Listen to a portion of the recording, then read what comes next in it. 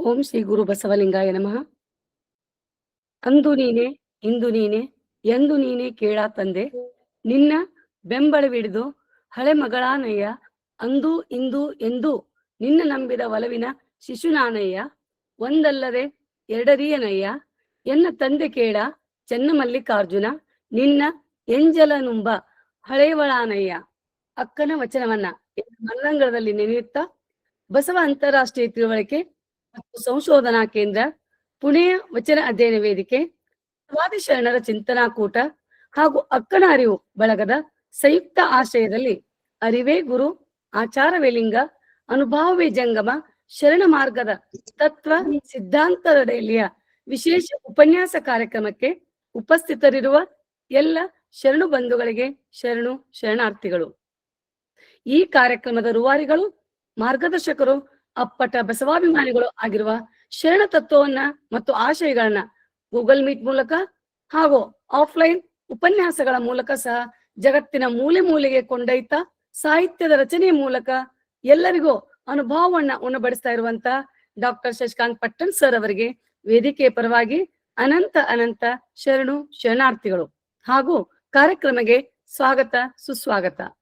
ಅದೇ ರೀತಿ ಇವತ್ತಿನ ವಿಶೇಷ ಉಪನ್ಯಾಸ ವಚನ ಸಾಹಿತ್ಯದಲ್ಲಿ ಆಧುನಿಕ ಚಿಂತನ ಈ ವಿಷಯವಾಗಿ ಉಪನ್ಯಾಸವನ್ನು ನೀಡ್ತಾ ಇರುವಂತ ಡಾಕ್ಟರ್ ನಾಗರಾಜ್ ಬಸರ್ಕೋಡ್, ಶಿಕ್ಷಕರು, ಡಾಕ್ಟರ್ APJ ಅಬ್ದುಲ್ ಕಲಾಂ ವಸತಿ ಶಾಲೆ ಬಳ್ಳಾರಿ ಹಾಗೂ ರಾಜ್ಯದ ಕನ್ನಡ ವಿಷಯ ಸಂಪನ್ಮೂಲ ವ್ಯಕ್ತಿಗಳು CBSE ವಿಭಾಗ ನವದೆಹಲಿ ಅವರಿಗೂ ಸಹ ವೇದಿಕೆಗೆ ಸ್ವಾಗತ ಸುಸ್ವಾಗತವನ್ನ ಕೋರ್ತಾ ಶರಣು ಶರಣಾರ್ಥಿಗಳು ಸರ್.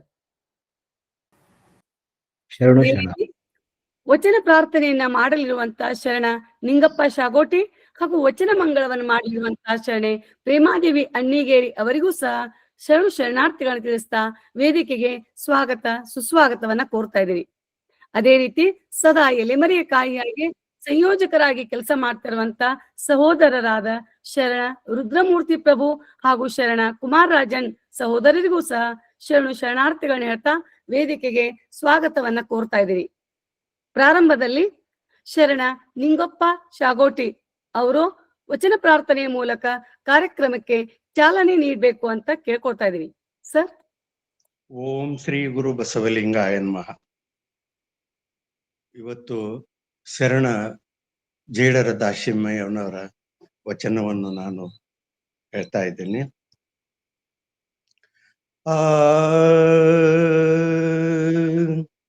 ಇಳೆ ನಿಮ್ಮ ದಾನ, ಬೆಳೆ ನಿಮ್ಮ ದಾನ, ಸುಳಿದು ಸೂಸುವ ಗಾಳಿ, ಸುಳಿದು ಸೂಸುವ ಗಾಳಿ, ನಿಮ್ಮ ದಾನ, ನಿಮ್ಮ ದಾನ. ಇಳೆ ನಿಮ್ಮ ದಾನ, ಬೆಳೆ ನಿಮ್ಮ ದಾನ, ಸುಳಿದು ಸೂಸುವ ಗಾಳಿ ನಿಮ್ಮ ದಾನ.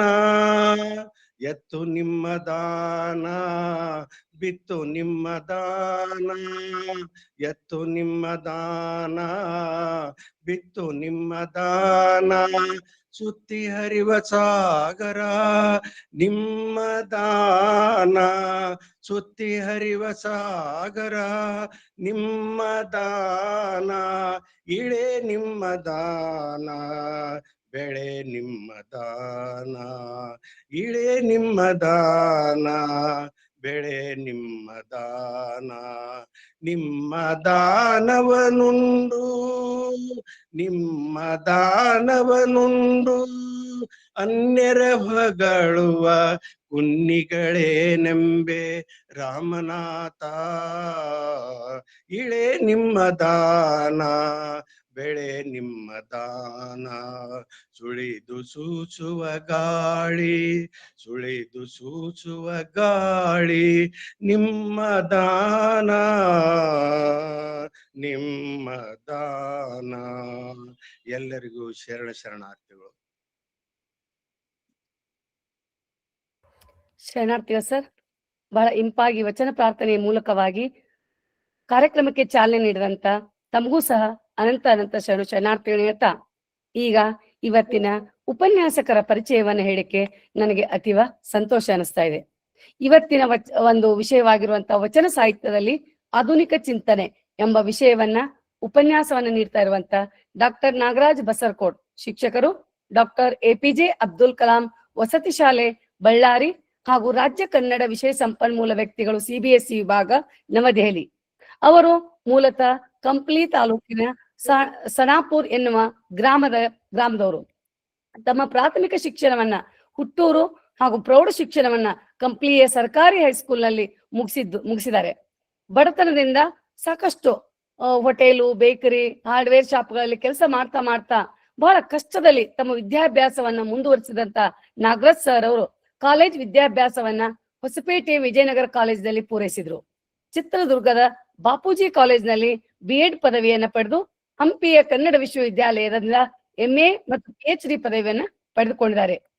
ಗ್ರಾಮದ ಮೊಟ್ಟ ಮೊದಲನೆಯ PhD ಪದವೀಧರ ಎಂಬ ಹೆಗ್ಗಳಿಕೆಯು ಸರ್ ಅವ್ರದು. ಅಷ್ಟೇ ಅಲ್ಲದೆ ತಮ್ಮ ಪರಿಶ್ರಮದ ಫಲವಾಗಿ ಇಂದು ಅವರು ಅನೇಕ ಉನ್ನತ ಒಂದು ಪದವಿಗಳನ್ನ ಅಲಂಕರಿಸಿದ್ದನ್ನ ವೇದಿಕೆಗೆ ತಿಳಿಸ್ಲಿಕ್ಕೆ ಅತೀವ ಸಂತೋಷ ಅನಿಸ್ತಾ ಇದೆ. MA, BEd, PhD ಪದವಿಗಳನ್ನ ಪೂರೈಸಿಕೊಂಡು ಅರ್ಹತಾ ಪರೀಕ್ಷೆಗಳಾಗಿರುವಂತ UGC NET, KSET, CTET ಮತ್ತು KTET ಎಲ್ಲ ಸ್ಪರ್ಧಾತ್ಮಕ ಪರೀಕ್ಷೆಗಳನ್ನ ಅತ್ಯಂತ ಯಶಸ್ವಿಯಾಗಿ ಪೂರೈಸಿದ್ದು ಅವರು ಹಂಪಿ ಕನ್ನಡ ವಿಶ್ವವಿದ್ಯಾಲಯಕ್ಕೆ ಡಾಕ್ಟರ್ MS ಸುಂಕಾಪುರ್ ಎಂಬ ವಿದ್ವಾಂಸರ ಗ್ರಂಥ ಸಂಪಾದನೆಯ ವೈಧಾನಿಕತೆ ಎಂಬ ವಿಷಯವಾಗಿ ಮಹಾಪ್ರಬಂಧವನ್ನ ಸಲ್ಲಿಸಿ ಡಾಕ್ಟರೇಟ್ ಪದವಿಯನ್ನ ಪಡೆದುಕೊಂಡಿದ್ದಾರೆ. ವೃತ್ತಿ ಜೀವನ ಮತ್ತು ಸೇವೆಯಲ್ಲಿ ಕಳೆದ 19 ವರ್ಷಗಳಿಂದ ಶಿಕ್ಷಣ ಕ್ಷೇತ್ರದಲ್ಲಿ ತೊಡಗಿಸಿಕೊಂಡಿರುವಂತ ಸ್ನೇಹಿತರು ವಿವಿಧ ಜವಾಬ್ದಾರಿಗಳನ್ನ ಬಹಳ ಯಶಸ್ವಿಯಾಗಿ ನಿಭಾಯಿಸಿದ್ದಾರೆ. ಶಿಕ್ಷಕರು, ಉಪನ್ಯಾಸಕರಾಗಿ ಸಾವಿರಾರು ವಿದ್ಯಾರ್ಥಿಗಳ ಜ್ಞಾನ ದಾಸೋಹವನ್ನ ಮಾಡಿದ್ದಾರೆ. ರಾಜ್ಯ ಸಂಪನ್ಮೂಲ ವ್ಯಕ್ತಿ, ಅಲ್ಪಸಂಖ್ಯಾತ ಕಲ್ಯಾಣ ಇಲಾಖೆಯ CBSE ವಿಭಾಗದಲ್ಲಿ ಮತ್ತು CBSEಯ ಪ್ರಾದೇಶಿಕ ಕೇಂದ್ರದಲ್ಲಿ ರಾಜ್ಯ ಸಂಪನ್ಮೂಲ ವ್ಯಕ್ತಿಯಾಗಿ ಸೇವೆಯನ್ನ ಸಲ್ಲಿಸಿದ್ದಾರೆ. ಅಷ್ಟೇ ಅಲ್ಲದೆ ಶಿಕ್ಷಕರಿಗೆ ವೃತ್ತಿಪರ ಮಾರ್ಗದರ್ಶನ ನೀಡುವಲ್ಲಿ ತರಬೇತುದಾರರಾಗಿ ಸಂಪನ್ಮೂಲ ವ್ಯಕ್ತಿಗಳಾಗಿ ಪ್ರಮುಖ ಪಾತ್ರವನ್ನ ವಹಿಸಿದ್ದು ಅತೀವ ಸಂತೋಷ ಅನಿಸ್ತಾ ಇದೆ. ಸಂಘಟನಾತ್ಮಕ ಜವಾಬ್ದಾರಿಗಳಲ್ಲಿ ಸಹಿತ ಸಮಾಜ ಮತ್ತು ನೌಕರರ ಹಿತದೃಷ್ಟಿಯಿಂದ ಅನೇಕ ಸಂಘಟನೆಗಳಲ್ಲಿ ಸಕ್ರಿಯವಾಗಿ ಕಾರ್ಯವನ್ನ ಮಾಡ್ತಾ ಇದ್ದಾರೆ. ಅಷ್ಟೇ ಅಲ್ಲದೆ ನಾಮ ನಿರ್ದೇಶಿತ ಸದಸ್ಯರಾಗಿ ಕರ್ನಾಟಕ ರಾಜ್ಯ ಸರ್ಕಾರಿ ನೌಕರರ ಸಂಘ ಬಳ್ಳಾರಿ ಜಿಲ್ಲಾ ಘಟಕದಲ್ಲಿ ಪ್ರಮುಖವಾದ ಪಾತ್ರವನ್ನ ಮಾಡ್ತಾ ಇದ್ದಾರೆ. ಗೌರವಾಧ್ಯಕ್ಷರಾಗಿ ಕರ್ನಾಟಕ ರಾಜ್ಯ ಸರ್ಕಾರಿ NPS ನೌಕರರ ಸಂಘ ಬಳ್ಳಾರಿ ಜಿಲ್ಲಾ ಘಟಕದಲ್ಲಿ ಸಹಿತ ಕಾರ್ಯವನ್ನ ಮಾಡ್ತಾ ಇದ್ದಾರೆ. ಅಷ್ಟೇ ಅಲ್ಲದೆ ಸಂಗಮ್ ಟ್ರಸ್ಟ್ ಬಳ್ಳಾರಿ ಕಾರ್ಯದರ್ಶಿಗಳು ಗಾಂಧಿ ವಿಚಾರ ವೇದಿಕೆಯಲ್ಲಿ ಪ್ರಮುಖ ಸದಸ್ಯರಾಗಿ ಕೆಲಸವನ್ನು ಮಾಡ್ತಾ ಇದ್ದಾರೆ. ಅಲ್ಲದೆ ಸಾಹಿತ್ಯ ಮತ್ತು ಸಂಶೋಧನೆ ಕೇವಲ ಬೋಧನೆಗೆ ಸೀಮಿತವಾಗದೆ ಇವರು ಅನೇಕ ಸಂಶೋಧನಾ ಲೇಖನಗಳನ್ನ ಸಹಿತ ಪ್ರಕಟಿಸಿದ್ದಾರೆ. ಇವರ ನಿಸ್ವಾರ್ಥ ಸೇವೆಗೆ ಸಾಕಷ್ಟು ಗೌರವ ಪ್ರಶಸ್ತಿಗಳ ಸಂದಿವೆ. ಅದರಲ್ಲಿ ಕೆಲವೊಂದನ್ನ ಉದಾಹರಣೆಯನ್ನು ಹೇಳಬೇಕು ಅಂದ್ರೆ ಅತ್ಯುತ್ತಮ ರಾಜ್ಯ ಸಂಪನ್ಮೂಲ ವ್ಯಕ್ತಿ ಪ್ರಶಸ್ತಿಯನ್ನ ಅಲ್ಪಸಂಖ್ಯಾತರ ಕಲ್ಯಾಣ ಇಲಾಖೆ ಸಚಿವರಾದಂತ ಶ್ರೀ ಜಮೀರ್ ಅಹಮದ್ ಅವರಿಂದ ಪ್ರದಾನ ಮಾಡಲಾಗಿದೆ. ಅಷ್ಟೇ ಅಲ್ಲದೆ ಸಾಧಕ ಪ್ರಶಸ್ತಿಯನ್ನ ಕರ್ನಾಟಕ ರಾಜ್ಯ ಪ್ರಾಥಮಿಕ ಶಾಲಾ ಪತ್ತಿನ ಸಹಕಾರ ಸಂಘದಿಂದ ಸಿಕ್ಕಿದೆ. ಇಂತಹ ಒಂದು ಅತ್ಯಮೂಲ್ಯವಾಗಿರುವಂತ ವ್ಯಕ್ತಿತ್ವವನ್ನು ಹೊಂದಿರುವಂತ ನಮ್ಮೆಲ್ಲರಿಗೂ ಇವತ್ತು ಉಪನ್ಯಾಸವನ್ನ ಮಾಡ್ಲಿಕ್ಕೆ ಒಪ್ಪಿಕೊಂಡಿರುವಂತ ಡಾಕ್ಟರ್ ನಾಗರಾಜ್ ಸರ್ ಅವರಿಗೆ ನಾನು ಶರಣೆಂದು ವೇದಿಕೆ ಅವರಿಗೆ ತೆರವುಗೊಳಿಸ್ತಾ ಇದ್ದೀನಿ. 1 ಗಂಟೆಯವರೆಗೆ ಅವರ ಉಪನ್ಯಾಸ, ತದನಂತರ ಒಂದು ಸಂವಾದ ಇರುತ್ತೆ. ಸರ್ ಪ್ಲೀಸ್ ವೇದಿಕೆ ತಮಗಾಗಿ. Thank you sir. ಶರಣಾರ್ಥಿ ಸರ್. ನನಗಿಂತ ಕಿರಿಯರಿಲ್ಲ, ಶಿವಶರಣರಿಗಿಂತ ಹಿರಿಯರಿಲ್ಲ ಎನ್ನುವ ವಿನಮ್ರ ಭಾವನೆಯಿಂದ ಇಲ್ಲಿ ನೆರೆದಿರುವ ಎಲ್ಲ ಹಿರಿಯ ಶರಣರಿಗೆ ಕೊಡಮಟ್ಟು ನನ್ನಂತ ಒಬ್ಬ ಚಿಕ್ಕ ಹುಡುಗನ ಕೈಯಲ್ಲಿ ಮಹತ್ತರವಾಗಿರ್ತಕ್ಕಂಥ ವಿಚಾರವನ್ನ ನನ್ನ ತೊದಲು ನುಡಿಯಲ್ಲಿ ಕೇಳಲಿಕ್ಕೆ ತಾವು ಇಷ್ಟಪಟ್ಟಿದ್ದೀರಾ. ಆ ಒಂದು ಸಣ್ಣ ಪ್ರಯತ್ನವನ್ನು ನಾನು ಇವತ್ತು ಮಾಡ್ತಾ ಇದ್ದೇನೆ. ಇವತ್ತು ನಾವು ಚರ್ಚೆ ಮಾಡುವ ವಿಷಯ ವಚನ ಸಾಹಿತ್ಯದಲ್ಲಿ ಆಧುನಿಕ ಚಿಂತನೆ. ಇಡೀ ವಿಶ್ವದಲ್ಲಿಯೇ ತುಂಬಾ ಅಪರೂಪವಾದ, ವಿಶಿಷ್ಟವಾದ ಒಂದು ಸಾಹಿತ್ಯ ಹುಟ್ಟಿತ್ತು ಅಂತಂದ್ರೆ ಅದು ನಮ್ಮ ಕನ್ನಡದಲ್ಲಿ ಅಂತ ನಾವು ಎದೆ ತಟ್ಟಿಕೊಂಡು ಹೇಳ್ಬೋದು. ಅದನ್ನ ಆ ಒಂದು ಸಾಹಿತ್ಯದ ರೂಪದಲ್ಲಿ ಬರವಣಿಗೆಗೆ ಬಳಸಿಕೊಂಡಿದ್ದ, ಅಥವಾ ಒಂದು ಸಾಮಾಜಿಕ ಬದಲಾವಣೆಗೆ ಬಳಸಿಕೊಂಡಿದ್ದ ಎನ್ನುವ ವಿಚಾರದಲ್ಲಿ ನಾವು ಚರ್ಚೆ ಮಾಡ್ತಾ ಹೋದಾಗ 12ನೇ ಶತಮಾನ ರಾಜಕೀಯವಾಗಿ, ಸಾಮಾಜಿಕವಾಗಿ, ಆರ್ಥಿಕವಾಗಿ, ಧಾರ್ಮಿಕವಾಗಿ ಮತ್ತು ಈ ಲಿಂಗತ್ವದ ನೆಲೆಯಲ್ಲಿ ಅಸಮಾನತೆಯನ್ನ ಜೀವಂತವಾಗಿ ಇಟ್ಟುಕೊಂಡಿರುವಂತಹ ಕಾಲವಾಗಿತ್ತು. ಇಂಥ ಕಾಲದಲ್ಲಿ ಬದುಕಿದ್ದ ಬಸವಣ್ಣ, ಅಲ್ಲಮಪ್ರಭು, ದೇವರ ದಾಸಿಮಯ್ಯ, ಮಾದಾರ ಚೆನ್ನಯ್ಯ, ಅಂಬಿಗರ ಚೌಡಯ್ಯ ಮುಂತಾದ ಅನೇಕ ಶಿವಶರಣರು ಜೀವಪರವಾದ, ಸಮಾನತೆಯ ಪರವಾದ ಕಾಳಜಿಯನ್ನ ಹೊಂದಿರತಕ್ಕಂಥ ಮಾನವತಾವಾದಿಗಳಾಗಿದ್ದರು. ಇವರೆಲ್ಲರೂ ಈ ಅಸಮಾನತೆ ವಿರುದ್ಧ ಪ್ರತಿಭಟಿಸಿದರು.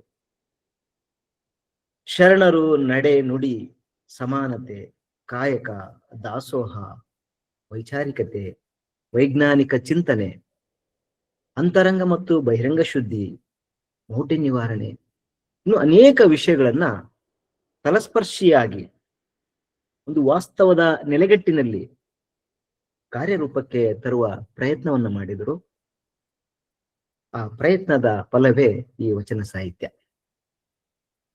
ಈ ವಚನ ಸಾಹಿತ್ಯ ಶರಣರು ತಮ್ಮ ಪ್ರಜ್ಞೆಯೊಡನೆ ಮಾಡಿಕೊಂಡಂತ ಅನುಸಂಧಾನ.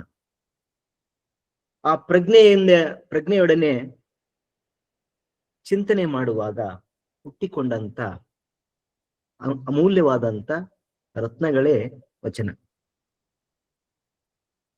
ಈ ವಚನ ಸಾಹಿತ್ಯದ ಉದ್ಭವದ ಕಾಲವನ್ನ ನಾವು ನೆನಪಿಸಿಕೊಂಡ್ರೆ ಅದು ಜಾತಿ ವ್ಯವಸ್ಥೆ ಗಟ್ಟಿಯಾಗಿ ನೆಲೆ ಊರಿದ್ದಂತ ಕಾಲ. ಸ್ತ್ರೀಗೆ ಅಂತೂ ಸ್ವತಂತ್ರವೇ ಇದ್ದಿಲ್ಲ. ಧರ್ಮ ಅಂದ್ರೆ ಏನಪ್ಪಾ? ಕರ್ಮಕಾಂಡಗಳ ಜಂಜಾಟ ಆಗಿತ್ತು. ಒಬ್ಬ ಸಾಮಾನ್ಯನಿಗೆ ಈ ಧರ್ಮ, ದೇವರು, ಆಧ್ಯಾತ್ಮದ ಬಗ್ಗೆ ಯಾವುದೇ ಸಿಗದೆ ಇರತಕ್ಕಂತ ಒಂದು ಸನ್ನಿವೇಶ ಆಗಿದೆ. ಆ ಕಾಲದಲ್ಲಿ ಸಾಮಾನ್ಯ ಜನರಿಗೆ ನಿಲುಕದೇ ಇರತಕ್ಕಂತ ಭಾಷೆಯೇ ಸಂಸ್ಕೃತವಾಗಿತ್ತು. ಅಂತ ಕಾಲದಲ್ಲಿ ಮಹಾಮಾನವತಾವಾದಿ ಬಸವಣ್ಣನವರ ನೇತೃತ್ವದಲ್ಲಿ ಒಂದು ಮಹಾ ಚಿಂತನಾ ಕ್ರಾಂತಿ ಶುರುವಾಗ್ತದೆ. ಅದನ್ನ ನಾವು ವಚನ ಚಳವಳಿ ಅಂತ ಕರಿತೀವಿ. ಸೊ ಈ ವಚನ ಚಳುವಳಿ ಒಂದು ಸಾಮಾಜಿಕ ಬದಲಾವಣೆಗಾಗಿ, ಒಂದು ಧಾರ್ಮಿಕ ಬದಲಾವಣೆಗಾಗಿ ರೂಪುಗೊಂಡಂತ ಒಂದು ಪ್ರಕ್ರಿಯೆ. ಆ ಪ್ರಕ್ರಿಯೆಗೆ ಇವರು ಬಳಸಿಕೊಂಡ ಸಾಧನವೇ ವಚನ ಸೃಷ್ಟಿ, ವಚನ ಬರವಣಿಗೆ, ವಚನದ ಮಂಥನ. ಸೊ ಈ ವಚನ ಸಾಹಿತ್ಯದಲ್ಲಿ ನಾವು ಆಧುನಿಕತೆಯ ಚಿಂತನೆಯನ್ನು ಹೇಗೆ ನೋಡ್ಬೇಕು ಅನ್ನೋದಾದ್ರೆ, ಹಾಗಾದ್ರೆ ಆಧುನಿಕತೆ ಅಂದ್ರೆ ಏನು? ಆಧುನಿಕತೆ ಅಂತಂದ್ರೆ ವಿಜ್ಞಾನ, ತಂತ್ರಜ್ಞಾನ, ಆರ್ಥಿಕ ಅಭಿವೃದ್ಧಿ, ಶಿಕ್ಷಣದ ಅಭಿವೃದ್ಧಿ, ಇಷ್ಟೇನಾ ಅಂತ ಅನ್ನುವ ಜಿಜ್ಞಾಸೆ ನಮಗೆ ಮೂಡ್ತದೆ. ಆದ್ರೆ ನಿಜವಾದ ಆಧುನಿಕತೆ ಅಂದ್ರೆ ಏನು? ಮನುಷ್ಯನಿಗೆ ಮನುಷ್ಯನಾಗಿ ಬದುಕುವ ಹಕ್ಕು, ಸಮಾನತೆ, ಸ್ವಾತಂತ್ರ್ಯ, ವಿವೇಕ, ಮಾನವೀಯತೆ, ಈ ಮೌಲ್ಯಗಳೇ ಆಧುನಿಕ ಚಿಂತನೆಯ ಅಡಿಪಾಯಗಳಾಗಿವೆ. ಈ ಆಧುನಿಕ ಚಿಂತನೆಗೆ ಇವತ್ತು ನಮ್ಮ ಆಳುವ ಸರ್ಕಾರಗಳು ಅಥವಾ ನಮ್ಮ ಸಂವಿಧಾನ ಏನನ್ನ ಅನುಷ್ಠಾನಗೊಳಿಸ್ಲಿಕ್ಕೆ ಸೆಣಸಾಡ್ತಿದೆಯೋ, ಯಾವುದನ್ನ ಸುಧಾರಣೆ ಮಾಡ್ಲಿಕ್ಕೆ ಹೆಣಗಾಡ್ತಿದೆಯೋ, ಈ ಎಲ್ಲ ಮೌಲ್ಯಗಳನ್ನ, ಈ ಎಲ್ಲ ಕ್ರಮಗಳನ್ನ 12ನೇ ಶತಮಾನದಲ್ಲಿ ನಮ್ಮ ವಚನಕಾರರು ಮಾಡಿದ್ದನ್ನ ನಾವು ನೋಡ್ತೀವಿ. ಈಗ ಆಧುನಿಕ ಚಿಂತನೆ ಅಂದ್ರೆ ಏನು ಅಂತಂದಾಗ, ಆ ವಚನಕಾರರಲ್ಲಿರೋ ಒಂದು ವಿಶಿಷ್ಟತೆ ಏನಾಗಿತ್ತಪ್ಪ ಅಂದ್ರೆ, ಆ ವಚನದ ವಿಶಿಷ್ಟತೆ ಅವರು ಬಳಸಿದ ಭಾಷೆ. 12ನೇ ಶತಮಾನದ ಶರಣರು ಈ ಒಂದು ಸಮಾಜೋಧಾರ್ಮಿಕ ಚಳುವಳಿಯನ್ನ ಮಾಡಿಕೊಂಡ್ರು. ಇದು ಜಾಗತಿಕ ಇತಿಹಾಸದಲ್ಲಿ ಒಂದು ಅಪೂರ್ವವಾದಂತಹ ಒಂದು ಘಟನೆ. ಅವರ ವಚನ ಸೃಷ್ಟಿ ಅನನ್ಯವಾಗಿರ್ತಕ್ಕಂಥದ್ದು. ವರ್ಣಲಿಂಗ ಭೇದ ಮರೆತರು. ಸಮಾಜದ ಎಲ್ಲ ವರ್ಗ ವರ್ಣಗಳ ಜನ ಬೆರೆತುಕೊಂಡ್ರು. ಈ ಭೂಮಿಯ ಮೇಲೆ ದೀವಿಯನ್ನ ತಂದಿಡುವ ಕೆಲಸವನ್ನ ಮಾಡಿದ್ರು. ಕಾಯಕದ ಮೇಲೆ ಕೈಲಾಸ ಕಟ್ಟುವ ಕಲ್ಯಾಣಕಾರದಲ್ಲಿ ಎಲ್ಲರೂ ಒಂದಾದರು. ಭಾನುಭೂಯಿಗಳ ಸಂಗಮಕ್ಕೆ ಸಂಗಮನಾಥನ ಭಕ್ತ ಭಕ್ತಿ ಭಂಡಾರಿ ಅಣ್ಣ ಬಸವಣ್ಣನ ನೇತೃತ್ವದಲ್ಲಿ ಸಮಸ್ತರು ಒಂದಾದರು. ಒಂದು ಕಡೆ ಆಳುವ ದೊರೆಗಳ ಪ್ರಭುತ್ವ, ಇನ್ನೊಂದು ಕಡೆ ಪುರೋಹಿತಶಾಹಿ. ಇವುಗಳ ಮಧ್ಯದಲ್ಲಿ ಜನಸಾಮಾನ್ಯರು ಜರ್ಜರಿತರಾಗಿ ಹೋಗಿದ್ರು. ಮೌಢ್ಯಗಳು ತುಂಬಿ ತುಳುಕಾಡ್ತಿದ್ದು. ಆ ಮೌಢ್ಯದ ಕತ್ತಲ ಕೂಪದಲ್ಲಿ ಜನ ತೊಳಲಾಡ್ತಿದ್ರು. ಆಳುವ ಜನರಾಡುವ ಭಾಷೆಯಿಂದ ದೂರ ನಿಂತ್ಕೊಂಡಿತ್ತು. ಅನ್ಯ ಭಾಷೆಯನ್ನ ಆಡಳಿತ ಭಾಷೆಯನ್ನಾಗಿ ಮಾಡಿಕೊಂಡು ಜನರನ್ನು ಒಡೆದು ಆಳ್ತಾ ಇದ್ರು. ಸಾಮಾನ್ಯ ಜನರಿಗೆ ಅರ್ಥ ಆಗದೆ ಇರತಕ್ಕಂತ ಪುರಾಣಗಳನ್ನ ಸೃಷ್ಟಿಸಿದ್ರು. ಅವರಿಗೆ ತಿಳಿದೇ ಇರತಕ್ಕಂತ ಭಾಷೆಯಲ್ಲಿ ಗಟ್ಟಿಸಿ ತಿಳಿಸ್ಕೊಡ್ಲಿಕ್ಕೆ ಜನ ಭಾಷೆಗೆ ಮತ್ತೊಬ್ಬರನ್ನ ನಿಲ್ಲಿಸಿ ನಾವೇ ಬೇರೆ ನಮ್ಮದೇ ಬೇರೆ ಎನ್ನುವಂತ ರೀತಿಯಲ್ಲಿ ವರ್ತಿಸ್ತಾ ಇದ್ರು. ಇವೆಲ್ಲವುಗಳ ಮೂಲ ಸತ್ವವನ್ನ ಶರಣರು ಅಲ್ಲಾಡಿಸಿ ನೋಡ್ಬೇಕಾಗಿತ್ತು. ಹೀಗಾಗಿ ಅವರು ಜನಸಾಮಾನ್ಯರ ಬಳಿಗೆ ಹೋಗ್ತಾರೆ. ಶರಣರು ಜನಸಾಮಾನ್ಯರಿಂದಲೇ ಶರಣರು ಹುಟ್ಟಿ ಬರ್ತಾರೆ. ಅಚ್ಚ ಕನ್ನಡದಲ್ಲಿ ಮೇಲ್ವರ್ಗದ ಹುಚ್ಚು ಬಿಡಿಸ್ತಾರೆ. ಈ ಶರಣರ ನಡೆ ಕನ್ನಡ, ನುಡಿ ಕನ್ನಡ, ಇವರ ಮಾತು ಕನ್ನಡ, ಇವರ ಮೌನ ಕನ್ನಡ, ಮಂತ್ರವೂ ಕನ್ನಡ, ಧರ್ಮವೂ ಕನ್ನಡ, ದೇವರು ಕನ್ನಡ, ಆಚಾರವೂ ಕನ್ನಡವಾಗಿತ್ತು, ವಿಚಾರವೂ ಕನ್ನಡವಾಗಿತ್ತು. ಇವರ ಚಿಂತನೆಯೂ ಕನ್ನಡವಾಗಿತ್ತು, ಇವರ ಮಂಥನವೂ ಕನ್ನಡವಾಗಿತ್ತು. ಅದು ಎಂತ ಕನ್ನಡ! ಎಲ್ಲವನ್ನು ನಡನಡನ ನಡಗಿಸಿದ ಅಚ್ಚ ಕನ್ನಡ, ಬಿಚ್ಚು ಕನ್ನಡ, ಕೆಚ್ಚಿನ ಸ್ವಚ್ಛ ಕನ್ನಡ. ಇದು ಆಧುನಿಕತೆಯ ಒಂದು, ಅಂದ್ರೆ ಸಾಮಾನ್ಯ ಜನರ ಆಡುವ ಭಾಷೆಯಲ್ಲಿ ನಾವು ಅದನ್ನ ಕೊಡಬೇಕಾಗ್ತದೆ. ಇವತ್ತಿನ ಆಧುನಿಕ ಶಿಕ್ಷಣ ಪದ್ಧತಿ ಅಂತ ಬಂದಾಗ ಬಹಳಷ್ಟು ಚರ್ಚೆಗಳಾಗ್ತವೆ. ಶಿಕ್ಷಣದ ಮಾಧ್ಯಮ ಏನಾಗಿರ್ಬೇಕು ಅಂತ ಬಂದಾಗ ಬಹುತೇಕ ಭಾಷಾ ತಜ್ಞರು ಅಥವಾ ಶಿಕ್ಷಣ ತಜ್ಞರು ಹೇಳ್ತಕ್ಕಂಥದ್ದು ಇದನ್ನೇ. ಅವರಾಡುವ ಮಾತಿನಲ್ಲಿ ಶಿಕ್ಷಣವನ್ನ ಕೊಡಬೇಕು. ಅದು ಮನಸ್ಸಿಗೆ ಮುಟ್ಟುತ್ತೆ, ಅವರ ಗ್ರಹಿಕೆಗೆ ನಿಲ್ಕುತ್ತೆ ಅಂತಕ್ಕಂಥದ್ದು. ಅದನ್ನೇ ಅವರು ಶರಣರು ಮಾಡಿರ್ತಕ್ಕಂಥದ್ದು.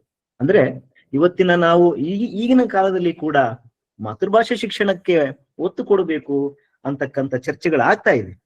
ಆದ್ರೆ ಒಂದು ವ್ಯಕ್ತಿ ಸ್ವಾತಂತ್ರ್ಯದ ಅಡಿಯಲ್ಲಿ ಸುಪ್ರೀಂ ಕೋರ್ಟ್ ಪೋಷಕರಿಗೆ ಆಯ್ಕೆಯನ್ನ ಕೊಟ್ಟಿರುವಾಗ ಅಲ್ಲಿ ಸ್ವಲ್ಪ ಗೊಂದಲ ಆಗಿದೆ. ಆದ್ರೆ ಶರಣರು ಇದನ್ನ ಅಂದ್ರೆ ವ್ಯವಸ್ಥೆಯನ್ನೇ ಧಿಕ್ಕರಿಸಿ ಹೊಸತನವನ್ನ ಕಟ್ಟಿರ್ತಕ್ಕಂಥದ್ದು ನಾವು ಕಾಣ್ತೀವಿ.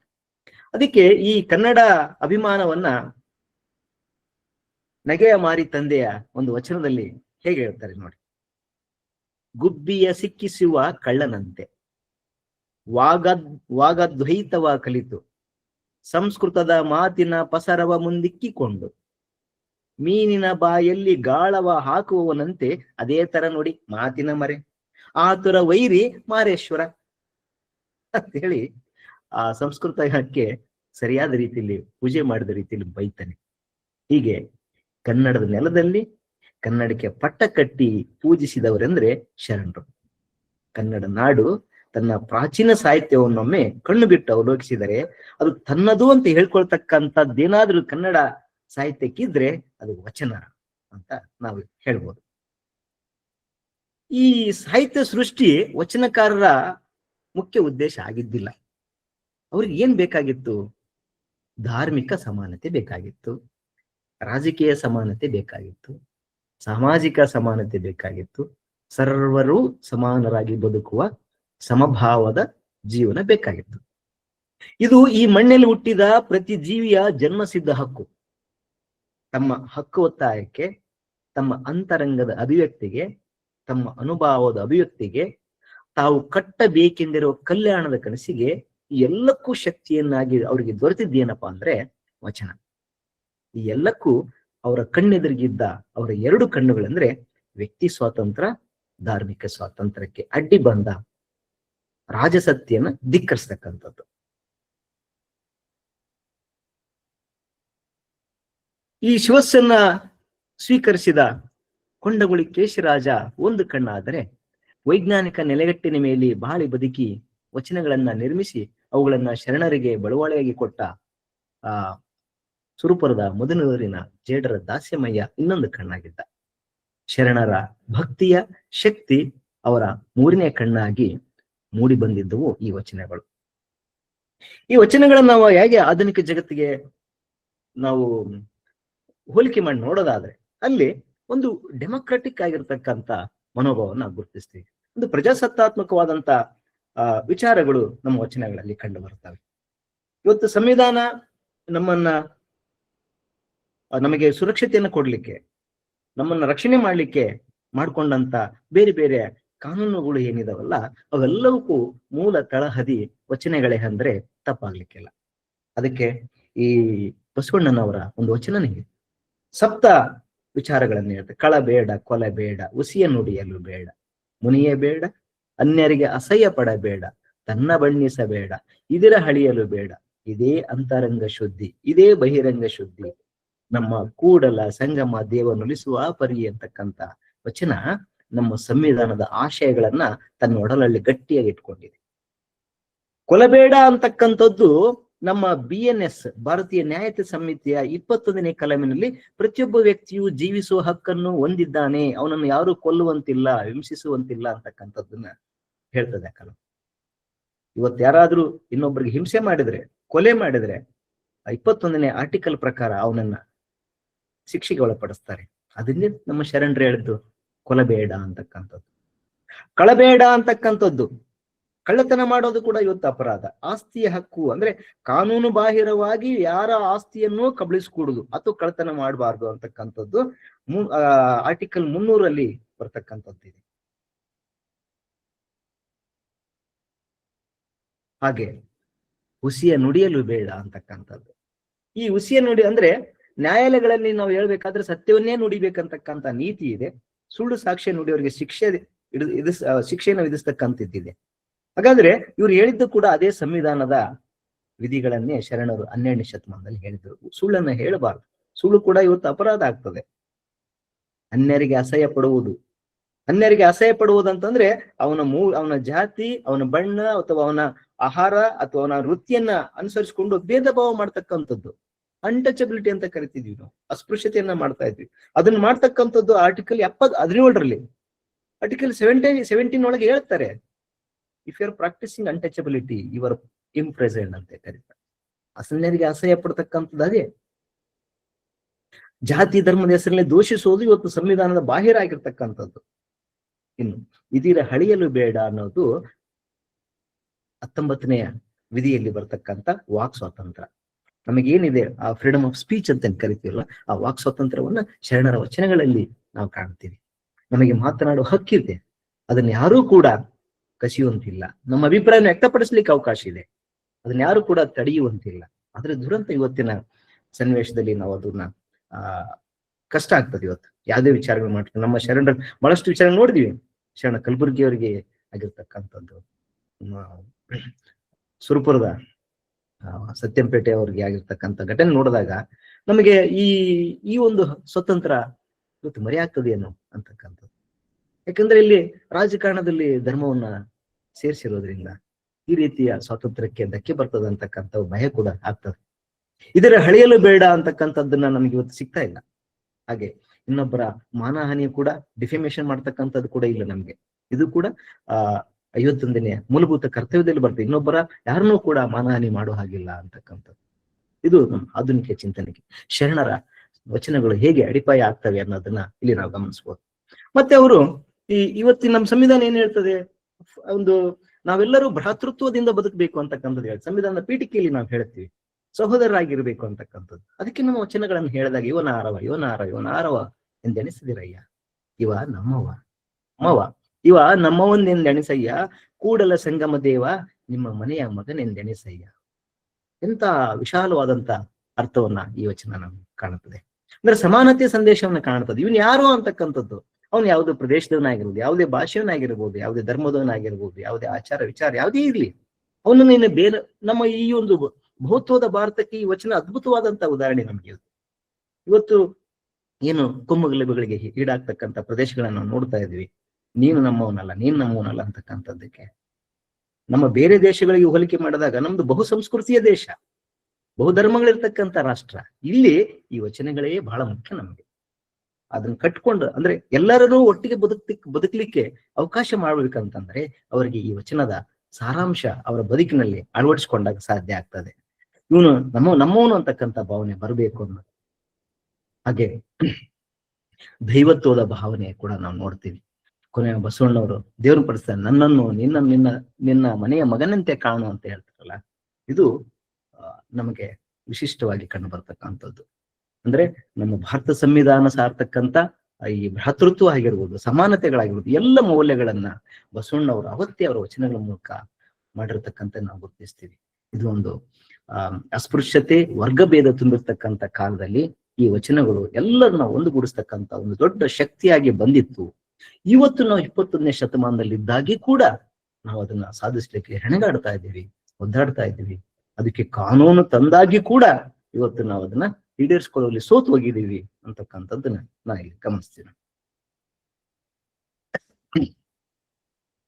ಹಾಗೆ ಇವರು ವಚನ ಸಾಹಿತ್ಯದ ಒಂದು ಆಧುನಿಕ ಲಕ್ಷಣ ಅಂದ್ರೆ ಏನಪ್ಪಾ ಅಂದ್ರೆ, ಅವರು ತಮ್ಮ ವಿಚಾರಗಳನ್ನ ನಾನು ಈಗಾಗಲೇ ಹೇಳಿದಂತೆ ಅವ್ರದೇ ಆದ ಭಾಷೆಯಲ್ಲಿ ಜನರೇ ಮಾತನಾಡತಕ್ಕಂಥ ಭಾಷೆಯಲ್ಲಿ ಹೇಳಿರ್ತಕ್ಕಂಥದ್ದು.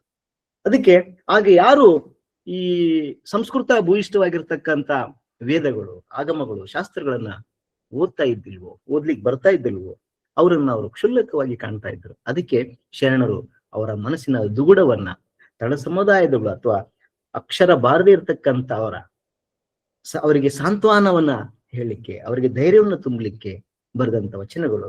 ವೇದವೆಂಬುದು ಓದಿನ ಮಾತು, ಶಾಸ್ತ್ರವೆಂಬುದು ಸಂತೆಯ ಸುದ್ದಿ, ಪುರಾಣವೆಂಬುದು ಪುಂಡರ ಗೋಷ್ಠಿ, ತರ್ಕವೆಂಬುದು ತಗರ ಹೋರಟೆ, ಭಕ್ತಿ ಎಂಬುದು ತೋರುಂಬಲಾಂಬ, ಗುಹೇಶ್ವರನೆಂಬುದು ಮೀರಿದ ಗನವು ಅಂತ ಅಲ್ಮಪ್ರಭುಗಳು ಹೇಳ್ತಾರಲ್ಲ. ಅಂದ್ರೆ ನಿನಗೆ ಯಾವುದೋ ಸಂಸ್ಕೃತ ಭಾಷೆ ಬರ್ತಿಲ್ಲ ಅಂತ ನೀನ್ ಯಾಕಪ್ಪ ನಿನ್ನ ಕೀಳಾಗಿ ಭಾವಿಸ್ತಾ ಇದೀಯ? ಅದ ಅಗತ್ಯ ಇಲ್ಲ. ಗ್ರಂಥ ಜ್ಞಾನಕ್ಕಿಂತ ಅನುಭವ ಜ್ಞಾನ ಶ್ರೇಷ್ಠ ಅಂತ ಹೇಳ್ತಾರೆ. ಅಂದ್ರೆ ಜ್ಞಾನ ಇದು ಅಥಾರಿಟಿ ಬೇಸ್ಡ್ ನಾಲೆಜ್ ಆಗಿರಬಾರ್ದು ಅಂತಕ್ಕಂಥದ್ದು. ಅನುಭವಾಧಾರಿತ ಜ್ಞಾನ ಬಹಳ ಮುಖ್ಯ ಆಗ್ತದೆ ಅಂತಕ್ಕಂಥ. ಅಂದ್ರೆ ಜನಭಾಷೆಯಲ್ಲಿ ಜ್ಞಾನವನ್ನ ಕೊಡ್ತಕ್ಕಂಥದ್ದು ಇದೆಲ್ಲ ಇದು ಒಂದು ಡೆಮೊಕ್ರಾಟಿಕ್ ಆಗಿರ್ತಕ್ಕಂಥ ವಿಚಾರ, ಪ್ರಜಾಸತ್ತಾತ್ಮಕವಾಗಿರ್ತಕ್ಕಂಥ ಚಿಂತನೆ ಆಗ್ತದೆ. ಇದು ಎಲ್ಲರೂ ಜನಭಾಷೆಯ ಬಳಕೆಯನ್ನು ಮಾಡ್ತಾರೆ. ಅಲ್ಲಮ ಪ್ರಭುಗಳಾಗಿರ್ಬೋದು, ಅಕ್ಕಮಾದೇವಿ ಆಗಿರ್ಬೋದು, ಯಾರು ಕೂಡ ಅವರು ಸಂಸ್ಕೃತದಲ್ಲಿ ಬರಲಿಲ್ಲ, ಅವ್ರು ಕನ್ನಡದಲ್ಲೇ ಜನರ ಭಾಷೆಯಲ್ಲೇ ಮಾತನಾಡಿದ್ರು ಅಂತಕ್ಕಂಥದ್ದು. ಇನ್ನ ಈ ವಚನಗಳ ವಿಶಿಷ್ಟತೆ ಏನಪ್ಪಾ ಅಂತಂದ್ರೆ ವ್ಯಕ್ತಿ ಕೇಂದ್ರಿತ ಚಿಂತನೆ. ವ್ಯಕ್ತಿ ಕೇಂದ್ರಿತ ಚಿಂತನೆ ಅಂತಂದ್ರೆ ನಿನ್ನ ಅನುಭವವೇ ನಿನಗೆ ಪ್ರಮಾಣವಾಗಿರ್ತಕ್ಕಂಥದ್ದು. ನಿನ್ನ ಬದುಕು, ನಿನ್ನ ಜವಾಬ್ದಾರಿ, ಇಲ್ಲಿ ನೀನೇ ನಿನ್ನ ಬದುಕಿಗೆ ರೂವಾರಿ. ಮಧ್ಯವರ್ತಿಗಳ ಅಗತ್ಯತೆ ಇಲ್ಲ. ಆ ಮಧ್ಯವರ್ತಿಗಳಿಲ್ಲದೆ ವ್ಯಕ್ತಿ ನೇರವಾಗಿ ಸತ್ಯವನ್ನು ಹುಡುಕಬೇಕು ಅಂತಕ್ಕಂಥದ್ದು. ಅಂದ್ರೆ ಈಗ ನಮಗೆ ಆಧ್ಯಾತ್ಮಿಕವಾಗಿ ನೋಡಿದಾಗ ದೇವರನ್ನ ಮುಟ್ಲಿಕ್ಕೆ ನಮ್ಗೆ ಯಾರೋ ಇನ್ನೊಬ್ಬ ಪುರೋಹಿತ ಅಥವಾ ಮತ್ತೊಬ್ಬ ಸಹಕಾರ ತಗೊಳ್ತೀವಿ, ಅದು ಬೇಕಾಗಿಲ್ಲ. ನಿನಗೆ ನೀನೇ ದೇವರನ್ನ ಕಾಣ್ತಕ್ಕಂಥದ್ದು, ನಿನ್ನಲ್ಲೇ ದೇವರನ್ನ ಹುಡುಕ್ತಕ್ಕಂಥದ್ದು ಅನ್ನೋ ವಿಚಾರ ಇದೆಯಲ್ಲ, ಇದು ವ್ಯಕ್ತಿ ಕೇಂದ್ರಿತ ಚಿಂತನೆಯಾಗಿ ಮಾಡಿದ್ರು. ಇವತ್ತಿನ ಆಧುನಿಕತೆಯಲ್ಲಿ ಹೇಳೋದಾದ್ರೆ ನಾವು ಮಾಡರ್ನ್ ಇಂಡಿವಿಜುವಲಿಸಮ್ ಅಂತ ಕರಿತೀವಿ. ಅದಕ್ಕೆ ಅವರವರ ಅನುಭವವೇ ಪ್ರಮಾಣವಾಗ್ತದೆ ಅಂತಕ್ಕಂಥ. ಅಂದ್ರೆ ಸತ್ಯವನ್ನ ತಿಳ್ಕೊಳ್ಳಿಕ್ಕೆ ಯಾರೋ ಹೇಳಿದ ಮಾತಿಗಿಂತ, ಅದನ್ನ ನಂಬೋದಕ್ಕಿಂತ ನಿನ್ನ ಅನುಭವವನ್ನ ನೀನು ನಂಬು, ಅದು ಬಹಳ ಮುಖ್ಯ ಆಗ್ತದೆ. ಇದು ವ್ಯಕ್ತಿ ಸ್ವಾತಂತ್ರ್ಯವನ್ನ ಒಪ್ಪಿಕೊಳ್ತದೆ, ಮಧ್ಯವರ್ತಿಗಳ ಅವಶ್ಯಕತೆಯನ್ನ ತಿರಸ್ಕರಿಸ್ತದೆ, ಆತ್ಮ ಪರಿಶೀಲನೆಯನ್ನ ಉತ್ತೇಜಿಸ್ತದೆ. ಇಂಟ್ರಾಸ್ಪೆಕ್ಷನ್ ಅಂತ ಕರಿತೀವಿ ನಾವು. ಆತ್ಮಾವಲೋಕನ ಅಂತಕ್ಕಂಥದ್ದು ಇದೆಯಲ್ಲ, ಅದು ಶರಣರು ಮಾಡಿಕೊಂಡ ರೀತಿ ಇದೆಯಲ್ಲ, ಅದು ಅದ್ಭುತವಾಗಿರ್ತಕ್ಕಂಥದ್ದು. ಇವತ್ತಿನ ಆಧುನಿಕತೆಯಲ್ಲಿ ನಾವೆಲ್ಲರೂ ಕೂಡ ನಮ್ಮನ್ನ ನಾವು ಇಂಟ್ರಾಸ್ಪೆಕ್ಷನ್ ಮಾಡ್ಕೋಬೇಕು, ಅಂತರಾವಲೋಕನ ಮಾಡ್ಕೊಂಡಾಗ ಗೊತ್ತಾಗ್ತದೆ ಹೇಗೆ ಅಂತಕ್ಕಂಥದ್ದು. ಅದಕ್ಕೆ ಅವ್ರು ಹೇಳ್ತಾರೆ ಪ್ರತಿಯೊಂದರಲ್ಲಿ ಕೂಡ ನಾವು ಸ್ವಾವಲಂಬಿಗಳಾಗಿರ್ಬೇಕು ಅನ್ನೋದಕ್ಕೆ ವಚನಗಳನ್ನ ನಾವು ನೋಡ್ತೀವಿ. ನಾವು ಇವತ್ತಿನ ನೋಡಿ, ಈಗ ನಮ್ಮ ಆರ್ಥಿಕತೆಯನ್ನ ನೋಡಿದಾಗ, ಭಾರತ ಮತ್ತು ಅಮೆರಿಕದ ವ್ಯಾಪಾರದ ನೋಡಿದಾಗ ಅವ್ರು ಹೇಗೆ ನಮ್ಮ ಜೊತೆ ಆಟ ಆಡ್ತಾ ಇದ್ದಾರೆ, ನಮ್ಮ ಮೇಲೆ ಕರ ತೆರಿಗೆಗಳನ್ನು ಯಾವ ಮಟ್ಟದಲ್ಲಿ ಏರಿಸ್ತಾ ಇದ್ದಾರೆ, 200 ಪಟ್ಟು 300 ಪಟ್ಟು 400 ಪಟ್ಟು ಇದೆಯಂಥದ್ದು. ಯಾಕೆ ನಾವು ಸ್ವಾವಲಂಬನೆ ಆಗ್ತಾ ಇಲ್ಲ ಕೆಲವು ವಿಚಾರಗಳಲ್ಲಿ? ಯಾವ್ದು ಕೆಲವೊಂದು ವೈಜ್ಞಾನಿಕ ಆಗಿರ್ಬೋದು, ಶಸ್ತ್ರಾಸ್ತ್ರಗಳಲ್ಲಾಗಿರ್ಬೋದು, ಅನಿವಾರ್ಯ ಅಂತ ಸಂದರ್ಭದಲ್ಲಿ ಅವರ ನಮ್ಮ ಈ ಒಂದು ವಿಚಾರಗಳು ಇಟ್ಕೊಂಡು ಹೇಗೆ ಆಟ ಆಡ್ತಾರೆ ಅನ್ನೋದಕ್ಕೆ ಸ್ವಾವಲಂಬನೆ ಅನ್ನೋದು ಬಹಳ ಮುಖ್ಯ ಆಗ್ತದೆ. ಅದಕ್ಕೆ ಈ ಶರಣರು ಸ್ವಾವಲಂಬಿಗಳಾಗಿದ್ರು, ಯಾರ ಋಣದಲ್ಲಿ ಬದುಕ್ತಾ ಇದ್ದಿಲ್ಲ ಅವರು. ಅದಕ್ಕೆ ಹೇಳ್ತಕ್ಕಂಥದ್ದು ಒಂದು ವಚನ, ಜೋಳ ವಾಳಿಯ ನಾನಲ್ಲ, ವೇಳೆ ವಾಳಿಯವ ನಾನು, ಹಾಳು ಗೆಟ್ಟು ಓಡುವ ಆಳು ನಾನಲ್ಲವಯ್ಯ, ಕೇಳು ಕೂಡಲ ಸಂಗಮ ದೇವ, ಮರಣವೇ ಮಹಾನವಮಿ. ನೀನು ಯಾರೋ ಮುಂದೆ ನನಗೆ ಕೈ ಚಾಚ್ಕೊಂಡು ಜಿ ಹುಜೂರ್ ಅಂತೇಳಿ ಇನ್ನೊಬ್ಬರ ಎಂಜಲಿಗೋಸ್ಕರ ಕೈ ಚಾಚತಕ್ಕಂಥವನು ನಾನಲ್ಲ. ವೇಳೆ ವಾಳಿಯವ ಅಂದ್ರೆ ಸಂಬಳವನ್ನು ಪಡೆಯುವವ, ಅಂದ್ರೆ ನಾನು ಕಾಯಕದಿಂದ ನಾನು ಕೆಲಸ ಮಾಡಿ ನಿನ್ನ ಹತ್ರ ಹಣವನ್ನು ತೆಗೆದುಕೊಳ್ತಾ ಇದ್ದೇನೆ ಹೊರತು ಯಾವುದೇ ಮುಲಾಜಿಗಾಗಿ, ಯಾವುದೇ ಒಂದು ಏನ್ ಹೇಳ್ತೀವಿ ಹಂಗಿನಿಂದ ನಿನ್ನ ಹತ್ರ ನಾನು ಕೆಲಸ ಮಾಡ್ತಾ ಇಲ್ಲ. ಹೋಗು, ಆಗಿದ್ದ ಹಾಗಲ್ದ್ಯಾಕ, ಒಂದ್ ವೇಳೆ ನಾನು ಸಾಯುವುದಾದ್ರೆ ಅದನ್ನ ಮಹಾನವಮಿ, ಮರಣವೇ ಮಹಾನವಮಿ ಅಂತ ಭಾವಿಸ್ತೀನಿ ಅಂತಕ್ಕಂಥದ್ದು. ಇವತ್ತು ನಾವು ಸ್ವಾವಲಂಬಿ ಜೀವಿಗಳಾಗ್ಬೇಕು. ನಮ್ಮ ಯುವಕರಿಗೆ ನಾವು ಸ್ವಾವಲಂಬನೆ ಕಲಿಸ್ಬೇಕಾಗಿದೆ. ಅದಕ್ಕೆ ವಚನಗಳಲ್ಲಿ ಅದಕ್ಕೆ ನಮಗೆ ಸಿಗ್ತದೆ. ಇದಕ್ಕೆ ಇನ್ನೊಂದ್ ಜೊತೆ ಏನ್ ಹೇಳ್ತಾರೆ, ಯಾರ ಹಂಗು ಬೇಡ ಅನ್ನೋದಕ್ಕೆ ಅವ್ರು ಇನ್ನೊಂದು ವಚನವನ್ನು ನಾವು ನೋಡ್ತೀವಿ. ಊರ ಮುಂದೆ ಹಾಲ ಹಳ್ಳ ಹರಿಯುತ್ತಿರಲು ಹೊರೆಯ ಹಾವಿನ ಬೆನ್ನ ಹರಿಯಲೇಕಯ್ಯ, ಲಜ್ಜೆಗೆಡಲೇಕೆ ನಾಣಗೆಡಲೇಕೆ, ಕೂಡಲ ಸಂಗಮ ದೇವನ್ನುಳ್ಳನ್ನಕ್ಕ ಬಿಜ್ಜಳನ ಭಂಡಾರವೆನಿಗೆ ಕಯ್ಯ. ರಾಜಪ್ರಭುತ್ವದ ನಿನ್ನ ಆಸ್ತಿ, ಇನ್ನ ಸಂಪತ್ತು ಯಾರಿಗ್ ಬೇಕು ಅಂತ ರಾಜನಿಗೆ ಒಂದ್ ರೀತಿಯಲ್ಲಿ ಪ್ರಶ್ನೆ ಮಾಡ್ತಾ ಇದ್ದಾರೆ. ಇದು ಬಹಳ ಗಟ್ಟಿತನ, ಒಂದು ಗಟ್ಟಿ ಮನಸ್ಸಿರ್ತಕ್ಕಂಥ ಮಾತ್ರ ಸಾಧ್ಯತೆ. ಅದಕ್ಕೆ ಅವ್ರು ಉದಾಹರಣೆ ಕೊಡ್ತಕ್ಕಂಥ, ಊರ ಮುಂದೆ ಹಾಲ ಹಳ್ಳ ಹರಿತಾ ಇದೆ, ಹಾಲಿನ ಹಳ್ಳನೇ ಹರಿತಾ ಇದೆ ಅಂತಂದ್ರೆ ಎಲ್ಲೋ ಇರ್ತಕ್ಕಂಥ ತೊರೆ, ಒಂದ್ ಸಣ್ಣ ಜರಿ, ಆ ಜರಿಯನ್ನ ಹುಡ್ಕೊಂಡು ನಾನ್ಯಾಕೆ ಹೋಗ್ಲಿ, ನಾಚಿಕೆ ಆಗಲ್ಲ ನನಗೆ ಯಾರಿದ್ದಾರೆ? ಕೂಡಲ ಸಂಗಮ ದೇವನೇ ಇರಬೇಕಾದ್ರೆ ಹೋಗಿ ಆ ಬಿಜ್ಜಳನ ಭಂಡಾರ ನನಗಾಗ್ಬೇಕು ಅಂತಕ್ಕಂಥದ್ದು. ಇದು ಸ್ವಾವಲಂಬಿ ಜೀವನವನ್ನ ಹೇಳ್ಕೊಡ್ತಕ್ಕಂಥದ್ದು. ಇದು ಇನ್ನೊಬ್ಬರು ಅಡಿಯಾಳಾಗಿ ಬದುಕ್ತಕ್ಕಂಥದ್ದು ಬೇಡ ಅಂತಕ್ಕಂಥದ್ದನ್ನ ನಾವು ನೋಡ್ತೀವಿ. ಜೊತೆಗೆ ಅವರು ಆತ್ಮಾವಲೋಕನಕ್ಕೆ ಹೆಚ್ಚು ಒತ್ತು ಕೊಡೋದನ್ನ ನಾವು ಹೇಳ್ತೀವಿ. ಲೋಕದ ಡೊಂಕ ನೀವೇಕೆ ತಿದ್ದುವಿರಿ, ನಿಮ್ಮ ಮನವ ಸಂತೈಸಿಕೊಳ್ಳಿ, ನೆರೆಮನೆಯ ದುಃಖಕ್ಕೆ ಅಳುವವರ ಮೆಚ್ಚ ಕೂಡಲ ಸಂಗಮದೇ. ಎಂತ ಅದ್ಭುತವಾದ ಮಾತು. ಅಂದ್ರೆ ನಾವು ಜಗತ್ತಿನ ಬದಲಾವಣೆ ಮಾಡಬೇಕು ಅಂತ ಹೊರಟಿದೀವಿ. ಜಗತ್ತಿನ ಬದಲಾವಣೆ ಮಾಡುವಕ್ಕಿಂತ ನೀನು ಬದಲಾಗು. ಜಗತ್ತಿನೊಳಗೊಬ್ಬ ಬದಲಾದರೆ ಇನ್ನೊಬ್ಬರು ಬದಲಾಗ್ತಾರೆ. ಅಂದ್ರೆ 10 ಜನ ನಾವು ಮೂರ್ಖರಿದ್ದೀವಿ ಅಂತ ನಾವು ಭಾವಿಸ್ಕೊಂಡು ನಾವು ಎಲ್ಲ 9 ಜನರು ಮೂರ್ಖರಿದ್ದಾರೆ, ಅವ್ರು ನಾನು ಬದಲಾಯಿಸ್ತೀನಿ ಅಂತ ನೀನ್ ಯಾಕೆ ಹೋಗ್ತಾ ಇದೆಯಾ? ಮೊದಲು ನೀನು ಮೂರ್ಖನಾದವನು ಬದಲಾಗು, ಒಬ್ಬ ಮೂರ್ಖನ ಸಂಖ್ಯೆ ಕಡಿಮೆ ಆಗ್ತದೆ, 9 ಜನ ಆಗ್ತಾರೆ. ಹಾಗೆ ಎಲ್ಲರೂ ಅವರವರನ್ನ ಬದಲಾಯಿಸಿಕೊಂಡ್ರೆ ಮೂರ್ಖರೇ ಇರುವುದಿಲ್ಲ. ಲೋಕದ ಡೊಂಕ ನೀವ್ಯಾಕಪ್ಪ ತಿಂತಾ ಇದ್ರ? ಮೊದಲಿನ ತನ್ನ ಸಂತೈಸ್ಕೊಳ್ಳು, ಮನಸ್ಸನ್ನ ಸರಿ ಮಾಡ್ಕೋ, ದೇಹನ ಸರಿ ಮಾಡು. ಇನ್ನೊಬ್ಬರ ದುಃಖ ಕಳ್ತಿಯಲ್ಲ, ಅದನ್ನ ಒಪ್ಪೋದಿಲ್ಲ ನಾನು. ಮೊದಲು ನಿನ್ನ ಮನೆಗೆ ನೀನು ಸುಧಾರಣೆ ಮಾಡ್ಕೊಳಯ್ಯ, ನಿನ್ನ ಮನೆಯ ದುಃಖವನ್ನ ನಿವಾರಣೆ ಮಾಡ್ಕೋ ಅನ್ನುವ ಅರ್ಥದಲ್ಲಿ ಅವರು ಆತ್ಮಾವಲೋಕನಕ್ಕೆ ಹೇಳ್ತಾರೆ. ಜೊತೆಗೆ ಏನ್ ಬೇಕಿದಕ್ಕೆಲ್ಲ ಅಂತಂದ್ರೆ ನಾವು ಆತ್ಮವನ್ನ ನಿಗ್ರಹಿಸ್ಕೊಳ್ಬೇಕು, ಸ್ವಯಂ ನಿಗ್ರಹ ಬಾಳಬೇಕು. ಅದಕ್ಕೆ ಅವ್ರು ಹೇಳ್ತಕ್ಕಂಥ ಒಂದು ವಚನವನ್ನ ನೆನಪಾಗಲು, ಛಲಬೇಕು ಶರಣಂಗೆ ಪರಧನವನೊಲ್ಲೆಂಬ, ಛಲಬೇಕು ಶರಣಂಗೆ ಪರಸತಿಯನೊಲ್ಲೆಂಬ, ಛಲಬೇಕು ಶರಣಂಗೆ ಪರದೈವನೊಲ್ಲೆಂಬ. ಎಂತ ಅದ್ಭುತವಾದ ವಚನ ರೀ ಇದು. ಇವತ್ತಿನ ದಿನಕ್ಕೆ ಎಷ್ಟು ಅನ್ವಯ ಆಗ್ತದೆ. ಇವತ್ತು ಪ್ರತಿಯೊಂದು ಕ್ಷೇತ್ರಗಳಲ್ಲಿ ಹೋದ್ರೆ ಪರಧನಕ್ಕೆ ನಮ್ಮ ಛಲ ಇದೆ. ಅವನು ಹೇಗೆ ಭ್ರಷ್ಟನಾಗದ, ಒಬ್ಬ ಅವನ ಮಾಡ್ತಕ್ಕಂಥ ಕೆಲಸ ಅಂತದ್ದು, ಯಾವ ಹಂತಲ್ಲಿದ್ದಾನೆ, ಆದ್ರೂ ಅಷ್ಟು ಹಣ ಹೇಗೆ ಮಾಡಿದ ಅಂತ ಯಾರು ಪ್ರಶ್ನೆ ಮಾಡೋದಿಲ್ಲ. ಅದಕ್ಕೆ ಬದಲಾಗಿ ನಾವು ತುಂಬಾ ಹುಷಾರಿದಾನಪ್ಪ, ಚೆನ್ನಾಗಿ ಮಾಡ್ಕೊಂಡಿದ್ದಾನ, ರೊಕ್ಕ ಚೆನ್ನಾಗಿ ಬೇಸ್ ಮಾಡ್ಕೊಂಡಿದ್ದಾನ ಅಂತ ಹೇಳ್ತಾ ಇದ್ವಿ. ಅಕ್ರಮವಾಗಿ ಸಂಪಾದಿಸಿದ್ದನ್ನ ಮೆಚ್ಚುವ ಸಮಾಜದಲ್ಲಿ ನಾವಿವತ್ತಿದ್ದೀವಿ. ಅಂದ್ರೆ ಸಮಾಜ ಒಪ್ಪಿತ ಭ್ರಷ್ಟಾಚಾರವನ್ನ ಸಮಾಜ ಒಪ್ಕೊಂಡ್ಬಿಟ್ಟಿದೆ. ನೀನು ಶರಣರಂತೆ ಪರಧನವನೊಲ್ಲೆ ಅಂತ ಬದುಕಿದ್ದೇ ಆದ್ರೆ ಅವನು ಶತದಡ್ಡ ಅನ್ನುವ ಅರ್ಥದಲ್ಲಿ ನಾವು ಹೇಳ್ತೀವಿ. ಏನದನ್ನ ಅವನು ಏನು ಮಾಡ್ಕೊಂಡಿಲ್ಲ, ಎಂದಕ್ಕಿಲ್ಲ ಮುಂದಕ್ಕಿಲ್ಲ, ಉಂಡಲ್ಲಿಗೆ ತಿಂದಲ್ಲಿಗೆ ಅನ್ನುವ ಮಾತುಗಳು ನಾವು ಕೇಳ್ತೀವಿ. ಹಾಗಾಗಿ ಆತ್ಮನಿಗ್ರಹ ಬಾಳಬೇಕು, ಛಲಬೇಕು ಶರಣಂಗೆ ಪರಧನವನೊಲ್ಲೆಂಬ, ಪರಸತಿಯನೊಲ್ಲೆಂಬ. ನೋಡಿ ಇವತ್ತು ರಾಜಕಾರಣದಲ್ಲಿ ನೋಡಿ ಎಲ್ಲಾ ಕಡೆ ಇಂಥ ಅನಾಚಾರಗಳು ನೋಡ್ತಾ ಇದ್ದೀವಿ. ಹಾಗಾಗಿ ಆಧುನಿಕತೆಗೆ ವಚನಗಳು ಹೇಗೆ ಕನೆಕ್ಟ್ ಮಾಡ್ತೀವಿ ಅಂದ್ರೆ ಇದೇ ಕಾರಣಕ್ಕೋಸ್ಕರ. ಚಲಬೇಕು ಶರಣಂಗೆ ಪರದಯೋ ನಲ್ಲೆಂಬ, ಲಿಂಗ ಜಂಗಮ ಒಂದೇ ಎಂಬ, ಚಲಬೇಕು ಶರಣಂಗೆ ಪ್ರಸಾದ ದೇಟ. ಪ್ರಸಾದ ಅನ್ನುವ ಕಾನ್ಸೆಪ್ಟ್ ಇದೆಲ್ಲ ಅದ್ಭುತವಾಗಿರ್ತಕ್ಕಂಥದ್ದು. ಅದಕ್ಕೆ ಇದೆಲ್ಲದನ್ನ ಬಿಟ್ಟು ಬಿಡಪ್ಪ, ಪ್ರಸಾದನೇ ನಮಗೆ ಸತ್ಯ, ಅದೊಂದೇ ಉಳಿಯೋದು. ಇನ್ನೊಬ್ಬನ ಕೊಟ್ಟಿದ್ದಲ್ಲ, ಇನ್ನೊಬ್ಬನ ಹಂಗು ಬೇಡ, ಇನ್ನೊಬ್ಬನ ಭಿಕ್ಷೆ ಬೇಕಾಗಿಲ್ಲ, ಪ್ರಸಾದ ತಗೋತೀನಿ. ಪ್ರಸಾದ ಅಂದ್ರೆ ಏನು? ಕಾಯಕದಿಂದ ಬಂದಿದ್ದು, ನನ್ನ ಬೆವರಿನ ಫಲದಿಂದ ಬಂದಿದ್ದು ದಿಟ ಅಂತ ನಂಬಿಕೋ. ಅವಾಗ ಕೂಡಲ ಸಂಗಮನೆಯನ್ನು ಮೆಚ್ತಾನಂತಕ್ಕಂಥದ್ದು. ಇದನ್ನೇ ನಾವು ಹೇಳ್ಕೊಡ್ಬೇಕಾಗಿರ್ತಕ್ಕಂಥ ಇವತ್ತಿನ ಯುವ ಜನಾಂಗಕ್ಕೆ. ನೀನು ಅಡ್ಡದಾರಿಗೆ ಹೋಗಿ ಹಣ ಮಾಡ್ತಕ್ಕಂಥದ್ದು, ತಪ್ಪು ದಾರಿಗೆ ಹೋಗಿ ಹೆಸರು ಮಾಡ್ತಕ್ಕಂಥ ಇದು ಬೇಡ. ನಿನ್ನ ಬೆವರಿನ ಫಲದಿಂದ ನೀನು ದುಡಿ, ಅದೇ ನಿನಗೆ ದಿಟ್ಟವಾಗಿರ್ತಕ್ಕಂಥದ್ದು ಅಂತ ಹೇಳ್ಬೇಕು. ನಾವು ನೋಡ್ತೀವಿ ಎಷ್ಟೊಂದು ಹಗರಣಗಳಲ್ಲಿ ಜನಗಳು ಸಿಕ್ಕಾಕೊಂಡಿರ್ತಕ್ಕಂಥದ್ದು. ಅದನ್ನ ನಾವು ನಮ್ಮ ವಿದ್ಯಾರ್ಥಿಗಳಿಗೆ, ಯುವಕರಿಗೆ ಹೇಳುವಾಗ ಅದನ್ನ ಉದಾಹರಣೆ ಕೊಟ್ಟು ಹೇಳ್ಬೇಕು. ಇದನ್ನೇ ತಾನೇ ಹೇಳಿದ್ದು ಶರಣರು. ಇಂಥದ್ದನ್ನ ನಾವು ಅನುಸರಿಸ್ಕೊಳ್ಳಾರ್ದೆ ಇವತ್ತು ಜಗತ್ತು ಹೋಗ್ತದೆ ಅಂತಕ್ಕಂಥ ಈ ರೀತಿ ಅವರು ಆತ್ಮಾವಲೋಕನ ಮಾಡ್ಕೊಳ್ತಾ ಇದ್ರು. ಯಾರಿಗೆ ಈ ತಮ್ಮ ಆತ್ಮಾವಲೋಕನ ಮಾಡೋ ಶಕ್ತಿ ಇರ್ತದಲ್ಲ, ಅವರು ಬಹಳ ದೊಡ್ಡ ವ್ಯಕ್ತಿಗಳಾಗ್ತಾರೆ. ಈಗ ನಾವು ಬಸವಣ್ಣ ಒಬ್ಬ ದೈವಾಂಶ ಸಂಭೂತ, ಇವತ್ತೇನ್ ಹೇಳ್ತಾರಲ್ಲ 10 ದಶಾವತಾರ, 11 ಅವತಾರ, 16 ಅವತಾರ, ಏನೇನೋ ಅವತಾರಗಳು ಹೇಳ್ತಾರೆ. ಇವ್ರು ಹಾಗೆ ಹೇಳಿಲ್ಲ, ಅವತಾರ ಅಲ್ಲ, ನಾನು ನಿಮ್ಮಂತೆ ಮನುಷ್ಯ ಅನ್ನೋದನ್ನ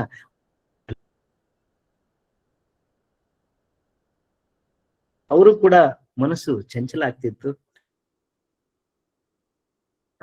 ವಚನ, ವಿಷಯ ಎಂಬ ಹಸುರನೆನ್ನ ಮುಂದೆ ತಂದು ಪಸರಿಸಿದೆಯ್ಯ, ಪಶುವೇನು ಬಂದದು ಹಸುರೆಂದೆಳಸುವುದು. ವಿಷಯ ರಹಿತನ ಮಾಡಿ ಭಕ್ತಿ ರಸವ ದಣಿಯದೇ ಮೇಯಿಸಿ, ಸುಬುದ್ಧಿ ಎಂಬುದಕವ ನೆರೆದು ನೋಡಿ ಸಲಹೆಯ್ಯ ಕೂಡಲ ಸಂಗಮ ದೇವ. ಎಂತ ವಿನೀತ ಭಾವನೆ. ಮತ್ತೆ ಆತ್ಮಾವಲೋಕನದ ಎಷ್ಟು ಚಂದ ಮಾಡ್ಕೊಳ್ತಾರೆ ನೋಡಿ. ವಿಷಯ ಅಂದ್ರೆ ವಿಷಯ ಆಸಕ್ತಿ ಅಂತ ಕರಿತೀವಿ. ನಮ್ಮ ಏನು ಪಂಚೇಂದ್ರಿಯಗಳ ಸುಖಗಳು ಬಯಸ್ತದಲ್ಲ, ಕಾಮಾಸಕ್ತಿ ಇದೆಯಲ್ಲ, ವಿಷಯ ಎಂಬ ಹಸುರನ್ನ ತಂದು ನನ್ನ ಮುಂದೆ ಇಡ್ತಾ ಇದೀಯಾ ನೀನು. ಹಸಿರು ಅಂತಂದ್ರೆ ಹುಲ್ಲು ಅಂತ. ಪಶುವೇನು ಬಲ್ಲುದು? ಈ ದನಗಳಿಗೆ ಹಸಿರು ಕಂಡ ತಕ್ಷಣ ಅದು ಹುಲ್ಲು ಅಂತ ತಿನ್ಲಿಕ್ಕೆ ಹೋಗ್ತದೆ.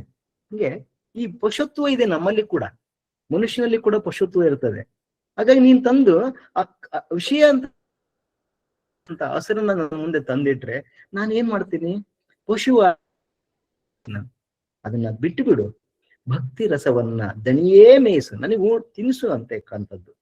ಸುಬುದ್ಧಿ ಎಂಬ ಉದಕವನ ಎರೆದು, ನನ್ನ ಬುದ್ಧಿಗೆ ಎರಿ ನೀನು, ಸುಬುದ್ಧಿ ಅಂತಕ್ಕಂಥದ್ದನ್ನ ಅಂತ ಹೇಳ್ತಾರಲ್ಲ, ಇದು ಬಹಳ ಗುಂಡಿಗೆ ಬೇಕು ಈ ತರ ಹೇಳ್ಕೊಳ್ಬೇಕಂದ್ರೆ.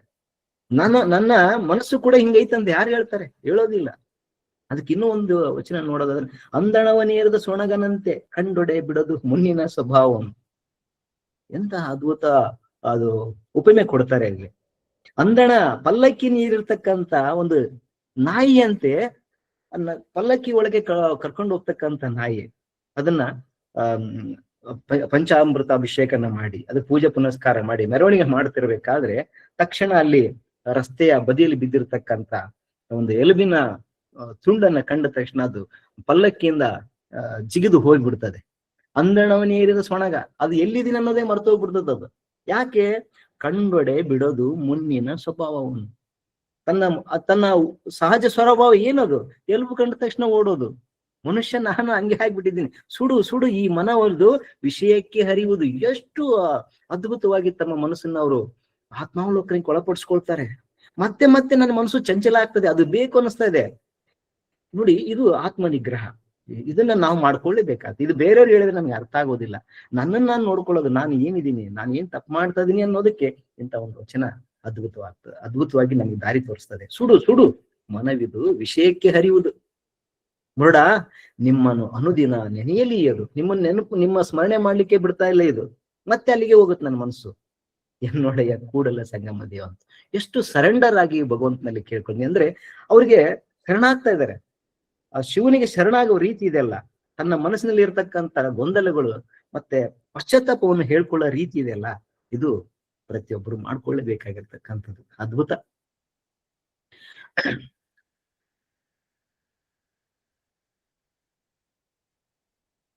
ಅಷ್ಟೇ ಹೇಳದೆ ಇನ್ನೊಂದು ಹೇಳ್ತಾರೆ, ಎನ್ನ ಚಿತ್ತವು ಅತ್ತಿ ಹಣ್ಣು ನೋಡಯ್ಯ. ನನ್ನ ಮನಸ್ಸು ಅತ್ತಿ ಹಣ್ಣು ಇದ್ದಂಗೆ. ಅತ್ತಿ ಹಣ್ಣು ಹೇಗಿದೆ? ನೋಡ್ಲಿಕ್ಕೆ ಹೊರಗಡೆ ತುಂಬಾ ಚೆನ್ನಾಗಿ ಕಾಣಿಸ್ತದೆ, ಕೆಂಪಾಗಿ ಕಾಣಿಸ್ತದೆ. ಆದ್ರೆ ಒಳಗಡೆ ನೋಡಿದ್ರೆ ಏನಿದೆ? ಬರೀ ಹುಳುಗಳು ತುಂಬಿರ್ತಾವ, ಅತಿ ಹಣ್ಣು. ವಿಚಾರಿಸಿದೊಡೇನು ಹುರುಳಿಲ್ಲವಯ್ಯ, ಪಂಚನ ಡಂಬಿನಲ್ಲಿ ಎನ್ನನೊಂದು ರೂಪ ಮಾಡಿ ವಿರಿಸಿದಿರಿ ಕೂಡಲ ಸಂಗಮ ದೇವ. ಇದು ಬಹಳ ಅದ್ಭುತ ನನ್ಗೆ ಇದು ಕಾಣಿಸ್ತಕ್ಕಂಥ. ಅಂದ್ರೆ ನಮ್ಮ ಮನಸ್ಸು ಹೆಂಗೈತೆ ಅನ್ನೋದನ್ನ ನಾವು ನೋಡ್ಕೊಳ್ಬೇಕಾಗ್ತದೆ ಅನ್ನೋದಕ್ಕೆ. ಅದ್ರ ಜೊತೆಗೆ ಅವ್ರು ಹೇಳ್ತಾರೆ, ಈ ಪಂಚಾಂಗಗಳನ್ನ ನೋಡೋದಕ್ಕೆ ಅವರು ಬೈತಾರೆ. ಅಂದ್ರೆ ಯಾವ ಸಮಯಕ್ಕೆ ನಾನು ಶುರು ಮಾಡ್ಬೇಕು ಅನ್ನೋದಕ್ಕೆ. ವಾರವ ನೋಡುವವ ಹಾರುವನಲ್ಲ, ತಿಥಿಯ ನೋಡುವವ ಹಾರುವವನಲ್ಲ, ಗುಣವ ನೋಡುವವನೇ ಹಾರುವ ಅಂತ ಹೇಳಿದ್ರು. ನೋಡಿ, ಯಾವ ದಿನ ಚೆನ್ನಾಗೈತೆ, ಯಾವ ಸಮಯ ಚೆನ್ನಾಗೈತೆ ಅಂತ ಲೆಕ್ಕ ಹಾಕೋನಿಗಿಂತ ಮನುಷ್ಯನ ಗುಣ ನಡತೆ ಚೆನ್ನಾಗೈತೆ ಅಂತ ಯಾರು ನೋಡ್ತಾರಲ್ಲ ಅವನೇ ನಿಜವಾದ ಬ್ರಹ್ಮಜ್ಞಾನ ಅರಿತವನು. ಅದನ್ನ ನೀವು ಗುರುತಿಸ್ಬೇಕು. ಇವನ್ನ ನೋಡಬಾರ್ದು ಅಂತಕ್ಕಂಥ ಅರ್ಥದಲ್ಲಿ ಇದನ್ನ ಹೇಳ್ತಾರೆ. ಹಾಗೆ ಇವತ್ತಿನ ಆಧುನಿಕತೆಗೆ ಮುಖ್ಯವಾಗಿ ಬೇಕಾಗಿರ್ತಕ್ಕಂಥದ್ದು ಶ್ರಮ ಸಂಸ್ಕೃತಿ, ಕಾಯಕ. ಈ ಕಾಯಕದ ಮಹತ್ವವನ್ನ ನಮ್ಮ ಶರಣರು ಹೇಗೆ ಅದನ್ನ ವ್ಯಕ್ತಪಡಿಸ್ತಾರೆ ಅಂತಕ್ಕಂತಾರೆ, ಈ ಜಗದ ಜೀವಿಗಳ ಬಾಳಿನಲ್ಲಿ ಕಾಯಕ ನಿರಂತರವಾಗಿ ನಡೀತಾ ಇರಬೇಕು. ಬಸವಣ್ಣವರ ಸಮಾಜದ ಸೃಷ್ಟಿಯಲ್ಲಿ ಆಲಸ್ಯತನಕ್ಕೆ ಎಡೆ ಎಂಬುದಿಲ್ಲ. ಎಲ್ಲರೂ ಶ್ರಮಜೀವಿಗಳಾಗಿರ್ಬೇಕು. ಕಾಯವೇ ಕೈಲಾಸವಾಗ್ಬೇಕಾದ್ರೆ ಕಾಯವು ಕಾಯಕದಲ್ಲಿ ತನ್ಮಯವಾಗ್ಬೇಕು. ನಿತ್ಯ ನಿರಂತರ ನಡೆಯಬೇಕು. ಕಾಯಕದಿಂದ ಕೈಲಾಸ ಅಂತ ಅವ್ರು ಎಲ್ಲೂ ಹೇಳಿಲ್ಲ. ಕಾಯಕವೇ ಕೈಲಾಸ ಅಂತ ಹೇಳಿದ್ರು. ಕಾಯಕದಿಂದ ಕೈಲಾಸ ಸಿಗುತ್ತಂತ ಹೇಳಿಲ್ಲ. ನೀನು ಕಾಯಕದಲ್ಲಿ ನಿರತನಾದ್ರೆ ಅದೇ ಕೈಲಾಸ ಅಂತ ಹೇಳಿದ್ರು. ಕಾಯಕವಾಗ್ಬೇಕಂತಕ್ಕಂಥದ್ದು. ಹಾಗಾದ್ರೆ ಕಾಯಕ ಅಂದ್ರೆ ಏನು ಅಂದ್ರೆ, ಆ ಶರಣರ ದೃಷ್ಟಿಯಲ್ಲಿ ವ್ಯಕ್ತಿಯು ಒಂದು ನಿಮಿಷವೂ ಕೂಡ ಆಲಸ್ಯತನದಿಂದ ಕಳೆಯಬಾರದು. ನಿಮಿಷದ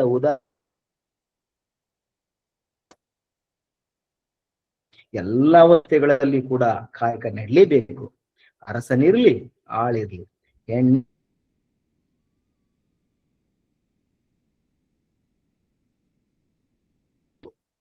ಆ ಕಾಯಕದಾಗ ಕೂಡ ಅವರು ದೊಡ್ಡ ಕಾಯಕ, ಕೀಳು ಕಾಯಕ ಅಂತ ಹೇಳಿಲ್ಲ. ಇದನ್ನೇ ನಾವು ಡಿಗ್ನಿಟಿ ಆಫ್ ಲೇಬರ್ ಅಂತ ಕರಿತೀವಿ. ಅಂದ್ರೆ ಕಾಯಕದಲ್ಲಿ ಒಳ್ಳೆ ಕೆಲಸ, ಕೆಟ್ಟ ಕೆಲಸ ಅನ್ನೋದು ಯಾವುದಿಲ್ಲ. ಸಮರ್ಪಣಾ ಭಾವದಿಂದ ಆತ್ಮ ಕಲ್ಯಾಣ, ಲೋಕ ಕಲ್ಯಾಣ ದೃಷ್ಟಿಯಿಂದ ಮಾಡ್ತಕ್ಕಂಥ ಎಲ್ಲಾ ಕೆಲಸಗಳು ಶ್ರೇಷ್ಠ. ಅದು ಯಾವುದೇ ಆಗಿದ್ರು ಕೂಡ ಅದಕ್ಕೆ ಅವ್ರು ಹೇಳ್ತಾರೆ, ಈ ಕಾಯಕ ಮಾಡುವುದರ ಮೇಲೆ ಈ ಜಾತಿಗಳು ಹುಟ್ಟಿದ್ದಕ್ಕೆ ಅವ್ರು ಹೇಳ್ತಾರೆ, ಕಾಸಿ ಕಮ್ಮಾರನಾದ, ಬೀಸಿ ಮಡಿವಾಳನಾದ, ಹಾಸನಕ್ಕಿ ಸಾಲಿಗನಾದ. ಅವರವರ ವೃತ್ತಿಗಳಲ್ಲಿ ತರತಮ ಭಾವವಿಲ್ಲ. ಪ್ರತಿಯೊಬ್ಬ ವ್ಯಕ್ತಿ ತಾನು ಮಾಡುವ ಕಾಯಕವನ್ನ ತಾನೂ ಎಂಬ ಅಹಂಕಾರದಲ್ಲಿ ಮಾಡಿಕೊಡುದು. ನಾನೆಂಬ ಅಹಂಕಾರದಲ್ಲಿ ನಾನುಂಡೆನಾದರೆ ಎನಗದೇ ದಂಡ ಅಂತ ಶಿವಶರಣರು ಹೇಳ್ತಕ್ಕಂಥದ್ದನ್ನು ನಾವು ಗೌರವಿಸ್ತೀವಿ. ಮಾಡಿದೆನೆಂಬುದು ಮನದಲ್ಲಿ ಹೊಳೆದರೆ ಏಡಿಸಿ ಕಾಡುತ್ತೆ ಶಿವನ ಡಂಗುರ ಅಂತ. ಆದ್ರೆ ನಾವು ಇವತ್ತು ಅದಕ್ಕೆ ವಿರುದ್ಧವಾಗಿರ್ತೀವಿ. ಸಣ್ಣ ಸಹಾಯವನ್ನ ದೊಡ್ಡ ರೀತಿಯಲ್ಲಿ ಪ್ರಚಾರ ಮಾಡ್ಕೊಳ್ತಕ್ಕಂಥದ್ದನ್ನ ನಾವು ನೋಡ್ತೀವಿ.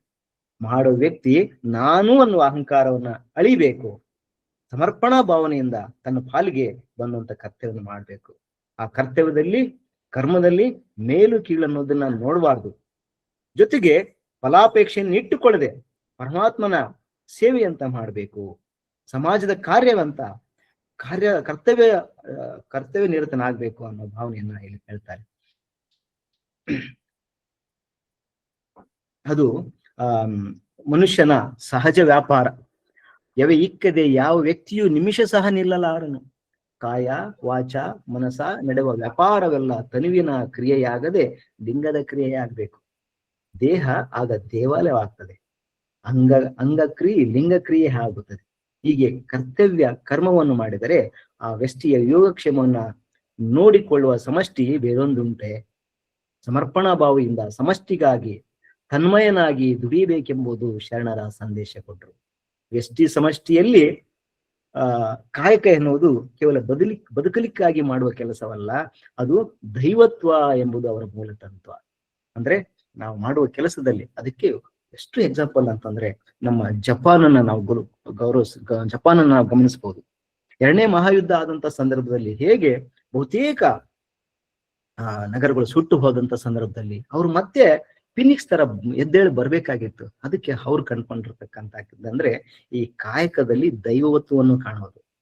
ಅವರು ತಮ್ಮ ಕೆಲಸವನ್ನ ಗೌರವಿಸ್ತಕ್ಕಂಥದ್ದು. ಆ ಕೆಲಸದಲ್ಲೇ ದೇವರನ್ನ ಕಾಣ್ತಕ್ಕಂಥದ್ದನ್ನ ಜಪಾನ್ರು ಮಾಡ್ತಾರೆ. ಹಾಗಾಗಿ ಕೇವಲ 30 ವರ್ಷದಲ್ಲಿ ಮತ್ತೊಂದು ಬಲಾಢ್ಯ ಆರ್ಥಿಕ ಶಕ್ತಿಯಾಗಿ ಬೆಳಿಲಿಕ್ಕೆ ಕಾರಣ ಆಗ್ತದೆ. ಸೊ ಅದನ್ನ ನಾವು ಅವರಿಂದ ಕಲಿಬೇಕಾಗ್ತದೆ. ನಮ್ಮ ಶರಣರು ಹೇಳಿದ್ದನ್ನ ನಾವು ಮರೆತು ಬೇರೆಯವರಿಗೆ ಅದನ್ನ ಅನುಸರಿಸ್ತಾ ಇದ್ದಾರೆ ಅಂತಕ್ಕಂಥದ್ದು. ಅಂದ್ರೆ ಸೋಮಾರಿತನವನ್ನ ವಿರೋಧಿಸಿದವರು ಶರಣರು. ಪ್ರತಿಯೊಬ್ರು ಕೂಡ ಬೆವರು ಸುರಿಸಿ ದುಡಿಬೇಕು ಅಂತಕ್ಕಂಥದ್ದನ್ನ ಹೇಳ್ತಾರೆ. ಅದಕ್ಕೆ ಕಾಯಕದ ಬಗ್ಗೆ ಇನ್ನೂ ಬಹಳಷ್ಟು ಶರಣರು ಹೇಳೋದಾದ್ರೆ, ಕಾಯಕದಲ್ಲಿ ನಿರತನಾದೊಡೆ ಗುರು ದರ್ಶನವಾದಳು ಮರೆಯಬೇಕು.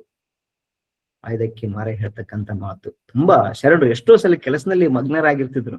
ಅವ್ರು ಎಷ್ಟರ ಮಟ್ಟಿಗೆ ಇರ್ಬೇಕು ಅಂದ್ರೆ ಸಾಕ್ಷಾತ್ ದೇವರು ಎದುರಿಗೆ ಬಂದ್ರು ಕೂಡ ಕಾಯಕವನ್ನ ಬಿಡಬಾರ್ದು ಅಂತ. ಲಿಂಗ ಪೂಜೆ ಆದ್ರೂ ಮರೀರಿ, ಜಂಗಮ ಮುಂದೆ ನಿಂತಿದ್ರು ಕೂಡ ಹಂಗನ್ನೇ ಹರಿದು ಬಿಡಿ, ಕಾಯಕವೇ ಕೈಲಾಸವಯ್ಯ ಅಂತಕ್ಕಂಥದ್ದು. ಅಂದ್ರೆ ನೀವು ಮಾಡ್ತಕ್ಕಂಥ ಕೆಲಸದಲ್ಲಿ ಶ್ರದ್ಧೆ ಇರಬೇಕು. ಆ ಸಮಯದಲ್ಲಿ ಗುರು ಲಿಂಗ ಜಂಗಮರ ಹಂಗಿರಬಾರ್ದು, ಕೆಲಸವೇ ದೇವರ ಪೂಜೆ ಅಂತ ಮಾಡ್ಬೇಕು ಅಂತಕ್ಕಂಥದ್ದನ್ನ ಹೇಳ್ತಾರೆ. ಅಂದ್ರೆ ಶರಣರು ಕಾಯಕಕ್ಕೆ ಕೊಟ್ಟಂತ ಪ್ರಾಮುಖ್ಯತೆ ಬಹಳ ಮುಖ್ಯವಾಗಿರ್ತಕ್ಕಂಥದ್ದು ನಾವು ನೋಡ್ತೀವಿ. ಅದಕ್ಕೆ ನುಲಿಯ ಚಂದ ಇನ್ನೊಂದು ವಚನ ನಾವು ಹೇಳ್ತೀವಿ, ಗುರುವಾದಡು ಕಾಯಕದಿಂದಲೇ ಜೀವನ್ ಮುಕ್ತಿ. ಗುರು ಆಗಿರ್ಬೋದು, ನಿನಗೆ ಜೀವನ ಮುಕ್ತಿ ಸಿಗ್ಬೇಕಂದ್ರೆ ಕಾಯಕ ಮಾಡು. ಲಿಂಗವಾದಡು ಕಾಯಕದಿಂದಲೇ ಪೂಜೆ, ಜಂಗಮವಾದಡು ಕಾಯಕದಿಂದಲೇ ತೃಪ್ತಿ. ಕಾಯಕವಿಲ್ಲದವನು ಭಕ್ತನೂ ಅಲ್ಲ ಶರಣನೂ ಅಲ್ಲ ಅಂತೇಳಿ ಕಂಪ್ಲೀಟ್ ಸ್ಟೇಟ್ಮೆಂಟ್ ಕೊಟ್ಬಿಟ್ರು. ಹಾಗ ನೋಡಿದ್ರೆ ಇವತ್ತಿನ ನಮ್ಮ ಈಗಿನ ಕಾಲಕ್ಕೆ ಇಲ್ಲಿ ನಾವ್ ಯಾರು ಭಕ್ತರು ಅಲ್ಲ ಶರಣರು ಅಲ್ಲ ಅನ್ನೋ ರೀತಿಯಲ್ಲಿ ಕಾಣ್ತದೆ. ಯಾಕಂದ್ರೆ ಯಾರು ಕೂಡ ನಾವು ಕಾಯಕ ಮಾಡದೇ ಇರತಕ್ಕಂಥವ್ರು. ಅಂದ್ರೆ ಅಡ್ಡದಾರಿಗಳಲ್ಲಿ ಯೋಚನೆ ಮಾಡ್ತಕ್ಕಂಥ ಇವತ್ತು ಜನ ಇದೆ. ಬೇಗ ಹಣ ಮಾಡ್ಬೇಕು ಅಂತಕ್ಕಂಥದ್ದು ಇದೆ, ಶ್ರಮ ವಹಿಸ್ತಕ್ಕಂಥದ್ದು ಇದೆಲ್ಲ ಅದು ದಡ್ಡತನ ಅನ್ನೋದನ್ನ ಇವತ್ತು ನಾವು ಬಿಂಬಿಸ್ಬಿಟ್ಟಿದೀವಿ. ಅದು ಹೋಗ್ಲಾಡ್ಬೇಕು. ಅದಕ್ಕೆ ಆಧುನಿಕತೆಗೆ ಈ ಕಾಯಕದ ಮಹತ್ವನ ನಾವು ತಿಳಿಸ್ಕೊಡ್ಬೇಕಾಗಿದೆ. ಅಂದ್ರೆ ಯಾರು ದುಡಿಯೋದಿಲ್ವೋ ಅವರು ಆಧ್ಯಾತ್ಮಿಕವಾಗಿ ಕೂಡ ಬೆಳಿಲಿಕ್ಕೆ ಸಾಧ್ಯ ಆಗೋದಿಲ್ಲ. ಅವ್ರವ್ರ ಕೆಲಸವನ್ನ ನಿಷ್ಠೆಯಿಂದ ಮಾಡಿದಾಗ ಮಾತ್ರ ಆ ಭಗವಂತ ನಮ್ಗೆ ಸಿಗ್ತಾನೆ ಅಂತಕ್ಕಂಥದ್ದು. ಜೊತೆಗೆ ಅವರು ಕಾಯಕವನ್ನು ಮಾಡ್ಬೇಕಾದ್ರೂ ಕೂಡ ಅಲ್ಲಿ ನಾವ್ ಇವತ್ತಿನೇನು ಈ ಭ್ರಷ್ಟಾಚಾರವನ್ನ ನೋಡ್ತೀವಿ, ಅದಕ್ಕೆ ಕಾಯಕ ಶುದ್ಧತೆ ಅಂತ ಹೇಳ್ತಾರೆ ಅವ್ರು. ಅವ್ರ ಕಾಯಕ ಮತ್ತು ದಾಸೋಹದ ನಡುವೆ ಪ್ರಾಮಾಣಿಕತೆಯನ್ನ ಹೇಳ್ತಕ್ಕಂಥದ್ದು ನಾವು ನೋಡ್ತೀವಿ. ಅದಕ್ಕೆ ಸತ್ಯ ಶುದ್ಧ ಕಾಯಕದಿಂದ ಬಂದ ದ್ರವ್ಯದ ಚಿತ್ತ ವಿಚ್ಛೇದವಾಗದಿರಬೇಕು. ಅಂದ್ರೆ ನಮ್ಮ ಸಂಪತ್ತು ಹಣ ಏನಿದೆಲ್ಲ ಸತ್ಯ ಮತ್ತು ಶುದ್ಧವಾದ ಕಾಯಕದಿಂದ ಬಂದಿರ್ಬೇಕದು. ಅಂತ ಹಣ ದಾನ ಮಾಡ್ಬೇಕಾದ್ರೆ ದೇವ ಕಾರ್ಯಕ್ಕೆ ಬಳಸುವಾಗ ಮನಸ್ಸಿನಲ್ಲಿ ಯಾವುದೇ ಸಂಕೋಚ ಇರಬಾರ್ದು, ಗೊಂದಲ ಇರಬಾರ್ದು, ಹಿಂಜರಿಕೆ ಇರಬಾರ್ದು. ಮನಸ್ಸು ಬಹಳ ಪವಿತ್ರವಾಗಿರ್ಬೇಕು ಅಂತಕ್ಕಂಥದ್ದು ಹೇಳ್ತಾರೆ. ನೇಮದ ಕೂಲಿಯಂ ದಿನ ಅಂತ ಹೇಳ್ತಾರೆ. ನಿತ್ಯ ನೇಮದಲ್ಲದೆ ಸಂದಿಲ್ಲದಿರಬೇಕು. ಅಂದ್ರೆ ಪ್ರಾಮಾಣಿಕ ದುಡಿಮೆಯಿಂದ ಬಂದ ಕೂಲಿ ಆಗಿರ್ಬೇಕು. ಅದನ್ನ ಸತ್ಕಾರ್ಯಗಳಿಗೆ ಬಳಸಬೇಕು. ದುರಾಸೆಯಿಂದ ಹಣವನ್ನ ನಾವು ಅತಿಯಾಗಿ ಕೂಡಿಡಬಾರ್ದು ಅಂತಕ್ಕಂಥದ್ದನ್ನ. ಅಂದ್ರೆ ಕಾಯಕದ ನಿಯಮವನ್ನು ಮೀರಿ ನಡೀಬಾರ್ದು ಅಂತಕ್ಕಂಥದ್ದು. ಅಂದ್ರೆ ಅದಕ್ಕೆ ಅವರು ಕೊಟ್ಟಂತ ಪರಿಕಲ್ಪನೆ ದಾಸೋಹ, ದುರಾಸೆಯಿಂದ ಹಣವನ್ನ ಕೂಡಿಡ್ತಕ್ಕಂಥದ್ದು. ಈ ಸಂಗ್ರಹ ಪ್ರವೃತ್ತಿ ಇದೆಯಲ್ಲ, ಅದು ಅಂದ್ರೆ ಅಸಮಾನತೆಯನ್ನು ಉಂಟು ಮಾಡ್ತದೆ ಅಂತಕ್ಕಂಥ. ಇವತ್ತು ನಾವು ನೋಡ್ತೀವಿ ಪ್ರಪಂಚದ ಬಹುತೇಕ ಶ್ರೀಮಂತರು ಏನಿದಾರಲ್ಲ, ಬಿರ್ಲೆಣಿಕೆ ಎಷ್ಟು ಜನ ಇದ್ದಾರೆ. ಅಂದ್ರೆ ಬಹುತೇಕ ಸಂಪತ್ತು ಕೆಲವೇ ಜನರಲ್ಲೇ ಕೇಂದ್ರೀಕೃತರಾಗಿರ್ತಕ್ಕಂಥದ್ದು. ಅದನ್ನ ಬ್ರೇಕ್ ಮಾಡಿದ್ದೇ ಇವರು ದಾಸೋಹದ ಪರಿಕಲ್ಪನೆ ಮುಖಾಂತರ. ಅಂದ್ರೆ ಇವನ್ ವೆಲ್ಫೇರ್ ಸ್ಟೇಟ್ ಅಂತ ಏನ್ ಕರಿತೀವಿ ನಾವು. ಅಂದ್ರೆ ಕಲ್ಯಾಣ ರಾಜ್ಯ ಆಗ್ಬೇಕಾದ್ರೆ ಸರ್ಕಾರಗಳೇನು ಇವತ್ತು ಬಡವರಿಗೆ ಕೆಲವು ಸೌಲಭ್ಯಗಳನ್ನ ಕೊಡ್ತಾ ಇದ್ದಾರೆ. ಅದಕ್ಕೆ ಕಾರಣ ಏನಂತಂದ್ರೆ ಈ ಕೇಂದ್ರೀಕೃತ ಆಗ್ಬಾರ್ದು ಸಂಪತ್ತು ಅನ್ನೋದ್ರ ಉದ್ದೇಶ. ಅದು ಶರಣ ತತ್ವದಲ್ಲಿ ಇತ್ತು ಅಂತಕ್ಕಂಥದ್ದು. ನೇಮದ ಕೂಲಿಗೆ ಬಿಟ್ಟು ಕಾಮದಾಸಿಗೆ ಕಾಮಿಸಿ ದ್ರವ್ಯವ ಹಿಡಿದಡೆ ತಾ ಮಾಡುವ ಸೇವೆ ನಿಷ್ಫಲವಯ್ಯ ಅಂತ ಹೇಳ್ತಾರೆ. ಅಂದ್ರೆ ಪ್ರಾಮಾಣಿಕವಾಗಿ ಬಂದ ಕೂಲಿಯನ್ನು ಬಿಟ್ಟು ಕೆಟ್ಟ ಆಸೆಗಳಿಗೋಸ್ಕರ, ಸ್ವಾರ್ಥಕ್ಕೋಸ್ಕರ ಬೇರೆ ದಾರಿಯಲ್ಲಿ ಹೋಗಿ ಹಣ ಗಳಿಸಿದರೆ ಅಥವಾ ಗಳಿಸಿದ ಹಣವನ್ನ ಕೇವಲ ಭೋಗಕ್ಕೋಸ್ಕರ, ಮೋಜು ಮಸ್ತಿಗೋಸ್ಕರ ಬಳಸ್ತಕ್ಕಂಥ ವ್ಯಕ್ತಿ ಮಾಡುವ ಪೂಜೆ ಇದೆಯಲ್ಲ, ಅದು ವ್ಯರ್ಥ, ನಿಷ್ಫಲವಾದದ್ದು. ಅದು ಯಾವುದಕ್ಕೂ ಬೆಲೆನೇ ಇರೋದಿಲ್ಲ ಅಂತಕ್ಕಂಥದ್ದು. ಅದನ್ನ ಇವತ್ತು ನೋಡಿದಾಗ ಇದು ಬಹಳಷ್ಟು ದೂರ ಇದೆ ಅಂತಕ್ಕಂಥ ಭಾವನೆ ಬರ್ತದೆ. ಹಾಗಾಗಿ ನಾವು ಆಧುನಿಕತೆಗೆ ಇಂಥ ಮೌಲ್ಯಗಳಿದ್ದಾಗ ಮಾತ್ರ ಸಮಾಜದಲ್ಲಿ ಅವು ದೂರ ಆಗ್ಲಿಕ್ಕೆ ಸಾಧ್ಯ ಆಗ್ತದೆ. ಅದು ಈ ಕಾರಣಕ್ಕೋಸ್ಕರ ಹೇಳ್ತಾರೆ ಶಿಕ್ಷಣದಲ್ಲಿ ಮೌಲ್ಯ ಶಿಕ್ಷಣ, ಶಾಲೆಗಳಲ್ಲಿ ಮೌಲ್ಯ ಶಿಕ್ಷಣ ಬೇಕು ಅಂತಕ್ಕಂಥ. ಸೊ ಇವೆಲ್ಲವೂ ಪಠ್ಯಕ್ರಮದಲ್ಲಿ ಒಳಪಡಬೇಕಾಗ್ತದೆ. ಅಂತಾಗ ಮಾತ್ರ ಮಕ್ಕಳಲ್ಲಿ ಈ ಮೌಲ್ಯಯುತ ನಾಗರಿಕರನ್ನ ನಾವು ಸೃಷ್ಟಿ ಮಾಡ್ಲಿಕ್ಕೆ ಸಾಧ್ಯ ಆಗ್ತದೆ ಅಂತಕ್ಕಂಥದ್ದು. ಅದಕ್ಕೆ ಅವರು ಹೇಗೆ ಭಗವಂತನಲ್ಲಿ ಮನವಿ ಮಾಡ್ಕೊಳ್ತಾರೆ ಅಂತಂದ್ರೆ, ಎನ್ನಾಸೆಯ ಲೇಪದ ಪಾಪಕ್ಕೆ ನೀನೇ ಹೊಣೆ ಅಂತ ಹೇಳ್ತಾರೆ. ನೋಡಪ್ಪ, ನನ್ನ ಮನಸ್ಸಿನಲ್ಲಿ ಏನಾದ್ರೂ ಈ ಆಸೆ, ದುರಾಸೆ, ಲೋಭ ಉಂಟಾದ್ರೆ ಆ ಪಾಪಕ್ಕೆ ನಾನೇ ಹೊಣೆ ಅಂತಕ್ಕಂಥ ಮಾತನ್ನ ಹೇಳ್ತಾ ಇರ್ತಾರೆ. ಅಂದ್ರೆ ನಾನೇ ಜವಾಬ್ದಾರನಾಗ್ತೀನಿ. ನಮ್ಮನ್ನು ತಾವು ಎಚ್ಚರಿಸ್ಕೊಳ್ಳೋದು ಭಕ್ತನಾದಂತವನಿಗೆ ಹೇಗೆ ಅಂತಕ್ಕಂಥ, ಅಂದ್ರೆ ನನ್ನಲ್ಲಿ ಆ ಮನಸ್ಸು ಬರ್ದಂಗೆ ನೋಡ್ಕುವಂತಕ್ಕಂಥ ಭಾವನೆಯನ್ನು ಕೂಡ ಕೇಳ್ತಾರೆ. ಇದು ನಮ್ಗೆ ಬಹಳ ಮುಖ್ಯವಾಗಿ ಕಾಣಿಸ್ತದೆ. ಪ್ರಾಮಾಣಿಕ ಕಾಯಕವನ್ನು ಹೇಳ್ತಾರೆ. ಶುದ್ಧ ಮನಸ್ಸಿನಿಂದ ಮಾಡುವ ದಾಸೋಹವು ಕೂಡಲ ಸಂಗಮ ದೇವರಿಗೆ ಪ್ರಾಣಪ್ರಿಯವಾದದ್ದು. ಅಂದ್ರೆ ದೇವರು ಮೆಚ್ಚುವುದು ಕೇವಲ ಭಕ್ತಿನಲ್ಲ, ಆ ಭಕ್ತಿಯ ಹಿಂದಿರುವ ಪ್ರಾಮಾಣಿಕತೆಯನ್ನಂತಕ್ಕಂಥದ್ದು. ಅಂದ್ರೆ ಗಳಿಕೆ ಏನಿದೆಯಲ್ಲ, ಹಣ ಮಾಡ್ತೀವಲ್ಲ, ಅದು ಸತ್ಯವಾಗಿರ್ಬೇಕು ಅಂತಕ್ಕಂಥದ್ದು. ಖರ್ಚು ಸತ್ಕಾರ್ಯಕ್ಕಿರ್ಬೇಕು ಅಂತ. ಮೋಸದಿಂದ ಗಳಿಸಿದ ಹಣದಿಂದ ನೀನು ಎಷ್ಟೇ ದೊಡ್ಡ ದೊಡ್ಡ ದೇವಸ್ಥಾನ ಕಟ್ಸು, ಎಷ್ಟು ದೊಡ್ಡ ದೊಡ್ಡ ಪೂಜೆ ಮಾಡು, ಅದು ದೇವರಿಗೆ ತಲುಪುವುದಿಲ್ಲ ಎಂಬುದು ಬಸವಣ್ಣವರ ಒಂದು ಗಟ್ಟಿ ನಿಲುವನ್ನ ನಾವು ಗಮನಿಸ್ತೀವಿ. ಅದಕ್ಕೆ ಕಾಯಕವನ್ನ ಮಾಡ್ಬೇಕಾದ್ರೆ ಇನ್ನೊಬ್ಬರನ್ನ ಮೋಸ ಮಾಡಬಾರ್ದು, ಹಣ ಗಳಿಸಬಾರ್ದು ಅಂತಕ್ಕಂಥದ್ದು. ಅದಕ್ಕೆ ಕಾಯಕವಿಲ್ಲದವನಿಗೆ ಭಕ್ತಿ ಹಂತವುದಯ್ಯ ಅಂತ ಮೋಳಿಗೆ ಮಾರೇನವ್ರು ಹೇಳ್ತಾರೆ. ಮೋಳಿಗೆ ಮಾರೇನವರು ಅರಸೊತ್ತಿಗೆನೆ ಬಿಟ್ಟು ಕಲ್ಯಾಣಕ್ಕೆ ಬಂದಂತವ್ರು, ಬಂದು ಇಲ್ಲಿ ಕಟ್ಟಿಗೆ ಮಾರಿ ಬದುಕ್ತಕ್ಕಂಥವ್ರು. ಬೆವರಿನ ಹನಿ ಭೂಮಿಗೆ ಬಿದ್ದಾಗಲೇ ಬದುಕಿಗೆ ಅರ್ಥ. ಹೇಗೆ ಇವರು ಶ್ರಮ ಸಂಸ್ಕೃತಿಯನ್ನ ಅವರು ಸಮರ್ಥನೆ ಮಾಡ್ಕೊಳ್ತಾರೆ ನೋಡಿ. ಬೆವರಿನ ಹನಿ ಭೂಮಿಗೆ ಬಿದ್ದಾಗಲೇ ಬದುಕಿಗೆ ಅರ್ಥ. ನಾವು ಬೆವರು ಬಿಡದಂಗೆ ನಾವು ಆರಾಮಾಗಿರ್ಬೇಕಂತಕ್ಕಂಥ ಒಂದು ವ್ಯವಸ್ಥೆ ಒಳಗೆ ನಾವಿದೀವಿ. ಬೆವರೇ ಬರಬಾರ್ದಪ್ಪ, ಎಸಿ ಒಳಗಿರು ನೀನು. ಅಂದ್ರೆ ನೀನು ಯಾವ ವಾಮ ಮಾರ್ಗದಲ್ಲಿ ಆದ್ರೂ ಪರವಾಗಿಲ್ಲ, ಶ್ರಮ ಪಡ್ದಂಗೆ ಸುಖವಾಗಿರೋದು ನಿನ್ನ ಸಾಧನೆ, ನಿನ್ನ ದೊಡ್ಡತನ ಅಂತೇಳಿ ನಾವು ಇವತ್ತಿನ ಅನ್ನೋ ಒಂದು ಪ್ರಪಂಚದಲ್ಲಿ ನಾವಿದ್ದೀವಿ. ಅದನ್ನ ನಾವು ಬ್ರೇಕ್ ಮಾಡ್ಬೇಕಾಗುತ್ತೆ, ಅದನ್ನ ನಾವು ಹೊಡೆದಾಕ್ಬೇಕಾಗ್ತದೆ. ಇದು ತಪ್ಪು, ಹಾಗಲ್ಲ, ಅದಕ್ಕೆ ಅರ್ಥನೇ ಇಲ್ಲ ಅಂತಕ್ಕಂಥದ್ದು. ಅಂದ್ರೆ ಮೌಲ್ಯಗಳಿಗೆ ಗೌರವಿಸದಿರ್ತಕ್ಕಂಥದ್ದು ಬಂದಿದೆ. ಇನ್ನು ದಾಸೋಹ ಅಂತ ಬಂತಕ್ಕಂತಾಗ ಇವತ್ತಿನ ಈ ಆಧುನಿಕತೆಗೆ ನೋಡಿದಾಗ, ನಾನು ಆಗ್ಲೇ ಹೇಳ್ದಂತೆ, ಇದನ್ನ ನಾವು ಡಿಸ್ಟ್ರಿಬ್ಯೂಷನ್ ಥಿಯರಿ ಅಂತ ಕರಿತೀವಿ. ಈ ಶರಣರನ್ನ ಅಂದ್ರೆ ಬಸವಣ್ಣನನ್ನು ಕೂಡ ನಾವು ಒಬ್ಬ ಆರ್ಥಿಕ ತಜ್ಞ ಅಂತ ಕೂಡ ಗುರುತಿಸ್ತೀವಿ. ನಾವು ಅರ್ಥಶಾಸ್ತ್ರಜ್ಞ ಅಲ್ಲ. ಕೆಲವು ವಿದ್ಯಾರ್ಥಿಗಳ ಸ್ಟಡಿ ಮಾಡ್ಬೇಕಾದ್ರೆ ದೇಶೀಯ ಅರ್ಥಶಾಸ್ತ್ರಜ್ಞರಲ್ಲಿ ಬಸವಣ್ಣನ ಕೂಡ ನಾವು ಸ್ಟಡಿ ಮಾಡ್ತೀವಿ. ಯಾಕೆ ಅಂತಂದ್ರೆ ಈ ದಾಸೋಹದ ಕಲ್ಪನೆ ಅಂತಕ್ಕಂಥದ್ದು. ಅಂದ್ರೆ ಕಾಯಕದಿಂದ ಬಂದ ಲಾಭವನ್ನ ಕೇವಲ ತನಗಾಗಿ ಬಳಸದೆ ಸಮಾಜ ಹಿತಕ್ಕಾಗಿ ಬಳಸಬೇಕು. ಇವತ್ತೇನು ನಮ್ಮ 6 ಡಿಜಿಟ್ ಸ್ಯಾಲ್ರಿ ತಗೊಳ್ತಕ್ಕಂಥವ್ರು, 5 ಡಿಜಿಟ್ ಸ್ಯಾಲ್ರಿ ತಗೋತಕ್ಕಂಥವ್ರು ಟ್ಯಾಕ್ಸ್ ಕಟ್ಲೇಬೇಕಾಗ್ತದೆ. ದುಡಿಯೋದ್ ನಾವು, ಟ್ಯಾಕ್ಸ್ ಇನ್ನೊಬ್ರಿಗೆ ಹೋಗ್ತದೆ ಅಂತಕ್ಕಂಥ ಭಾವನೆ ಅವ್ರಿಗೆ ಅನಿಸ್ತದೆ. ಆದ್ರೆ ಇದ್ರ ಅರ್ಥ ಏನಪ್ಪಾ ಅಂತಂದ್ರೆ ದಾಸೋಹ ಅದು. ಯಾರು ನಿರ್ಗತಿಕ ಇದ್ದಾನೆ, ಯಾರು ಕಡು ಬಡತನದಲ್ಲಿದ್ದಾನೆ, ಅವನಿಗೆ ನೀನು ನೇರವಾಗಿ ಕೊಡಕ್ ಆಗ್ದೇನೆ ಪ್ರಭುತ್ವ ಅಂದ್ರೆ ಸರ್ಕಾರ ನಿನ್ನಲ್ಲಿಂದ ಅದನ್ನ ತೆರಿಗೆ ರೂಪದಲ್ಲಿ ಸಂಗ್ರಹಿಸಿ ಅವ್ರಿಗೆ ಮಾಡ್ಕೊಡ್ತಕ್ಕಂಥದ್ದಿದೆ. ಮತ್ತೆ ಎಲ್ಲರಿಗೂ ಅನುಕೂಲವಾಗ್ತಕ್ಕಂಥ ಸೌಲಭ್ಯಗಳನ್ನು ಕೊಡ್ತದಲ್ಲ, ಅದು ದಾಸೋಹದ ಪರಿಕಲ್ಪನೆ. ಅದು ಹಣವನ್ನ ಅಂದ್ರೆ ಹೆಚ್ಚಾಗಿ ದುಡಿದಿರ್ತಕ್ಕಂಥದ್ದನ್ನ ಇನ್ನೊಬ್ಬರೊಂದಿಗೆ ಹಂಚಿಕೊಳ್ತಕ್ಕಂಥ ಒಂದು ಪ್ರಕ್ರಿಯೆ ಅದು. ಅದಕ್ಕೆ ಇನ್ನೊಬ್ಬರ ಮೇಲೆ ಯಾವುದೇ ಕಾರಣಕ್ಕೂ ಕೂಡ ನಾವು ಅವಲಂಬಿತರಾಗಬಾರ್ದು, ಸ್ವಾವಲಂಬಿಗಳಾಗ್ಬೇಕು ಅನ್ನೋದು ಶರಣರ ದೃಷ್ಟಿಯಲ್ಲಿ ನಿಜವಾದ ಧರ್ಮ ಆಗ್ತದೆ. ಅದಕ್ಕೆ ಉದಾಹರಣೆ ಹೇಳೋದಾದ್ರೆ, ಐದಕ್ಕಿ ಮಾರಾಯನ ಅವ್ರನ್ನ ಹೆಂಡತಿ ಐದಕ್ಕಿ ಲಕ್ಕಮ್ಮ ಪ್ರಶ್ನೆ ಮಾಡ್ತಾರೆ, ಆಸೆ ಎಂಬುದು ಅರಸಂಗಲ್ಲದೆ ಶಿವಭಕ್ತರಿಗೆ ಉಂಟೆ ಅಯ್ಯ ಅಂತ ಕೇಳ್ತಾರೆ. ಇದು ಲೋಭದ ಸಂಕೇತ, ಎದಕ್ ತಗೊಂಬಂದಿ ನೀನು ಅಕ್ಕಿ ವಾಪಸ್ ಕೊಟ್ಟು ಬಾ ಅಂತ ಹೇಳ್ತಾರೆ. ಆದ್ರೆ ಇವತ್ತಿನ ದಿನದಲ್ಲಿ ಅದಕ್ಕೆ ವಿರುದ್ಧವಾಗಿರ್ತಕ್ಕಂಥದ್ದನ್ನ ನಾವು ಗಮನಿಸ್ತೀವಿ. ಇದು ಬಹಳ ಮುಖ್ಯ. ಅಂದ್ರೆ ನಾವು ಈ ಪ್ರಾಮಾಣಿಕತೆಯನ್ನ ನಾವು ಕಲಿಸ್ಬೇಕಾಗ್ತದೆ. ಪ್ರಾಮಾಣಿಕತೆ ಇಲ್ಲ ಅಂತಂದ್ರೆ ಅಲ್ಲೋಲ ಕಲ್ಲಾಗ್ತದೆ. ಬಲಿಷ್ಠನ್ ಮಾತ್ರ ಬದುಕ್ತಾನೆ. ಅಬಲರು ಅಥವಾ ಅಶಕ್ತರು ಏನಾಗ್ತಾರೆ, ಅವರು ಮತ್ತೆ ತುಳಿತಕ್ಕೊಳಗಾಗ್ತಾರೆ, ಇನ್ನೊಂದು ರೀತಿಯಲ್ಲಿ ಶೋಷಣೆಗೆ ಒಳಪಡ್ತಾರೆ. ಆ ಕಾರಣಕ್ಕೋಸ್ಕರ ಇಲ್ಲಿ ಸರ್ಕಾರಗಳು ಈ ಕೆಲಸಗಳನ್ನ ಮಾಡ್ತಾರೆ. ಇನ್ನ ಇವತ್ತೇನು ಸಮಾಜ ಅಂದ್ರೆ ನಮ್ಮ ಸಂವಿಧಾನ ಸಾಮಾಜಿಕ ಸಮಾನತೆಗಾಗಿ ಶ್ರಮಿಸ್ತಾ ಇದೆ. ಸಾಮಾಜಿಕ ಸಮಾನತೆಗಾಗಿ ಬೇರೆ ಬೇರೆ ಕಾರ್ಯಕ್ರಮಗಳನ್ನ ಆಗ್ತದೆ.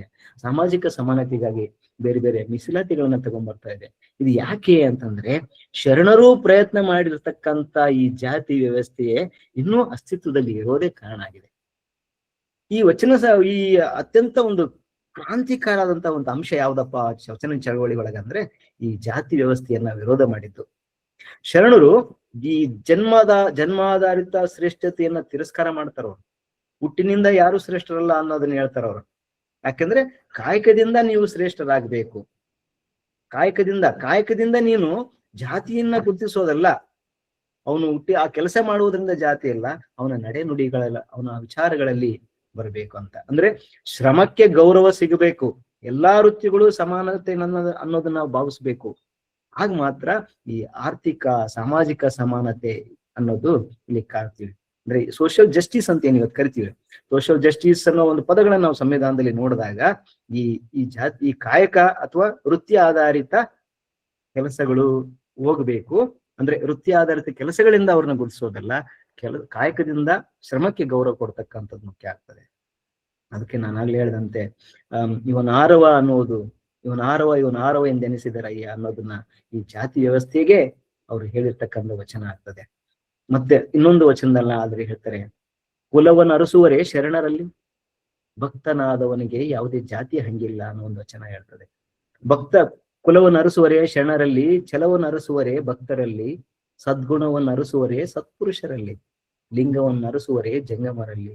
ಶರಣರಲ್ಲಿ ಜಾತಿಯನ್ನು ಹುಡುಕುವುದು, ಭಕ್ತರಲ್ಲಿ ಪಂಥವನ್ನು ಹುಡುಕುವುದು ವ್ಯರ್ಥ, ಶರಣನಾದವನು ಜಾತಿಗಿಂತ ಮಿಗಿಲಾಗಿರ್ತಾನೆ ಅಂತಕ್ಕಂಥದ್ದು. ಅಂದ್ರೆ ಈ ಜಾತ್ಯಾತೀತ ಪರಿಕಲ್ಪನೆಯನ್ನ ಕೊಟ್ಟಿದ್ದು ಶರಣರು. ಸಂವಿಧಾನ ಕೂಡ ಅದನ್ನೇ ಹೇಳ್ತದೆ. ಇವತ್ತು ಯಾರು ಕೂಡ ನಾವು ಜಾತಿ ಆಧಾರಿತವಾಗಿ ಮಾತನಾಡ್ತಕ್ಕಂಥದ್ದು, ಹೀಯಾಳಿಸ್ತಕ್ಕಂಥದ್ದು ತಪ್ಪಾಗ್ತದೆ ಕಾನೂನು ಅಡಿಯಲ್ಲಿ.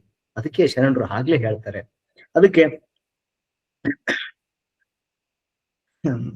ಸಿದ್ದರಾಮೇಶ್ವರ್ ಕೂಡ ಅದನ್ನ ಒಂದ್ ಕಡೆ ಬೈತಾರೆ, ಒಲೆಯ ಹೊರಗಿಲ್ಲ ಕುಲದೊಳಗೆ ಹೊಲೆಯನ್ನುಂಟು, ಮನದ ಮೈಲಿಗೆಯ ಕಳೆಯದವನೇ ಹೊಲೆಯ ಅಂತ ಹೇಳ್ಬಿಟ್ರು. ಅಯ್ಯೋ ನೀನು ಒಲೆಯ ಅಂದ್ರೆ ಊರ್ ಹೊರಗದಲ್ಲ, ಅವನಲ್ಲೋ ಮರಯ, ನಿನ್ನ ಕುಲದೊಳಗಿರ್ತಕ್ಕಂಥವನೇ. ಅಂದ್ರೆ ಏನ್ ಕುಲ ಅಂತಂದ್ರೆ ನಿನ್ನ ಮನಸ್ಸಿನ ಮೈಲಿಗೆ ಕಳಿಲಿಲ್ಲ ಅಂದ್ರೆ ನಿನಗಿಂತ ದೊಡ್ಡ ಹೊಲೆಯ ಯಾರಿಲ್ಲ. ಅಂದ್ರೆ ಮನದ ಮೈಲಿಗೆ ಅಂದ್ರೆ ಏನಪ್ಪಾ, ಕೆಟ್ಟ ಆಲೋಚನೆಗಳನ್ನು ಯಾರಿರ್ತಾನಲ್ಲ ಅವನೇ ನಿಜವಾದ ಅಸ್ಪೃಶ್ಯ, ಅವನೇ ಕೆಟ್ಟ ಜಾತಿ ಅಂತ ಇಟ್ಕೋ.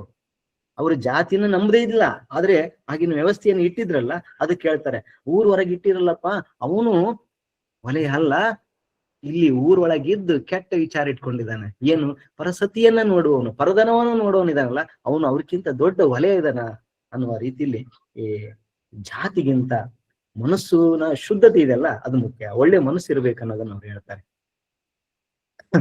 ಜನ್ಮದ ಆಧಾರದ ಮೇಲೆ ಶ್ರೇಷ್ಠತೆಯನ್ನ ಯಾವತ್ತೂ ಕೂಡ ಅವ್ರು ಒಪ್ಲಿಲ್ಲ. ಬ್ರಾಹ್ಮಣನ ಏನೈತಿ, ಹಾವಿನ ಕೊರಳಲ್ಲಿ ವಿಷ ಉಂಟು ಅಂತಕ್ಕಂಥದ್ದು. ಅಂದ್ರೆ ಬ್ರಾಹ್ಮಣನ ಮೊಲೆ ಬಂದಿಲ್ಲ, ಕ್ಷತ್ರಿಯನ ಶಂಕ ಬಂದಿಲ್ಲ, ವೈಶ್ಯನ ಕಿವಿಯಲ್ಲಿ ತುಲಾಪದ ಬಂದಿಲ್ಲ, ಶೂದ್ರನ ಕಾಲಲ್ಲಿ ಸಂಕೋಲೆ ಬಂದಿಲ್ಲ, ಎಲ್ಲರಿಗೂ ಒಂದೇ ಜಲ, ಒಂದೇ ಮಣ್ಣು, ಒಂದೇ ಗಾಳಿ ಅಂತ. ಅಂದ್ರೆ ಹುಟ್ಟಬೇಕಾದ್ರೆ ಯಾರು ಕೂಡ ಜನಿವಾರವನ್ನ ಅಥವಾ ಆಯುಧಗಳನ್ನ ತಂದವರಲ್ಲ. ಜನಿವಾರವನ್ನು ಧರಿಸಿದವರು ಬ್ರಾಹ್ಮಣರು, ಆಯುಧಗಳನ್ನ ಧರಿಸಿದ್ರು ಕ್ಷತ್ರಿಯರು ಅಂತಕ್ಕಂಥ ಎಲ್ಲಾ ಮನುಷ್ಯರು ಪ್ರಕೃತಿ ದೃಷ್ಟಿಯಲ್ಲಿ ಸಮಾನರಾಗಿದ್ರು ಅನ್ನೋದನ್ನ ಈ ಜಾತ್ಯತೀತ ಪರಿಕಲ್ಪನೆಯನ್ನ ಅವ್ರು ಹೇಳ್ತಾರೆ. ಅದ್ರ ಜೊತೆಗೆ ಏನು ಇವರಿಗೆ ತಳ ಸಮುದಾಯಗಳಿದ್ದು ಅವ್ರಿಗೆ ಬಹಳ ನೊಂದ್ಕೊಂಡ್ಬಿಟ್ಟಿದ್ರು. ಆಗ ಅವ್ರಿಗೇನಾಗಿತ್ತು, ಅವ್ರಿಗೆ ಒಂದು ಧೈರ್ಯ ತುಂಬಬೇಕಾಗಿತ್ತು. ಅದಕ್ಕೆ ಬಸವಣ್ಣ ಹೇಳ್ತಕ್ಕಂಥ ಒಂದು ವಚನ, ಅಪ್ಪನು ನಮ್ಮ ಮಾದಾರ ಚೆನ್ನಯ್ಯ, ಬೊಪ್ಪನು ನಮ್ಮ ಡೋಹಾರ ಕಕ್ಕಯ್ಯ, ಚಿಕ್ಕಯ್ಯ ನೆಮ್ಮಯ್ಯ ಕಾಣಯ್ಯ, ಅಣ್ಣನು ನಮ್ಮ ಕಿನ್ನರ ಬೊಮ್ಮಯ್ಯ, ಎನ್ನನ್ನೇತ ಕರಿಯಿರಿ ಕೂಡಲ ಸಂಗಯ್ಯ. ಅಂದ್ರೆ ಅವರು ಒಬ್ಬ ವಿಪ್ರ ಕುಲದಲ್ಲಿ ಜನಿಸಿ ಬಂದಂತವರಾಗಿ ಶರಣ ಸಂಸ್ಕೃತಿಗೆ ಈ ಲಿಂಗಾಯ ತತ್ವಗಳನ್ನ ಅನುಸರಿಸ್ತಿದ್ರೆ ಅವ್ರು ತಮ್ಮನ್ನ ಡಿಗ್ರೇಡ್ ಮಾಡ್ಕೊಳ್ತಾರೆ.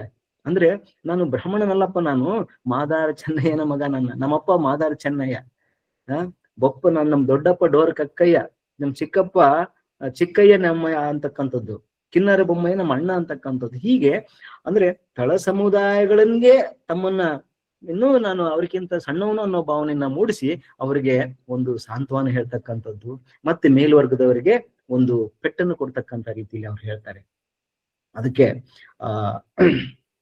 ಇನ್ನೊಂದು ಮಾದಾರ ಚೆನ್ನಯ್ಯನ ಮನೆಯಲ್ಲಿ ಊಟ ಮಾಡಿ ಬಂದಾಗ ಹೇಳ್ತಕ್ಕಂಥದ್ದು, ವೇದ ನಡ ನಡಗಿತ್ತು, ಶಾಸ್ತ್ರವು ಅಗಲಿ ಕೆಲಕ್ಕೆ ಸಾರಿದ್ದಿತ್ತು, ತರ್ಕಿಸಲರಿಯದೆ ಮೂಗ ಒಟ್ಟಿತ್ತಯ್ಯ, ಆಗಮ ಹೆರ ತೊಲಗಿ ಅಗಲಿದಿತ್ತಯ್ಯ, ನಮ್ಮ ಕೂಡಲ ಸಂಘನು ಮಾದಾರ ಚೆನ್ನನೆ ಮನೆಯಲ್ಲಿ ಉಂಡ ಕಾರಣ ಅಂತಕ್ಕಂಥದ್ದು.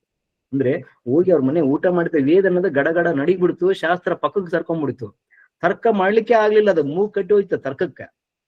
ಅಂದ್ರೆ ಈ ವೇದ ಶಾಸ್ತ್ರ ತರ್ಕಗಳು ಬಂದವ್ರು ಮಾತ್ರ ಶ್ರೇಷ್ಠರು ಅನ್ನೋದಿತ್ತಲ್ಲ, ಅದನ್ನ ಅವ್ರು ಬ್ರೇಕ್ ಮಾಡ್ತಾರೆ. ಅದು ತಪ್ಪು ಇಲ್ಲ. ನಾನು ಒಬ್ಬ ವಿಪ್ರನಾಗಿ ಇದ್ದಂತ ಮಾದಾರ ಚೆನ್ನ ಮನೆಗೊಂಡಾಗ ಅವ್ರಿಗೆಲ್ಲರಿಗೂ ಒಂದು ರೀತಿಯಲ್ಲಿ ಹೊಡೆತ ಕೊಟ್ಟಂತ ಆಗಿತ್ತು ಮೇಲ್ವರ್ಗದವರಿಗೆ. ಇದು ಜಾತ್ಯತೀತ ಸಮಾಜವನ್ನ ಕಟ್ಲಿಕ್ಕೆ ಶರಣರು ಪಟ್ಟ ಶ್ರಮ ಕಾಣ್ತದೆ. ಇನ್ನು ಮಾದಾರ ಚೆನ್ನೈನ ಒಂದು ವಚನ ಹೇಳೋದಾದ್ರೆ, ನಡೆ ನುಡಿ ಸಿದ್ಧಾಂತ ಒಲೆ ಕುಲ ಒಲೆ ಸೂತಕ ಇಲ್ಲ ನುಡಿ ಲೇಸು, ನಡೆಯು ಅಧಮವಾದಲ್ಲಿ ಅದೇ ಬಿಡುಗಡೆ ಇಲ್ಲದ ಹೊಲೆ, ಕಳವು ಪರದ ಆರಂಗಳಲ್ಲಿ ಒಲಬ ನೆರೆಯದೆ ಕೆಟ್ಟು ನಡೆಯುತ್ತಾ ಮತ್ತೆ ಕುಲಜರಂಬ ಒಡಲವರುಂಟೆ, ಆಚಾರವೇ ಕುಲ ಅನಾಚಾರವೇ ಹೊಲೆ. ಅವ್ರು ಹೇಳಿ ಅದ್ರ ಡೆಫಿನೇಷನ್ ಕೊಟ್ಬಿಟ್ರು, ಕುಲ ಅಂದ್ರೆ ಏನು ಅಂತಕ್ಕಂಥ, ಒಲೆ ಅಂದ್ರೆ ಏನು ಅಂತಂದ. ಯಾರು ಸದ್ವಿಚಾರಗಳನ್ನ ಆಚರಣೆ ಮಾಡ್ತಾರೆ ಅವನೇ ನಿಜವಾದ ಕುಲಜ. ಅನಾಚಾರ ಮಾಡನೇ ಒಲೆಯ, ಅವ್ನು ಯಾವ್ದೇ ಮನೆಗೆ ಹುಟ್ಟಿರ್ಲಿ. ಇವತ್ತೇನಾಗ್ತದೆ, ಇವತ್ತಿನ ದಿನಗಳು ನಾವು ಅದನ್ನೇ ನೋಡ್ತಾ ಇದೀವಿ. ಹೇಳ್ಕೊಳ್ಳಕ್ಕೇನೋ ಇವತ್ತಿನ ಈ ವರ್ಗ ವ್ಯವಸ್ಥೆಯಲ್ಲಿ ಮೇಲ್ವರ್ಗ ಸಮಾಜದವನು ಅಂದ್ರೆ ಉಚ್ಚ ಜಾತಿಯಲ್ಲಿ ಹುಟ್ಟಿರ್ತೇನೆ, ಮಾಡೋದಿಲ್ಲ ಅನಾಚಾರ ಮಾಡ್ತಿರ್ತೇನೆ. ಹಾಗೆ ನೋಡಿದ್ರೆ ಒಲೆ ನಮ್ಮನ್ನು ಊರೊಳಗಿಲ್ಲ, ಊರೊಳಗೆ ಇದ್ದಾನೆ, ಮಠದೊಳಗೂ ಇದ್ದಾನೆ, ಮನೆಯೊಳಗೂ ಇದ್ದಾನೆ ಅನ್ನೋದು ಇವತ್ತು ನಿಜಕ್ಕೂ ಆಗ್ತದೆ. ಇದನ್ನ ನಾವು ಅಪ್ಲೈ ಮಾಡಿ ನೋಡಿದಾಗ ಅವರ ಸಾರ್ವಕಾಲಿಕ ಸತ್ಯವಾಗಿ ಕಾಣ್ತವೆ ಶರಣರ ವಚನಗಳು. ಇದ್ರ ಜೊತೆಗೆ ಅವ್ರು ಏನ್ ಮಾಡಿದ್ರಪ್ಪ, ಇವತ್ತು ನಾವೇನ್ ಮಾಡ್ತಾ ಇದೀವಿ, ಧರ್ಮ ಈ ವಿಚಾರಣೆಗಳಿಗೆ ಅಂತೇಳಿ ಹೆಚ್ಚು ಹೆಚ್ಚು ಖರ್ಚು ಮಾಡ್ತಕ್ಕಂಥದ್ದು, ಆಡಂಬರದ ಭಕ್ತಿ ನಮ್ಮಲ್ಲಿದೆ, ಅಂಧಶ್ರದ್ಧೆಗಳಿದಾವೆ, ಕರ್ಮ ಕಟ್ಟಳೆಗಳಿದಾವೆ, ಅದನ್ನೆಲ್ಲದನ್ನು ಅವರು ಖಂಡಿಸ್ತಾರೆ. ಇದು ಈ ವಚನ ಸಾಹಿತ್ಯ ಐತಲ್ಲ, ಕೇವಲ ಒಂದು ಭಕ್ತಿ ಮಾರ್ಗ ಆಗಿ ಕಾಣ್ಲಿಲ್ಲ, ಅದು ಒಂದು ದೊಡ್ಡ ವೈಚಾರಿಕ ಕ್ರಾಂತಿ, ಒಂದು ದೊಡ್ಡ ಸಾಮಾಜಿಕ ಕ್ರಾಂತಿಯಾಗಿ ಕಂಡು ಬಂದಿರ್ತಕ್ಕಂಥದ್ದು. ಅವತ್ತಿನ ಕಾಲಘಟ್ಟದಲ್ಲಿ ಬೇರೂರ್ತಕ್ಕಂಥ ಈ ಅಂಧಶ್ರದ್ಧೆಗಳನ್ನ, ಅರ್ಥ ಇಲ್ಲದೆ ಇರ್ತಕ್ಕಂಥ ಕರ್ಮಕಾಂಡಗಳನ್ನ, ಜಾತೀಯತೆಯನ್ನ ಕಟುವಾಗಿ ಟೀಕೆ ಮಾಡ್ತಾರೆ. ಇವತ್ತು ಕೂಡ ಮೌಢ್ಯತೆಗೆ ಯಾರು ಮೂಢನಂಬಿಕೆಗಳನ್ನ ಆಚರಣೆ ಮಾಡ್ತಾರೆ, ನಮ್ಮ ಕಾನೂನು ಅಡಿಯಲ್ಲಿ ಅವ್ರಿಗೆ ಶಿಕ್ಷೆಗಳು ಪಡಿಸ್ತಾರೆ. ಮಾಟ ಮಂತ್ರಗಳನ್ನು ಮಾಡ್ತಕ್ಕಂಥದ್ದು, ಈ ದೇವದಾಸಿ ಪದ್ಧತಿಗಳನ್ನು ಮಾಡ್ತಕ್ಕಂಥ ಎಲ್ಲವೂ ಕಾನೂನು ಅಡಿಯಲ್ಲಿ ಶಿಕ್ಷಾರ್ಹ ಅಪರಾಧವಾಗಿದೆ. ಅದನ್ನೇ ವಚನಕಾರರು ತಿಳಿರ್ತಕ್ಕಂಥದ್ದು. ವಚನಗಳಲ್ಲಿ ಯಾವುದಕ್ಕೂ ಕೂಡ ಅವಕಾಶ ಇರಲಿಲ್ಲ. ಅದಕ್ಕೆ ಅವ್ರು ಹೇಳ್ತಾರೆ, ಶರಣರು ದೇವರಿಗಾಗಿ ಮಾಡುವ ಯಜ್ಞ, ಯಾಗ, ಪ್ರಾಣಿ ಬಲಿ, ಹರಕೆಗಳನ್ನ ಬಹಳಷ್ಟು ಅವರು ಕಟುವಾಗಿ ಟೀಕೆ ಮಾಡ್ತಾರೆ. ಮಡಿಕೆ ದೈವ, ಕಲ್ಲು ದೈವ ಎಂದು ನಂಬುವ ಜನರನ್ನು ನೋಡಿ ಬಸವಣ್ಣವ್ರು ಹೇಳ್ತಾರೆ ಏನಂತ, ಹರಿಯುವ ನದಿಯ ಕಂಡಡೆ ಮುಳುಗುವರಯ್ಯ, ಒಣಗುವ ಮರವ ಕಂಡಡೆ ಸುತ್ತುವರಯ್ಯ, ಕೆರೆ ಹಳ್ಳ ಬಾವಿ ಕಂಡಡೆ ಇಳಿಯುವರಯ್ಯ. ಕಣ್ಣಿಗೆ ಕಂಡದ್ದನ್ನೆಲ್ಲ ದೇವರಂದು ನಂಬಿ ಮುಳುಗೋದಕ್ಕಿಂತ ನಮ್ಮೊಳಗಿರೋ ಆತ್ಮವನ್ನು ನಾವು ಶುದ್ಧವಾಗಿ ಇಟ್ಕೊಳ್ಳೋದು ಬಹಳ ಮುಖ್ಯ ಅನ್ನೋದನ್ನ ಅವ್ರು ವಾದ ಮಾಡ್ತಾರೆ. ಅದ್ರ ಜೊತೆಗೆ ಇವತ್ತೇನ್ ನಾವು ಜ್ಯೋತಿಷ್ಯಗಳನ್ನು ಕೇಳ್ತೀವಿ, ಶಕುನಗಳನ್ನ ಕೇಳ್ತೀವಿ, ಕಾಲಜ್ಞಾನಗಳನ್ನ ಕೇಳ್ತೀವಿ, ನಕ್ಷತ್ರ ತಿಥಿ ಅದೆಲ್ಲದನ್ನು ಕೂಡ ತಿರಸ್ಕಾರ ಮಾಡ್ತಾರೆ ಶರಣರು. ಒಬ್ಬ ಭಕ್ತನಿಗೆ ಸತ್ಯವಾದ ನುಡಿ, ಪ್ರಾಮಾಣಿಕ ಕಾಯಕ ಶ್ರೇಷ್ಠ, ಅದೇ ಶ್ರೇಷ್ಠ ಶಕುನ ಅಂತ ಹೇಳ್ತಾರೆ. ಇಂದಿನ ದಿನವೇ ಶುಭ ದಿನ, ಇನ್ನು ಮುಂದಿನ ದಿನ ಯಾವತ್ತಿದೆ ಅಂತ ಹೇಳಿ ಪಂಚಾಂಗ ಒತ್ತಿಗೆ ತೆಗಿಸಿ ನೋಡೋದು ಅಗತ್ಯ ಇಲ್ಲ ಅಂತ ಹೇಳ್ತಾರೆ. ಅದಕ್ಕೆ ಇನ್ನೊಂದು ಹೇಳೋದಾದ್ರೆ, ಎಮ್ಮವರು ಬೆಸೆಗೊಂಡಡೆ ಶುಭಲಗ್ನವೆನ್ನಿರಯ್ಯ, ರಾಶಿ ಪ್ರತಿಬಂಧವನ್ನು ಅರಸದಿರಯ್ಯ, ಚಂದ್ರಬಲ ತಾರಾಬಲವೆನ್ನಿರಯ್ಯ, ನಾಳಿನ ದಿನಕ್ಕಿಂತ ಹಿಂದಿನ ದಿನವೇ ಲೇಸೆನ್ನಿರಯ್ಯ. ನೋಡಿ, ಈ ಜ್ಯೋತಿಷ್ಯದ ಹೆಸರಲ್ಲಿ ಜನಗಳನ್ನ ಮೋಸ ಮಾಡತಕ್ಕಂಥದ್ದು, ಇವನ್ನೆಲ್ಲದನ್ನ ನಾವು ನೋಡ್ತೀವಿ. ಇದು ಕೂಡ ಕಾನೂನು ಅಡಿಯಲ್ಲಿ ಶಿಕ್ಷಾರ್ಹ ಅಪರಾಧಗಳು. ಇದನ್ನೇ ನಾ ಹೇಳೋದು, ಸಂವಿಧಾನಕ್ಕೆ ಒಂದು ರೀತಿಯ ಬೇಸಾಗಿದ್ದಿದ್ದೇ ವಚನ ಅಂತ ಹೇಳ್ತೀವಿ. ಬಹುಶಃ ಅಂಬೇಡ್ಕರ್ ಕೊನೆಯ ದಿನಗಳಲ್ಲಿ ಹೇಳಿದಂತೆ, ನನಗೆ ಬಸವಣ್ಣವರ ಧರ್ಮದ ಬಗ್ಗೆ ತಿಳಿದಿದ್ದರೆ ಬೌದ್ಧ ಧರ್ಮಕ್ಕಿಂತ ನಾನು ಬಸವ ಧರ್ಮವನ್ನು ಸ್ವೀಕರಿಸ್ತಿದ್ದೆ ಅನ್ನುವ ಮಾತು ಹೇಳ್ತಾರೆ. ಮಲ್ಲಿಕಾರ್ಜುನ್ ಖರ್ಗೆ ಹೇಳ್ತಾರೆ ಇದನ್ನ ಒಂದ್ಸಾರಿ. ಸೊ ಅವ್ರಿಗೆ ಗೊತ್ತಿದ್ರೆ ಈ ಶರಣರ ವಚನಗಳನ್ನು ಬಹಳಷ್ಟು ಓದ್ಕೊಂಡು ಮತ್ತಷ್ಟು ಅದರಲ್ಲಿ ಇಂಪ್ಲಿಮೆಂಟ್ ಮಾಡ್ತಿದ್ರೇನೋ ಡ್ರಾಫ್ಟ್ ಮಾಡ್ಬೇಕಾದ್ರೆ ಅಂತ ಅನ್ಸ್ತಾ ಇದೆ. ಸೊ ಹೀಗೆ ಕೂಡಲ ಸಂಗಮ ದೇವನ ನಂಬಿದವರಿಗೆ ಇವತ್ತಿನ ದಿನನೇ ಲೇಸು ಅಂತಕ್ಕಂಥದ್ದು. ಅಂದ್ರೆ ಮನೋಬಲ, ದೈವ ನಂಬಿಕೆ ಬಗ್ಗೆ ಬಹಳ ಅದ್ಭುತವಾದಂತ ಸಂದೇಶವನ್ನ ಕೊಡ್ತಾರೆ ಅವರು. ಇದು ಯಾವ್ದನ್ನು ತಲೆ ಕೆಡಿಸ್ಕೋಬೇಡ್ರಪ್ಪ, ಹಣೆ ಬರಹ ಅಂತಕ್ಕಂಥದ್ದಿಲ್ಲ. ಅದೆಲ್ಲದಕ್ಕಿಂತ ಕಾಯಕವೇ ಬಹಳ ಮುಖ್ಯ. ಚಂದ್ರಬಲ ತಾರಾಬಲ ಇಲ್ಲ, ಜ್ಯೋತಿಷ್ಯ ಅನ್ನತಕ್ಕಂಥದ್ದಿಲ್ಲ. ನಿನ್ನ ಕಾಯಕದಲ್ಲಿ ನಿರತನಾಗು ಅನ್ನೋದೇ ಇಲ್ಲಿ ಅವರು ಹೇಳ್ತಕ್ಕಂಥದ್ದು. ಅಂದ್ರೆ ವರ್ತಮಾನದಲ್ಲಿ ಬದುಕಬೇಕು ನಾವು ಅನ್ನುವ ಅದನ್ನ ಹೇಳ್ತಾರೆ. ಭವಿಷ್ಯತ್ತನ್ನ ಹೇಗ್ ಗುರುತಿಸ್ತೀವಿ ನಾವು? ಈಗ ನಾವು ಬಹಳಷ್ಟು ಇವತ್ತಿನ ಉದಾಹರಣೆಗಳು ನೋಡ್ತೀವಿ. ಎಷ್ಟೋ ಜನ ಭವಿಷ್ಯವನ್ನ ಹೇಳುವವರ ತಮ್ಮ ಭವಿಷ್ಯವನ್ನು ತಾವೇ ಕೊಳ್ಳಾರದೆ ತಮ್ಮ ಅಂತ್ಯವನ್ನ ಕಂಡಿದ್ದನ್ನೇ ನಾವು ಕಣ್ಣಾರೆ ನೋಡಿದೀವಿ ನಾವು. ಹಾಗಾಗಿ ಇಂಥ ಒಂದು ಮೌಢ್ಯತೆಗಳು ಅಥವಾ ಒಂದು ಗೊಡ್ಡು ಸಂಪ್ರದಾಯಗಳನ್ನ ಅವ್ರು ತಿರಸ್ಕರಿಸ್ತಾರೆ.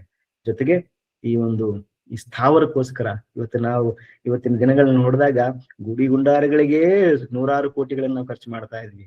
ಅದನ್ನೇ ಹೇಳ್ತಾರೆ ಅವರು, ಸ್ಥಾವರಕ್ಕೆ ಅಳಿವುಂಟು ಜಂಗಮಕ್ಕೆ ಅಳಿವಿಲ್ಲ ಅಂತ. ಅಂದ್ರೆ ದೇವಸ್ಥಾನಗಳೇ ಜಾಸ್ತಿ ಹಣ ಖರ್ಚು ಮಾಡೋದು. ನಾವು ದೇವ್ರಿಗೆ ಹೋಗ್ಬೇಕಂತ ಖರ್ಚು ಮಾಡ್ತೀವಿ, ಮನೆಗಳಲ್ಲಿ ಪೂಜೆ ಮಾಡಿಸ್ಲಿಕ್ಕೆ 100,000 ರೂಪಾಯಿ ಲಕ್ಷಾಂತರ ರೂಪಾಯಿ ಖರ್ಚು ಮಾಡ್ತೀವಿ. ಇದ್ಯಾವುದನ್ನು ಬೇಡಪ್ಪ ನೀನು, ಬೇಡ, ಅದಕ್ಕೋಸ್ಕರ ನೀನು ದೇವಸ್ಥಾನಕ್ಕೋ ಕಟ್ಟಿಸ್ಬೇಕನ್ನೋದೇ ಬೇಡ, ನಿನ್ನ ದೇಹವೇ ದೇಹ ಮಾಡ್ಕೋ, ದೇಗುಲ ಮಾಡ್ಕೋ ಅಂತ ಹೇಳ್ತಾರೆ. ಕಾಲೇ ಕಂಬ ದೇಹವೇ ದೇಗುಲ, ಶಿರಹೋಯವನ್ನ ಕಳಸವಯ್ಯ ಅಂತಕ್ಕಂಥ ಎಂತ ಅದ್ಭುತವಾದಂತಹ ವಿಚಾರ ಇದು.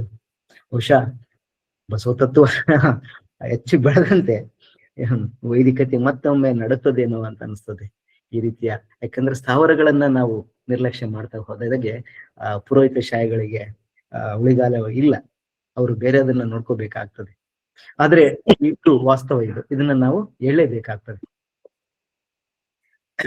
ವಚನಕಾರ ಧರ್ಮದಲ್ಲಿ ಅವರು ಧರ್ಮವನ್ನ ಹೇಗೆ ನೋಡ್ತಾರೆ ಅಂತ ನೋಡಿದಾಗ, ನಾನು ಆಗ್ಲೇ ಹೇಳಿದಂತೆ ಈ ಹೋಮ ಯಜ್ಞ ಇವೆಲ್ಲದಕ್ಕಿಂತ ಮುಖ್ಯವಾಗಿ ಮನುಷ್ಯತ್ವ ಅನ್ನೋದು ಮುಖ್ಯ ಅನ್ನೋದು. ಗುಡಿಯೊಳಗೆ ನೀನಿಲ್ಲ ಅಯ್ಯ ಗುಹೇಶ್ವರ, ಹೃದಯದೊಳಗೆ ನೋಡಯ್ಯ ಅಂತ ಅಲ್ಮಾಪ್ರಭುಗಳು ಹೇಳ್ತಕ್ಕಂಥದ್ದು ಒಂದು ಸಿಂಬಲಿಕ್ ಆಗಿ ನಾವು ಹೇಳ್ತೀವಿ ಅಷ್ಟೇ. ಅಂದ್ರೆ ದೇವರ ಹುಡುಕಾಟ ಹೊರಗಲ್ಲ, ಒಳಗಿದೆ ಅಂತ. ನಮ್ಮ ಜೆ ಶಿವರುದ್ರಪ್ಪನವರು ಹೇಳಿದಂತೆ, ಎಲ್ಲೋ ಹುಡುಕಿದೆ ಇಲ್ಲದ ದೇವರು ಕಲ್ಲು ಮಣ್ಣುಗಳ ಗುಡಿಯೊಳಗೆ. ಅವ್ರಿಗೂ ಕೂಡ ಈ ವಚನಗಳೇ ಬಹುಶಃ ಪ್ರೇರಣೆಯನ್ನು ಕೊಟ್ಟಿರ್ಬೇಕನ್ಸುತ್ತೆ. ಇಲ್ಲೇ ಇರುವ ಪ್ರೀತಿ ಸ್ನೇಹಗಳ ಗುರುತಿಸದ ದೇವರು ನಮ್ಮೊಳಗೆ ಅಂತ. ಇದು ಒಂದು ವೈಚಾರಿಕ ಚಿಂತನೆಗೆ, ಒಂದು ಆತ್ಮಾವಲೋಕನಕ್ಕೆ, ಒಂದು ನೈತಿಕ ಧಾರ್ಮಿಕ ದೃಷ್ಟಿಯನ್ನು ಬೆಳೆಸ್ಕೊಳ್ಳಿಕ್ಕೆ ಇವೆಲ್ಲ ವಚನಗಳನ್ನ ಕಾರಣಗಳಾಗ್ತವೆ. ಮತ್ತೆ ಈ ಪ್ರಾಣಿ ಬಲಿಗಳನ್ನ ಕೊಡ್ತಕ್ಕಂಥದ್ದು ಅದನ್ನು ಕೂಡ ಅವ್ರು ಖಂಡಿಸ್ತಾರೆ. ಇವತ್ತು ಪ್ರಾಣಿ ಬಲಿ ನಿಷೇಧ ಇದೆ ನಮ್ಮಲ್ಲಿ, ಎಲ್ಲಿ ಕೂಡ ಮಾಡಬಾರ್ದು ಅಂತ.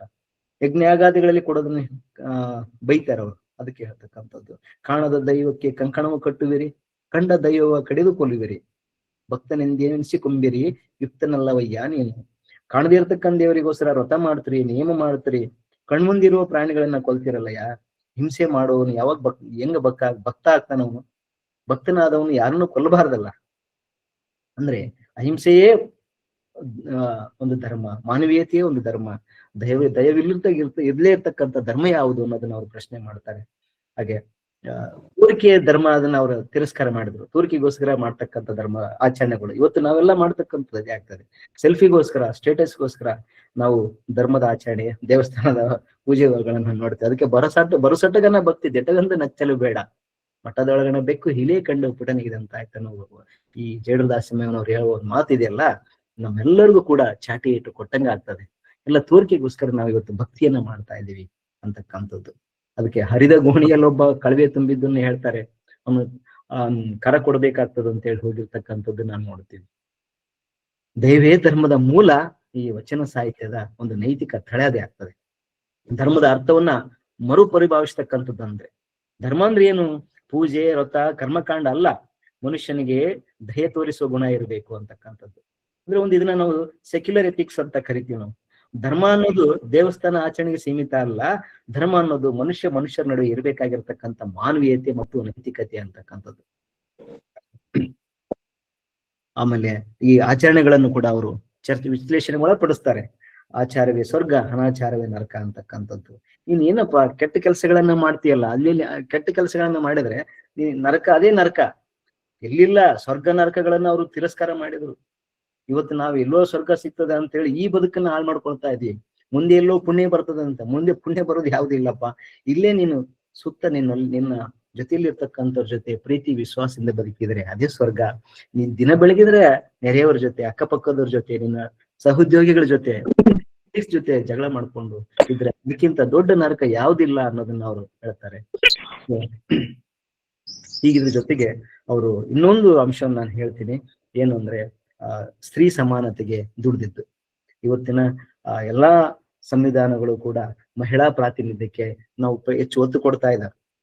ಅಂದ್ರೆ ಇನ್ನೂ ಒತ್ತು ಕೊಡ್ತಾ ಅಂದ್ರೆ 8ನೇ ಶತಮಾನದಲ್ಲಿ ಶರಣರು ಮಾಡಿದ್ದನ್ನ ನಾವು ಕೊಡಿಸ್ಲಿಕ್ಕೆ ಒದ್ದಾಡ್ತಾ ಇದೀವಿ ಅನ್ನೋದನ್ನ. ಸಾಮಾಜಿಕ ಪ್ರಗತಿ ದೃಷ್ಟಿಯಿಂದ ಸ್ತ್ರೀ ಸ್ವಾತಂತ್ರ್ಯಕ್ಕೆ ಆದ್ಯತೆ ನೀಡಬೇಕಂತ ಶರಣರು ಹೇಳ್ತಾರೆ. ಜನ ಸಮುದಾಯದಲ್ಲಿ ಅರ್ಧ ಭಾಗ ದಾಸ್ಯದಲ್ಲಿ ಇರ್ಬೇಕಾದ್ರೆ ದೇಶಕ್ಕೆ ಪಾರ್ಶ್ವವಾಯು ಹೊಡೆದಂತಾಗಿ ಮೊಟ್ಟ ಮೊದಲು ಜಗತ್ತಿನಲ್ಲಿ ಸ್ತ್ರೀ ಸ್ವಾತಂತ್ರ್ಯವನ್ನು ಘೋಷಣೆ ಮಾಡಿದ್ದು, ಅದನ್ನ ಕಾರ್ಯರೂಪಕ್ಕೆ ತಂದದ್ದು ನಮ್ಮ ಶಿವಶರಣರು. ಮಹಿಳೆಯರಿಗೆ ಲಿಂಗ ದೀಕ್ಷೆಯನ್ನು ಕೊಟ್ರು. ಅವರ ಶೂದ್ರತ್ವವನ್ನು ಹೋಗ್ಲಾಡಿಸಿದ ಕೀರ್ತಿ ಯಾರಿಗಾದ್ರೂ ಸಲ್ಲದಿದ್ರೆ ಅದು ಶರಣರಿಗೆ ಮಾತ್ರ. 1000 ವರ್ಷದ ನಂತರ ಈ ಮಹಿಳೆಗೆ ಸಂಬಂಧಿಸಿದ ಸಮಸ್ಯೆಗಳು ಇತ್ತೀಚೆಗೆ ಪರಿಹಾರವಾಗ್ತಾ ಇದಾವಲ್ಲ, ಇದು ಶರಣರ ಚೈತನ್ಯ ಈಗಲೂ ಕ್ರಿಯಾಶೀಲವಾಗಿದೆ ಅನ್ನೋದಕ್ಕೆ ಉದಾಹರಣೆ ಆಗ್ತದೆ. ಈಗ ಅವರಿಗೆ ರಾಜಕೀಯವಾಗಿ ಆರ್ಥಿಕ ಸ್ವಾತಂತ್ರ್ಯಗಳು ಸಿಗ್ತಾ ಇದ್ದಾವೆ. ವಚನ ಸಾಹಿತ್ಯದಲ್ಲಿ ಸ್ತ್ರೀ ಚಿಂತನೆ ಅತ್ಯಂತ ಪ್ರಗತಿಪರವಾಗಿರ್ತಕ್ಕಂಥದ್ದು. ಅಕ್ಕಮಾದೇವಿ ಆಗ್ಲಿ ಇನ್ನೊಬ್ಬರಾಗ್ಲಿ ಹೇಳ್ತಾರಲ್ಲ, ಒಲೆ ಮೂಡಿ ಬಂದರೆ ಹೆಣ್ಣೆಂಬರು, ಗಡ್ಡ ಮೀಸೆ ಬಂದರೆ ಗಂಡೆಂಬರು, ನಡುವೆ ಸುಳಿಯುವ ಆತ್ಮ ಗಂಡು ಅಲ್ಲ ಹೆಣ್ಣು ಅಲ್ಲ ಅಂತಕ್ಕಂಥ ದಾಸಿಮಯ್ಯನವರು ಪ್ರಶ್ನೆ ಮಾಡ್ತಕ್ಕಂಥದ್ದು. ಸ್ತ್ರೀಯನ್ನ ದೌರ್ಬಲ್ಯದ ಪ್ರತೀಕವಾಗಿ ನೋಡಿದಂತ ಸಮಾಜದಲ್ಲಿ ನಾವು ಗೌರವದ ತೀಕ್ಷ್ಣವಾಗಿ ನಿಂತವರು ವಚನಕಾರರು. ನನ್ನೊಳಗಿರುವ ಚೆನ್ನ ಮಲ್ಲಿಕಾರ್ಜುನ ಬಿಟ್ಟು ಇನ್ಯಾರ ಬೆನ್ನೇರಿ ನಿಲ್ಲಲಿ ಅಂತ ಕೇಳ್ತಾರೆ ಅವರು. ಕ್ವಶನ್ ಮಾಡ್ತಾರೆ. ಅದು ಆ ಪ್ರಶ್ನೆ ಕ್ವಶನ್ ಮಾಡ್ತಕ್ಕಂಥದ್ದು ಎಲ್ಲಿ ಇರ್ತದೋ ಅದು ಪ್ರಜಾಸತ್ತಾತ್ಮಕವಾಗಿರ್ತದೆ. ಆದ್ರೆ ಇವತ್ತಿನ ಪರಿಸ್ಥಿತಿ ಒಳಗೆ ಯಾರು ಪ್ರಶ್ನೆ ಮಾಡ್ತಾರೋ ಅವರು ದೇಶದ್ರೋಹಿಗಳು ಅಂತ ಬಿಂಬಿಸ್ತಕ್ಕಂಥದ್ದು ನಾವು ನೋಡ್ತಾ ಇದ್ದೀವಿ. ಸೊ ಎಲ್ಲದಕ್ಕೂ ನಾವು ಸ್ತ್ರೀಯನ್ನ ಬ್ಲೇಮ್ ಮಾಡ್ತಕ್ಕಂಥ, ಅವ್ರನ್ನೇ ಆರೋಪಿಸ್ತಕ್ಕಂಥದ್ದು ನಾವು ನೋಡ್ತೀವಿ. ಅದಕ್ಕೆ ಹೆಣ್ಣಿನ ಮೇಲೆ ಆಗ್ಬಿಡು, ಏನೇ ತಪ್ಪಾದ್ರೂ ಆಕೆಯದೇ ತಪ್ಪು ಅನ್ನೋದಕ್ಕೆ ಅದಕ್ಕೆ ಹೇಳ್ತಾರೆ, ಒಂದು ಮಾಯ ಅಲ್ಲ ಹೆಣ್ಣು ಮಾಯ ಅಲ್ಲಪ್ಪ, ನಿನ್ನ ಮನಸ್ಸಿನಲ್ಲಿ ಆಸೆ ಐತಲ್ಲ ಅದು ಕಣೋ, ಅದನ್ನ ಸುಧಾರಿಸ್ಕೊ ಅಂತ ಹೇಳ್ತಾರೆ. ಇನ್ನೊಬ್ಬರ ಮೇಲೆ ಹಾಕೋದಲ್ಲ ಅನ್ನೋದನ್ನ ಹೇಳ್ತಾರೆ. ಇಲ್ಲಿ ವಚನಕಾರ ನೋಡಿದಾಗ ನಿಜವಾದಂತ ಈ ಫೆಮಿನಿಸಂ ಏನ್ ಹೇಳ್ತೀವಲ್ಲ ಅದಕ್ಕೆ ಬೇರು ಅಂತಂದ್ರೆ ಯಾವುದು, ಅದರ ಬೀಜ ಯಾವುದು ಅಂದ್ರೆ ವಚನ ಸಾಹಿತ್ಯ. ಈ ಮಹಿಳಾ ಪರ ಚಿಂತನೆಗಳು, ಸ್ತ್ರೀ ಪರ ಚಿಂತನೆಗಳು ಹುಟ್ಟಿಕೊಂಡಿದ್ದು, ಅಥವಾ ಜೆಂಡರ್ ಇಕ್ವಾಲಿಟಿ ಅಂತ ಏನ್ ಕರಿತೀವಲ್ಲ, ಅದೆಲ್ಲದಕ್ಕೂ ನಮಗೆ ಸೋರ್ಸ್ ಎಲ್ಲಿಂದ ಸಿಗ್ತದೆ ಅಂದ್ರೆ ವಚನಕಾರರಲ್ಲಿ ಸಿಗ್ತದೆ ಅಂತಕ್ಕಂಥದ್ದು. ಲಿಂಗ ಸಮಾನತೆಗೆ ಅವ್ರು ದುಡಿದ್ರು ಅನ್ನೋದನ್ನ ನಾವು ನೋಡ್ತೀವಿ. ಹೀಗೆ ವಚನ ಸಾಹಿತ್ಯ ಇವತ್ತಿನ ಪ್ರಜಾಸತ್ತಾತ್ಮಕ ಮೌಲ್ಯಗಳನ್ನ ತನ್ನ ಒಡಲಾಳದಲ್ಲಿ ಇಟ್ಕೊಂಡಿರ್ತಕ್ಕಂಥದ್ದು ಅನಿಸ್ತದೆ. ಅದರಿಂದ ನಾವು ಇದನ್ನ ಇವತ್ತಿನ ಆಧುನಿಕತೆಯ ಬದುಕಿನಲ್ಲಿ ಅಳವಡಿಸ್ಕೊಳ್ಬೇಕಾಗ್ತದೆ. ಅದನ್ನು ಯುವ ಜನಾಂಗಕ್ಕೆ ಮುಟ್ಟಿಸ್ಬೇಕಾಗ್ತದೆ. ಆಗ ಮಾತ್ರ ನಮ್ಮ ಸಮಾಜ ಜಾತ್ಯತೀತವಾಗಿರ್ತದೆ, ಒಂದು ವೈಚಾರಿಕತೆಯ ಸಮಾಜ ಆಗ್ತದೆ, ವೈಜ್ಞಾನಿಕ ಮನೋಭಾವದ ಸಮಾಜ ಆಗ್ತದೆ, ಭ್ರಾತೃತ್ವದ ಸಮಾಜ ಆಗ್ತದೆ. ಶರಣರು ಕಂಡ ಸಮ ಸಂಸ್ಕೃತಿ, ಸಮ ಸಮಾಜವನ್ನ ಕಟ್ಟಲಿಕ್ಕೆ ಸಾಧ್ಯ ಆಗ್ತದೆ ಅನ್ನುವ ಅರ್ಥದಲ್ಲಿ ಇವತ್ತಿನ ವಿಚಾರವನ್ನ ನನಗೆ ತಿಳಿದ ರೀತಿಯಲ್ಲಿ ತಮ್ಮ ಹಿರಿಯರೆಲ್ಲರಿಗೂ ಮುಂದೆ ಮಂಡಿಸಿದ್ದೀನಿ. ಇದರಲ್ಲಿ ಏನಾದ್ರೂ ನಾನು ಹೇಳಿದ್ರಲ್ಲಿ ದೋಷಗಳು ಅಥವಾ ತಪ್ಪುಗಳಿದ್ರೆ ಅದು ಖಂಡಿತವಾಗಿಯೂ ನನ್ನದೇ. ಅದು ಒಳ್ಳೇದೇನಾದ್ರೂ ಇತ್ತು ಅಂದ್ರೆ ಅದು ಶರಣರದು ಅನ್ನೋದ್ರ ಹೇಳೋದ್ ಮುಖಾಂತರ ನನ್ನ ಈ ವಿಚಾರಕ್ಕೆ 2 ಮಾತುಗಳಿಗೆ ವಿರಾಮ ನೀಡ್ತಾ ಇದ್ದೀನಿ. ನಮಸ್ಕಾರ. ಶರಣಾರ್ಥಿಗಳು ಸರ್. ವಚನ ಸಾಹಿತ್ಯದಲ್ಲಿ ಆಧುನಿಕ ಚಿಂತನೆಯ ಅಂಶಗಳನ್ನ ಎಳೆಯಾಗಿ ವಿಶ್ಲೇಷಣೆ ಮಾಡ್ತಾ ಇವತ್ತು ನಾವು ಲಿಂಗ, ಜಾತಿ, ವರ್ಗ, ವರ್ಣಭೇದ ಅಲ್ಲಗಡ್ತಾ ಇರುವಂತ ಎಲ್ಲ ಅಂಶಗಳು ಅಷ್ಟೇ ಅಲ್ಲದೆ ಒಳಗೊಳ್ಳುವ ಅಭಿವೃದ್ಧಿ ಅಂಶಗಳು, ಕಲ್ಯಾಣ ರಾಜ್ಯದ ಕಲ್ಪನೆ, ಅರ್ಥಶಾಸ್ತ್ರೀಯ, ಸಮಾಜಶಾಸ್ತ್ರೀಯ, ರಾಜ್ಯಶಾಸ್ತ್ರ, ಮನೋವೈಜ್ಞಾನಿಕ ಹಾಗೂ ವೈಜ್ಞಾನಿಕ ಎಲ್ಲ ಪರಿಕಲ್ಪನೆಗಳು ನಮ್ಮ ವಚನ ಸಾಹಿತ್ಯದಲ್ಲಿ ಇವೆ ಅನ್ನೋದನ್ನ, ಆಧುನಿಕ ಅಂಶಗಳಿಗೆ ಒಂದು ದೀವಿಗೆ ನಮ್ಮ ವಚನ ಸಾಹಿತ್ಯ ಎಂಬುದನ್ನ, ವಚನ ಸಾಹಿತ್ಯ ಸರ್ವಕಾಲಿಕ ಸತ್ಯ ಅನ್ನೋದನ್ನ, ಈ ಎಲ್ಲ ಅಂಶಗಳನ್ನ ಬಹಳ ಅರ್ಥಪೂರ್ಣವಾಗಿ ತಮ್ಮ ಉಪನ್ಯಾಸದಲ್ಲಿ ಹಿಡಿದಿಟ್ಟಿದ್ದೀರಿ ಸರ್. ತಮಗೆ ವೇದಿಕೆಯ ಪರವಾಗಿ ಅನಂತ ಶರಣಾರ್ಥಿಗಳನ್ನ ನಾನು ಹೇಳ್ತಾ ಇದ್ದೀನಿ. ಈಗ ತಮ್ಮ ಈ ಒಂದು ಅತ್ಯುತ್ತಮವಾದ ಅರ್ಥಪೂರ್ಣವಾದ ಉಪನ್ಯಾಸದ ಅಭಿಪ್ರಾಯಗಳನ್ನ ನಮ್ಮ ಮಾರ್ಗದರ್ಶಕರಾಗಿರುವಂತಹ ಡಾಕ್ಟರ್ ಶಶಿಕಾಂತ್ ಪಟ್ಟಣ್ ಸರ್ ಅವರು ಹೇಳ್ಬೇಕು ಅಂತ ಕೇಳ್ಕೊಳ್ತಾ ಇದ್ದೀನಿ ಸರ್. ಓಂ ಶ್ರೀ ಗುರು ಬಸವಲಿಂಗಾಯನ್ಮ. ಬಹಳ ಅತ್ಯುತ್ತಮವಾಗಿ ಡಾಕ್ಟರ್ ನಾಗರಾಜ್ ಬಸವರಕೋಡ್ ಅವರು ತಮ್ಮ ವಿಷಯಗಳನ್ನ ಪ್ರತಿಪಾದನೆ ಮಾಡಿದರು. ನನಗೆ ಕೇವಲ 1 ತಿಂಗಳ ಹಿಂದೆ ಅವ್ರ ಪರಿಚಯ ಆಗಿತ್ತು. 1 ತಿಂಗಳು ಅಲ್ಲ, ಆಕ್ಚುಲಿ ನಾಳೆ 10ನೇ ತಾರೀಕಿಗೆ ಆಗುತ್ತೆ. ಅವರ ಕಳಕಳಿ ಕಾಳಜಿ ನೋಡ್ಕೊಂಡೆ. ಅವರ ಥೀಸಿಸನ್ನು ಕೂಡ ನಮ್ಮ ವೇದಿಕೆಯಿಂದ ಪ್ರಕಟ ಮಾಡ್ತೀವಿ ಅಂತ ಹೇಳಿದ್ವಿ. ಸೊ ಈ ಸಂದರ್ಭದಾಗ ಅವ್ರಿಗೆ ಒಂದು ಅವಕಾಶ ಕೊಡೋಣ. ನಾನು ಮಾರ್ಚ್ ಏಪ್ರಿಲ್ ಅಂತ ಆಕೈತೆ ಅಂತ ಮಾಡಿದ್ವಿ. ಆದರೆ ಒಬ್ಬ ಉಪನ್ಯಾಸಕರ ವಿಚಾರಗಳನ್ನ ಒಳಗೆ ಬದಲಾವಣೆ ಆದಾಗ, ಅಂದ್ರೆ ತಾರೀಕು ಬದಲಾವಾದಾಗ ಸಂಡೇ ಖಾಲಿ ಆಯಿತು. ಹಿಂಗಾಗಿ ಅವ್ರನ್ನ ಕೇಳಿದ್ವಿ, ಒಪ್ಕೊಂಡ್ರು. ಬಹಳ ಅರ್ಥಪೂರ್ಣವಾಗಿ, ಬಹಳ ಸುದೀರ್ಘವಾಗಿ ಎಲ್ಲ ದೃಷ್ಟಾಂತ ವಚನಗಳನ್ನ ಉಲ್ಲೇಖ ಕೊಟ್ಟು ಮಾತಾಡಿದ್ದಾರೆ. ಅವರಿಗೆ ಮೊದಲು ನಾನು ಅಭಿನಂದನೆ ಸೂಚಿಸ್ತೀನಿ. ಶರಣರ ಜೀವನ ಅಂತಕ್ಕಂಥದ್ದು ಕೇವಲ ಅವರು ಸಾಮಾಜಿಕ, ಧಾರ್ಮಿಕ ಅಲ್ಲ, ಆರ್ಥಿಕ, ನೈತಿಕ, ರಾಜಕೀಯ ಎಲ್ಲ ಹಕ್ಕುಗಳು, ಎಲ್ಲ ಅವಕಾಶ ವಂಚಿತ ಸಮುದಾಯಕ್ಕಾಗಿ ಅವರು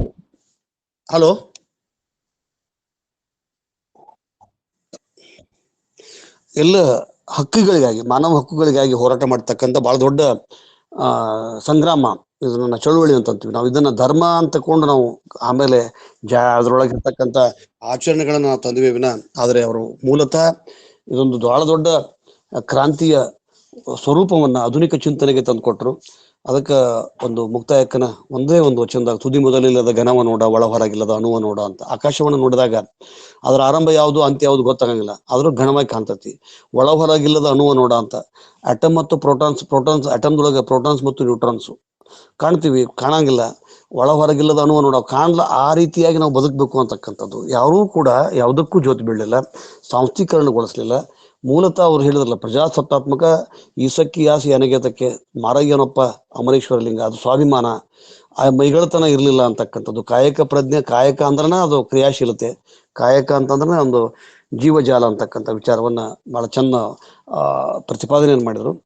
ಅವರಿಗೆ ಇನ್ನೊಮ್ಮೆ ಮತ್ತೊಮ್ಮೆ ಈ ವೇದಿಕೆ ಪರವಾಗಿ ಅಭಿನಂದನೆ ಸೂಚಿಸ್ತೀನಿ.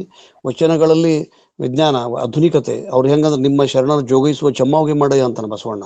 ನನ್ನ ಮೈಯನ್ ಚರ್ಮ ತೆಗೆದು 10 ಮಂದಿಗೆ ಜೋಡ್ ಮಾಡ್ರಿ ಅಂತ ಹೇಳ್ತಾನ. ಎನ್ನ ಬೆರಳ ಕಡ್ಡಿಯ ಮಾಡಯ್ಯ, ನನ್ನ ನರವ ತಂತಿಯ ಮಾಡಯ್ಯ, ತುದಿ ಮೊದಲಿಲ್ಲದ ಗಣವ ನೋಡ ಅಂತಕ್ಕಂಥದ್ದು. ಉದಕದೊಳಗೆ ಕಿಚ್ಚು ಕಂಡೆ ಅಂತಂತಾರ. ಉದಕದೊಳಗೆ ನಾವು ಬೆಂಕಿ ಕಾಣ್ತೀನಿ ಅಂತಕ್ಕಂಥದ್ದು. Electricity generated by water. ಹಿಂಗ ಆಧುನಿಕ ಚಿಂತನೆ, ವೈಚಾರಿಕ ಹಿನ್ನೆಲೆಯೊಳಗೆ ವೈಜ್ಞಾನಿಕ ಮನೋಭಾವದಿಂದ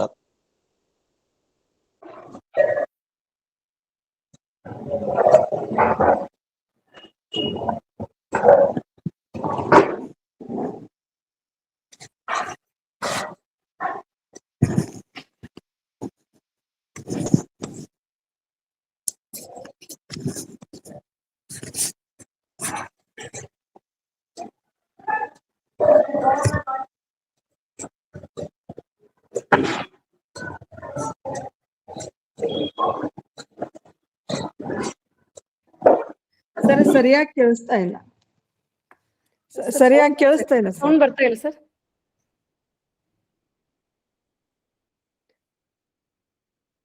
ಡಾಕ್ಟರ್ ಪಟ್ಟಣ್ ಸರ್.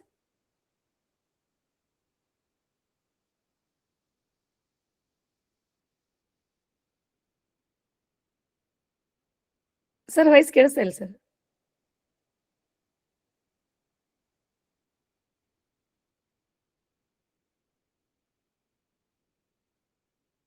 ಬಹುಶಃ ರೀಜಾಯ್ನ್ ಆಗ್ತಾರೆ ಸರ್ ಈಗ.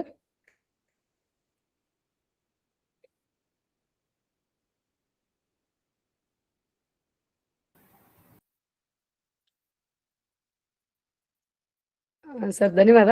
ಬಹುಶಃ ಟೆಕ್ನಿಕಲ್ ಆಗಿ ಸರ್ ಇಂಟರ್ನೆಟ್ ಸಮಸ್ಯೆ ಆಗಿರ್ಬೋದು. ಅವ್ರು ಜಾಯಿನ್ ಆಗುವವರೆಗೆ ಪುಷ್ಪಾ ಪಾಟೀಲ್ ಮೇಡಮ್ ಅವ್ರು ಹ್ಯಾಂಡ್ ರೈಸ್ ಮಾಡಿದಿರಿ, ಅನ್ಮ್ಯೂಟ್ ಮಾಡಿ ಮಾತಾಡಿ ಮೇಡಮ್. ಶರಣಾರ್ಥಿಗಳು ಕೇಳಿಸದರಿ? Yes ma'am. Doctor Nagaraj Basarakod ಇವರು ಶಿಕ್ಷಕರು, ರಾಷ್ಟ್ರ ಸಂಪನ್ಮೂಲ ವ್ಯಕ್ತಿಗಳು, ವೃತ್ತಿಪರ ಮಾರ್ಗದರ್ಶಕರು. ಇವರು ತುಂಬ ಬಡತನವಿದ್ದರೂ ಕೂಡ ತಮ್ಮ ಪರಿಶ್ರಮದಿಂದ ತುಂಬಾ ಉನ್ನತ ಮಟ್ಟದ ಸಾಧನೆಯನ್ನು ಮಾಡಿದ್ದಾರೆ. ನಮ್ಮ ತಂದೆಯವರಾದ ಡಾಕ್ಟರ್ MS ಸುಂಕಾಪುರ್ ಅವರ ಗ್ರಂಥ ಸಂಪಾದನೆಯನ್ನು ಕುರಿತು PhD ಪ್ರಬಂಧವನ್ನು ಮಂಡಿಸಿದ್ದಾರೆ. ಅವರ ಊರಿನ ಮೊಟ್ಟ ಮೊದಲ ಇವರ PhD ಪದವೀಧರರು. ವಚನ ಸಾಹಿತ್ಯದಲ್ಲಿ ಆಧುನಿಕ ಚಿಂತನೆ ಅಂದ್ರೆ ವಿಜ್ಞಾನ, ತಂತ್ರಜ್ಞಾನ, ಶಿಕ್ಷಣದ ಅಭಿವೃದ್ಧಿ, ಹಕ್ಕು, ಸಮಾನತೆ, ಮಾನವೀಯತೆಯ ಮೌಲ್ಯಗಳೆಂದು ತುಂಬಾ ಚೆನ್ನಾಗಿ ಹೇಳಿದರು. ವಚನ ಸಾಹಿತ್ಯದ ಶುದ್ಧತೆಯ ಬಗ್ಗೆ ಅಚ್ಚಗನ್ನಡ, ಸ್ವಚ್ಛಗನ್ನಡ, ಬಿಚ್ಚುಗನ್ನಡವೆಂದು ಮಾರ್ಮಿಕವಾಗಿ ಹೇಳಿದರು. ಇವರು ತಮ್ಮ ವಚನ ಸಾಹಿತ್ಯದ ವಚನಗಳನ್ನು ಉದಾಹರಣೆಯೊಂದಿಗೆ ದೈವತ್ವದ ದ್ಯೋತಕ ಮತ್ತು ಆತ್ಮಾವಲೋಕನ, ಕಾಯಕವೇ ಕೈಲಾಸ, ಸತ್ಯಶುದ್ಧ ಕಾಯಕ, ದಾಸೋಹದ ಪರಿಕಲ್ಪನೆ ಮತ್ತು ಆಯುಧಕ್ಕೆ ಮಾರಾಯನ ವಚನಗಳನ್ನು ಉದಾಹರಣೆಯಾಗಿ ಕೊಟ್ಟು ಮತ್ತು ಜಾತ್ಯತೀತ ಪರಿಕಲ್ಪನೆ, ಮೌಢ್ಯತೆಗಳು, ಸ್ತ್ರೀ ಸಮಾನತೆಗಳ ಬಗ್ಗೆ ತುಂಬಾ ಚೆನ್ನಾಗಿ ಮಾತಾಡಿದರು. ಮೊದಲಿಗೆ ಅವರಿಗೆ ನನ್ನ ಹೃದಯಪೂರ್ವಕ ಅಭಿನಂದನೆಗಳನ್ನು ಸಲ್ಲಿಸ್ತೇನೆ. ಶರಣಾರ್ಥಿಗಳು. ಶರಣಾರ್ಥಿ ಮೇಡಮ್. ತಮ್ಮ ಅಭಿಪ್ರಾಯಕ್ಕೆ ಧನ್ಯವಾದಗಳನ್ನ ತಿಳಿಸ್ತಾ ಈಗ ಶೋಭಾ ಸಂಕಣ್ಣ ಅವರು ಹ್ಯಾಂಡ್ ರೈಸ್ ಮಾಡಿದ್ದಾರೆ. Please madam. ಎಲ್ಲರಿಗೂ ಶರಣಾರ್ಥಿ. ಈ ವೇದಿಕೆಯಲ್ಲಿ ಇಂದು ಉಪನ್ಯಾಸಕರಾದ ಡಾಕ್ಟರ್ ನಾಗರಾಜ್ ಬಸರಕೋಡ್ ಅವರು ವಚನ ಸಾಹಿತ್ಯದಲ್ಲಿ ಆಧುನಿಕ ಚಿಂತನೆ ಎಂಬ ವಿಷಯದ ಬಗ್ಗೆ ಉತ್ಕೃಷ್ಟವಾಗಿ ಉದಾಹರಣೆಗಳೊಂದಿಗೆ ಎಳೆಯಾಗಿ ನಮ್ಮ ಕಣ್ಣ ಮುಂದೆ ಕಟ್ಟುವಂತೆ ಬಿಡಿಸಿಟ್ಟರು. ವಚನ ಚಳುವಳಿ, ವಚನ ಸೃಷ್ಟಿ, ಕಾಯಕ, ದಾಸೋಹ, ಬಸವಾದಿ ಶರಣರ ವಚನ ಸಾಹಿತ್ಯ, ಲಿಂಗ ಸಮಾನತೆ ಈ ಎಲ್ಲದರ ಬಗ್ಗೆ ವಿವರವಾಗಿ ವಿಶ್ಲೇಷಣೆಗಳೊಂದಿಗೆ ನಮ್ಮ ಮುಂದೆ ಇಟ್ಟ ಅವರಿಗೆ ಅನಂತ ಅಭಿನಂದನೆಗಳು. ಎರಡನೇದಾಗಿ ಡಾಕ್ಟರ್ ನಾಗರಾಜ್ ಅವರು ನಮ್ಮ ತಂದೆ ಡಾಕ್ಟರ್ MS ಸುಂಕಾಪುರ್ ಅವರ ಮೇಲೆ MS ಸುಂಕಾಪುರ್ ಅವರ ಸಂಪಾದನಾ ಶಾಸ್ತ್ರ ಎಂಬ ವಿಷಯದ ಬಗ್ಗೆ ಮಹಾಪ್ರಬಂಧ ಮಂಡಿಸಿ PhD ಪಡೆದಿದ್ದಾರೆ ಎಂಬ ಅಪಾರ ಅಭಿಮಾನ ಹಾಗೂ ಹೆಮ್ಮೆ ನಮಗೆಲ್ಲರಿಗೂ ಇದೆ. ತಮಗೆ ಹೃತ್ಪೂರ್ವಕ ಧನ್ಯವಾದಗಳು ಸರ್. ಎಲ್ಲರಿಗೂ ಶರಣು ಶರಣಾರ್ಥಿ. ಶರಣಾರ್ಥಿಗಳು ಮೇಡಮ್, ಧನ್ಯವಾದ ಮೇಡಮ್. ಈಗ ರತ್ನಮ್ಮ ಕದ್ರೋಳಿ ಮೇಡಮ್ ಹ್ಯಾಂಡ್ ರೈಸ್ ಮಾಡಿದ್ರಿ ಮೇಡಮ್, ಮಾತಾಡಿ. ಸರ್ ಬಂದ್ರೆ ನೋಡ್ರಿ. ಇಲ್ಲ ಮೇಡಮ್, ನೋಡ್ತಾ ಇದ್ದೀನಿ, ಬಂದಿಲ್ಲ ಮೇಡಮ್, ಸರ್ ಬಂದಿಲ್ಲ ಇನ್ನು. ಓಂ ಶ್ರೀ ಗುರು ಬಸವಲಿಂಗಾಯ ನಮಃ. ವಚನ ಅಧ್ಯಯನ ವೇದಿಕೆ ಬಸವಾದಿ ಶರಣರ ಚಿಂತನ ಕೂಟ ಹಾಗೂ ಅಕ್ಕನ ಅರಿವಿನ ಸರ್ವ ಬಳಗಕ್ಕೂ ಶರಣಾರ್ಥಿಗಳು. ಇವತ್ತು ದತ್ತಿ ಉಪನ್ಯಾಸ ವಚನ ಸಾಹಿತ್ಯದಲ್ಲಿ ಆಧುನಿಕ ಚಿಂತನೆ ಬಹಳ ಚೆನ್ನಾಗಿತ್ತು. ಇದು ಅತಿ ಅವಶ್ಯಕವಾಗಿತ್ತು ಇವತ್ತು ನಿಜವಾಗ್ಲು. ನಾಗರಾಜ್ ಸರ್ ಬಸರಕೋಡ್ ಶಿಕ್ಷಕರಾಗಿ ಅವರ ಒಂದು ಇದು ಮಾತುಗಳು ಹೆಂಗಿದ್ವು ಅಂತಂದ್ರೆ ಅರಳು ಹುರಿದಂಗಿತ್ತು ನಿಜವಾಗ್ಲು. ಹಾಗೆ ಅವರು ಯಾಕಂದ್ರೆ ರಾಜ್ಯ ಕನ್ನಡ ವಿಷಯ ಸಂಪನ್ಮೂಲ ವ್ಯಕ್ತಿಗಳಾಗಿದ್ದಾರೆ. ಅವರು ಸಂಪನ್ಮೂಲ ವ್ಯಕ್ತಿಗಳಾಗಿರೋದಕ್ಕೆ ಇಷ್ಟೊಂದು ಸುಂದರವಾಗಿ ಅವರು ವಿಷಯ ಮಂಡನೆಯನ್ನ ಮಾಡಿದ್ರು. ಅದರಲ್ಲಿ ಬಹಳ ಕಳಕಳಿ ಇತ್ತು. 12ನೇ ಶತಮಾನದ ಶರಣರ ವಿಷಯ ಏನಾಗಿತ್ತು, ಈಗ ಅದರ ವಾಸ್ತವ ಸ್ಥಿತಿ ಏನಿದೆ ಅನ್ನೋದನ್ನ ಕನ್ನಡ ಭಾಷಾ ತಜ್ಞರಾಗಿ ತುಂಬಾ ಸುಂದರವಾಗಿ ತಿಳಿಸ್ಕೊಟ್ರು. ಮತ್ತೆ ಇವತ್ತಿನ ಸಂವಿಧಾನ ಏನ್ ಹೇಳುತ್ತೆ, ಅವತ್ತಿನ ಸಂವಿಧಾನ ಅಪ್ಪ ಬಸವಣ್ಣನವರು ಕಟ್ಟಿದ ಸಂವಿಧಾನ ಯಾವ ರೀತಿ ಇತ್ತು ಅನ್ನೋದನ್ನ ಬಹಳ ಸುಂದರವಾಗಿ ಬಹಳ ಎಳೆಯಾಗಿ ತಿಳಿಸ್ಕೊಟ್ರು. ಹಂಗಾಗಿ ನಾವೆಲ್ಲ ನಮ್ಮ ಬಳಗದ ಪರವಾಗಿ ಅವರಿಗೆ ಅನಂತ ಶರಣಾರ್ಥಿಗಳನ್ನ ಸಲ್ಲಿಸ್ತೀನಿ ನಾನು. ಶರಣಾರ್ಥಿಗಳು. ಶರಣಾರ್ಥಿ ಮೇಡಮ್, ಧನ್ಯವಾದಗಳು ತಮಗೂ ಸಹ. ಮತ್ತೆ ಯಾರು ಮಾತನಾಡೋರಿದ್ರೆ ಅಥವಾ ಪ್ರಶ್ನೆಗಳೇನಾದ್ರು ಇದ್ರೆ ಹ್ಯಾಂಡ್ ರೈಸ್ ಮಾಡ್ಬೋದು. ಸುವರ್ಣ ಪಾಟೀಲ್ ಮೇಡಮ್ ಹ್ಯಾಂಡ್ ರೈಸ್ ಮಾಡಿದ್ರಿ, ಕೇಳ್ಬೋದು ಮೇಡಮ್. ಓಂ ಶ್ರೀ ಗುರು ಬಸವಲಿಂಗಾಯ ನಮಃ. ಎಲ್ಲ ಶರಣ ಬಂಧುಗಳಿಗೆ ಶರಣಾರ್ಥಿಗಳು.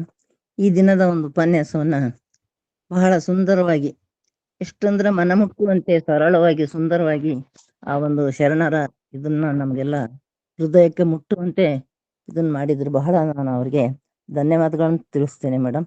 ಹಾಗೂ ಸರ್ ಅವರು ಏನಂದ್ರೆ ಸ್ಕೂಲಲ್ಲಿ ಶಾಲೆ ಮಕ್ಕಳಿಗೆ ಹೆಂಗ ಅರ್ಥವಾಗುವಂತೆ ಆ ಶರಣರ ವಿಚಾರಧಾರೆಗಳನ್ನ ವಚನಗಳ ಮೂಲಕ ಬಹಳ ಸುಂದರವಾಗಿ ಅರ್ಥಬದ್ಧವಾಗಿ ಹಾಗೂ ತುಂಬಾ ಕಳಕಳಿ ಇತ್ತು ಅವರಲ್ಲಿ. ತಮ್ಮ ಪಾಂಡಿತ್ಯ ಪ್ರದರ್ಶನದ ಒಂದು ಇದು ಎಲ್ಲಿ ಕೂಡ ಇರಲಿಲ್ಲ. ಅವರಲ್ಲಿ ಒಂದು ಸರಳತೆಯ ಸ್ವಭಾವದಿಂದ ಹೇಳಿದಂತಹ ಅವರ ಉಪನ್ಯಾಸ ಆ ಶರಣರಿಗೆ ಮುಟ್ಟುವಂತೆ ಆಯ್ತು. ಅವರಿಗೆ ನಾನು ಅನಂತ ಧನ್ಯವಾದಗಳನ್ನು ವೇದಿಕೆ ಮೇಲೆ ತಿಳಿಸ್ತಾ ಇದ್ದೀನಿ.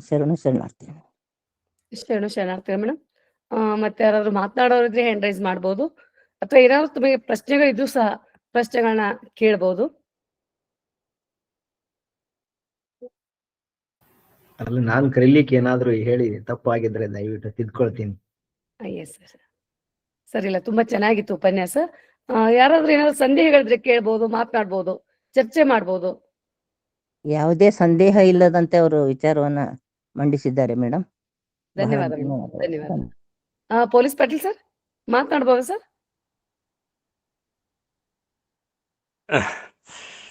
ಎಲ್ಲರಿಗೂ ಶರಣಾರ್ಥಿ ಸರ್.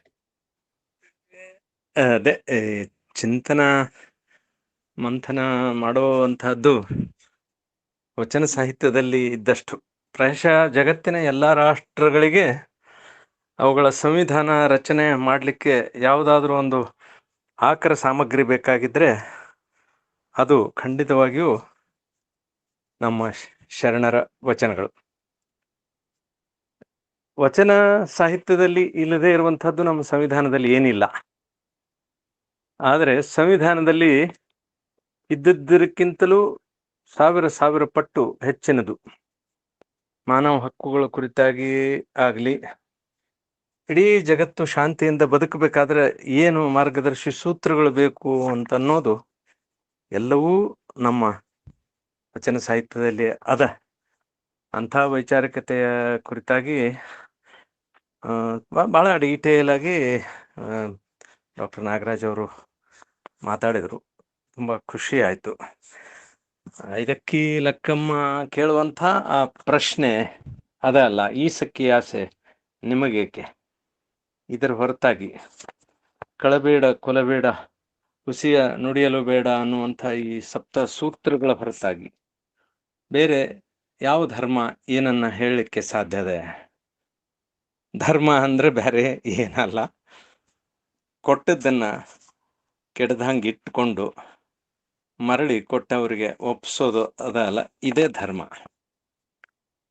ಹುಟ್ಟಿದಾಗ ಎಲ್ಲ ನಂದ, ನನ್ನ ಲಾವಣಿ ಒಳಗೆ ನಾನು ಬರೆದಿದ್ದೀನಿ ಇದನ್ನ. ಹುಟ್ಟಿದಾಗ ಎಲ್ಲ ನಂದ, ಬೆಳೆದಂಗ ನಂದು ನಿಂದ, ಚಂದಕ್ಕ ಬಲು ದೊಡ್ಡ ಕೀಡಾತ ನಮ್ಮಿಂದ, ಭುವಿಯೊಳಗೆ ಹರಡೈತೆ ದುರ್ಗಂಧ ಅಂತ. ಅಂದ್ರೆ ಈ ನಮ್ಮ ಧರ್ಮ ಎಲ್ಲಿ ಕೆಟ್ಟದ ಅಂತಂದ್ರೆ ನಂದು ನಿಂದು ಅನ್ನುವಂಥ ಈ ಭೇದ ಅದಲ್ಲ, ಈ ಭೇದದಿಂದನೇ ಬಂದದ್ದು. ಇದನ್ನ ಅಳಿಸಿ ಹಾಕುವಂಥ ಬಹಳ ದೊಡ್ಡ ಒಂದು ಆಂದೋಲನ ನಡೆದದ್ದು 12ನೇ ಶತಮಾನದಲ್ಲಿ. ಆ ಕಾರಣಕ್ಕಾಗಿ ಅದು ಪ್ರಾಯಶಃ ಜಗತ್ತಿನ ಯಾವುದೇ ದೇಶದ ಯಾವುದೇ ಭಾಗದ ಒಂದು ಅತಿ ದೊಡ್ಡ ವೈಚಾರಿಕ ಕ್ರಾಂತಿ ಅಂತ ಹೇಳಿ ನಾನು ಭಾವಿಸ್ತೇನೆ. ನಮ್ಮ ಆಂದೋಲನಗಳ ದುರಂತ ಏನು ಅಂತಂದ್ರೆ, ಆ ಆಂದೋಲನಗಳ ನಾಯಕರು ಸ್ವಾರ್ಥಕ್ಕಾಗಿ ಇತರರನ್ನ ಬಲಿ ಕೊಡುವಂಥ ಪ್ರಸಂಗ ಕಾಣ್ತೇವೆ ಇವತ್ತು ಕೂಡ. ಆದ್ರೆ ಅದನ್ನ ಆ ಕಾಲಘಟ್ಟದಲ್ಲಿ ಬಸವಣ್ಣವರು ಮಾಡಲಿಲ್ಲ. ಅಪವರ್ಗೀಕರಿಸಿಕೊಂಡು, ತನ್ನನ್ನೇ ತಾನು ಅಪವರ್ಗೀಕರಿಸಿಕೊಂಡು ಬಿದ್ದವರ ತಾಯಿ ತಂದೆ ಆದಂಥ ಬಸವಣ್ಣನ ಕ್ರಾಂತಿ ಅಗಾಧ. ನಮಗಿಂತ ನಾವು 21ನೇ ಶತಮಾನದಲ್ಲಿದ್ದೀವಲ್ಲ, ನಮಗಿಂತ ಸಾವಿರ ವರ್ಷ ಅವರು ಮುಂದಿದ್ರು ಅಂತಲೇ ಅದನ್ನ ಪಚನ ಮಾಡಿಕೊಳ್ಳೋದು ಆಗಲಿಲ್ಲ ಆ ಕಾಲಘಟ್ಟದ ಮೇಲ್ವರ್ಗದ ಜನರಿಗೆ ಅನ್ನೋ ಕಾರಣಕ್ಕಾಗಿ 280 ಕೋಟಿ ವಚನಗಳು ಶರಣರು ರಚಿಸಿದ್ದು ಅಂತ ಅವರ ವಚನಗಳಲ್ಲೇ ಉಲ್ಲೇಖ ಬರ್ತದೆ. ಅದರೊಳಗೆ ಈಗ ನಮಗೆ ಸಿಕ್ಕಿದ್ದು 23 ಸಾವಿರ ವಚನಗಳು ಮಾತ್ರ. ಇನ್ನು ಉಳಿದಂಥ ಅದ್ಭುತವಾದಂಥ ಸಂಪತ್ತನ್ನು ನಾವು ಕಳ್ಕೊಂಡಿದ್ದೀವಿ. ಇಷ್ಟನ್ನಾದರೂ ನಮಗೆ ದಕ್ಕಿಸಿ ಕೊಟ್ಟಂಥ ವಚನ ಪಿತಾಮಹ ಫಗು ಹಳಕಟ್ಟಿ ಅವರಿಗೆ ಬೆನ್ನೆಲುಬಾಗಿ ನಿಂತು ಆರ್ಥಿಕವಾದ ಒಂದು ಭದ್ರತೆಯನ್ನು ಒದಗಿಸಿ, ನೀವು ಹಿಡಿದು ಈ ಕೆಲಸವನ್ನು ಬಿಡೋ ಹಾಗಿಲ್ಲ ಅಂತ ಹೇಳಿ ಅವರಿಗೆ ಹೆಣ್ಣು ಕೊಟ್ಟು ಬೆನ್ನು ಕೊಟ್ಟು ಈ ಕೆಲಸ ಮಾಡ್ಲಿಕ್ಕೆ ಹಚ್ಚಿದಂತ ಅವರ ಮಾವ ತಮ್ಮಣ್ಣಪ್ಪ ಚಿಕ್ಕೋಡಿ ಅವರನ್ನ ಈ ಸಂದರ್ಭದಲ್ಲಿ ನಾವು ಸ್ಮರಿಸಬೇಕು. ವೈಚಾರಿಕತೆಗೆ ಇನ್ನೊಂದು ಹೆಸರೇನೆ ವಚನಗಳು. ಅಂಥದ್ರ ಬಗ್ಗೆ ಒಂದು ಉಪನ್ಯಾಸ ಅಗತ್ಯ ಇತ್ತು. ಎಷ್ಟೇ ಬಾರಿ ಮಾತಾಡಿದ್ರೂ ಕೂಡ ವಚನ ಸಾಹಿತ್ಯದ ಬಗ್ಗೆ ಹೇಳುವುದೆಲ್ಲ ಮುಗ್ದದ ಅಂತ ಹೇಳಲಿಕ್ಕೆ ಸಾಧ್ಯ ಇಲ್ಲ. ಇವತ್ತು ಒಂದು ಒಳ್ಳೆಯ ಉಪನ್ಯಾಸ ಕೇಳುವಂತ ಅವಕಾಶ ಸಿಕ್ತು. ಎಲ್ಲರಿಗೂ ಶರಣಾರ್ಥಿ. ಶರಣಾರ್ಥಿಗಳು ಸರ್, ಧನ್ಯವಾದಗಳು sir. Doctor Pattan sir, sir ಮಾತನಾಡ್ಬೋದಾ ಸರ್?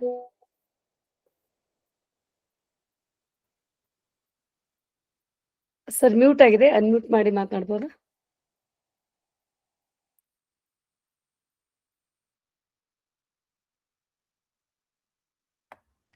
ಬಹುಶಃ ಇಂಟರ್ನೆಟ್ ಸಮಸ್ಯೆ ಇರ್ಬೋದು ಅನ್ಸುತ್ತೆ ಸರಿ. ಓಕೆ, ಮತ್ತೆ ಯಾರಾದ್ರೂ ಮಾತನಾಡೋದ್ರೆ ಹ್ಯಾಂಡ್ ರೈಸ್ ಮಾಡ್ಬೋದು. ಬಸಮ್ಮ ಗಂಗರಾಣಿ ಮೇಡಮ್. ಎಲ್ಲರಿಗೂ ಶರಣಾರ್ಥಿಗಳು. ಇವತ್ತಿನ ಉಪನ್ಯಾಸ ಬಹಳಷ್ಟು ಅರ್ಥಪೂರ್ಣವಾಗಿತ್ತು. ಸರ್ ಅವರು ವಚನ ಸಾಹಿತ್ಯದ ಬಗ್ಗೆ, ಅನುಭವದ ಬಗ್ಗೆ ಮತ್ತು ಸಾಮಾಜಿಕವಾಗಿ ಎಲ್ಲ ವಿಚಾರಗಳನ್ನು ಬಹಳಷ್ಟು ಆಳವಾಗಿ ಇಲ್ಲಿ ನಮ್ಮ ಜೊತೆಗೆ ಹಂಚಿಕೊಂಡ್ರು. ಅವರಿಗೆ ಅನಂತ ಧನ್ಯವಾದಗಳು. Thank you madam. ತಮಗೂ ಸಹ ಧನ್ಯವಾದಗಳು ಹೇಳ್ತಾ, ಮತ್ತೆ ಯಾರಾದ್ರೂ ಮಾತನಾಡೋರಿದ್ರೆ ಸರ್ ಮಾತನಾಡಬಹುದು ಸರ್. ಈಗ ಕಾಲ್ ಮಾಡಿ ಮೇಡಮ್, ಫೋನ್ ಕಾಲ್ ಕನೆಕ್ಟ್ ಇಲ್ಲ ಸರ್, ಅದು ಬಹುಶಃ ಟೆಕ್ನಿಕಲ್ ಏನೋ ಸಮಸ್ಯೆ ಆಗಿರ್ಬೋದು. ಹ್ಮ್. ಚೆಕ್ ಮಾಡ್ತೀನಿ ಸರ್. ಅವ್ರು ಜಾಯಿನ್ ಆಗ್ತಾ ಇದಾರೆ, ಬಟ್ ಅನ್ಮ್ಯೂಟ್ ಮಾಡ್ಲಿಕ್ಕೆ ಆಗ್ತಾ ಇಲ್ಲ ಅನ್ಸುತ್ತೆ. ಅದು ಹ್ಯಾಂಗ್ ಆಗಿದೆ ಅನ್ಸುತ್ತೆ. ನೋಡ್ತೀನಿ ಸರ್. ಮತ್ತೆ ಯಾರಾದ್ರೂ ಮಾತನಾಡಿದ್ರೆ ಮಾತನಾಡ್ಬೋದು. ಯಾರಾದ್ರೂ ಇವತ್ತಿನ ವಿಷಯದ ಬಗ್ಗೆ ಚರ್ಚೆ ಮಾಡೋರಿದ್ರೆ ಮಾತನಾಡ್ಬೋದು, ಹ್ಯಾಂಡ್ ರೈಸ್ ಮಾಡ್ಬೋದು. ತಾರಾ ಮೇಡಮ್, ಡಾಕ್ಟರ್ ತಾರಾ ಮೇಡಮ್, ಅನ್ಮ್ಯೂಟ್ ಮಾಡಿ ಮಾತಾಡಿ ಮೇಡಮ್.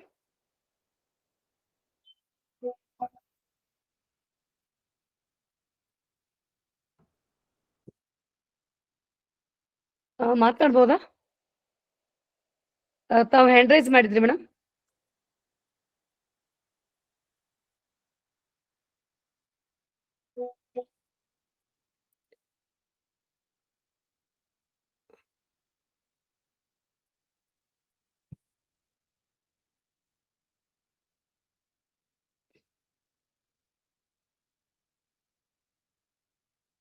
Doctor Shetkar sir.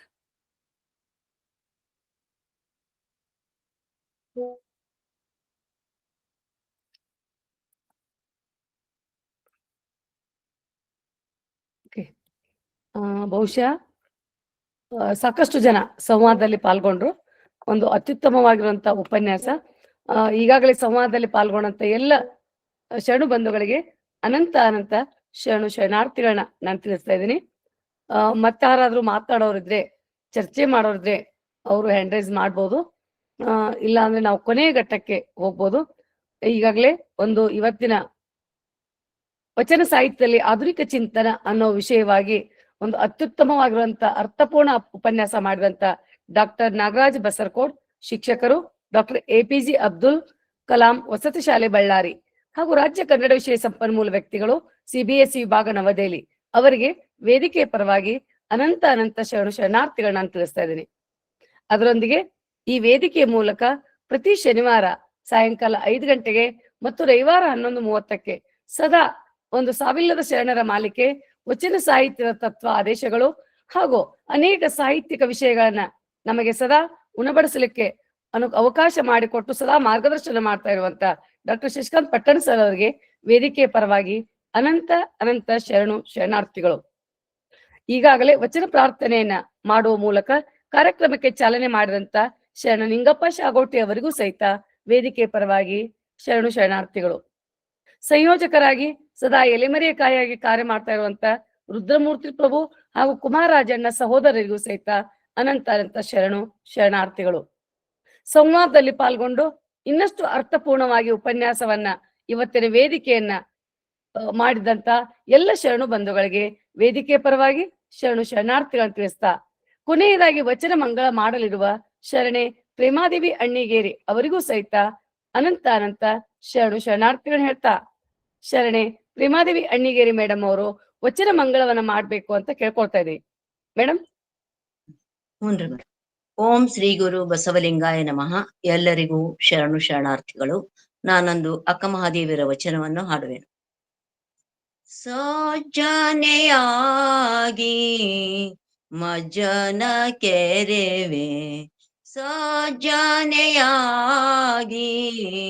ಮಜ್ಜನ ಕೆರೆವೆ, ಶಾಂತಳಾಗಿ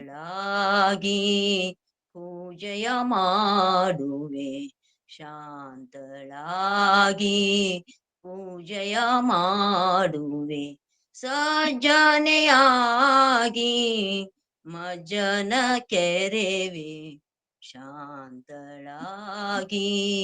ಪೂಜೆಯ ಮಾಡುವೆ, ಸಮರತಿಯಿಂದ ನಿಮ್ಮ ಹಾಡುವೆ, ಸಮರತಿಯಿಂದ ನಿಮ್ಮ ಹಾಡುವೆ, ಚನ್ನಮಲ್ಲಿಕಾರ್ಜುನ ದೇವ ಕೇಳಯ್ಯ, ಚನ್ನಮಲ್ಲಿಕಾರ್ಜುನ ದೇವ ಕೇಳಯ್ಯ, ನಿಮ್ಮ ನಗಲದ ಪೂಜೆ ಅನುವಾಯಿತ್ಯನಗೆ,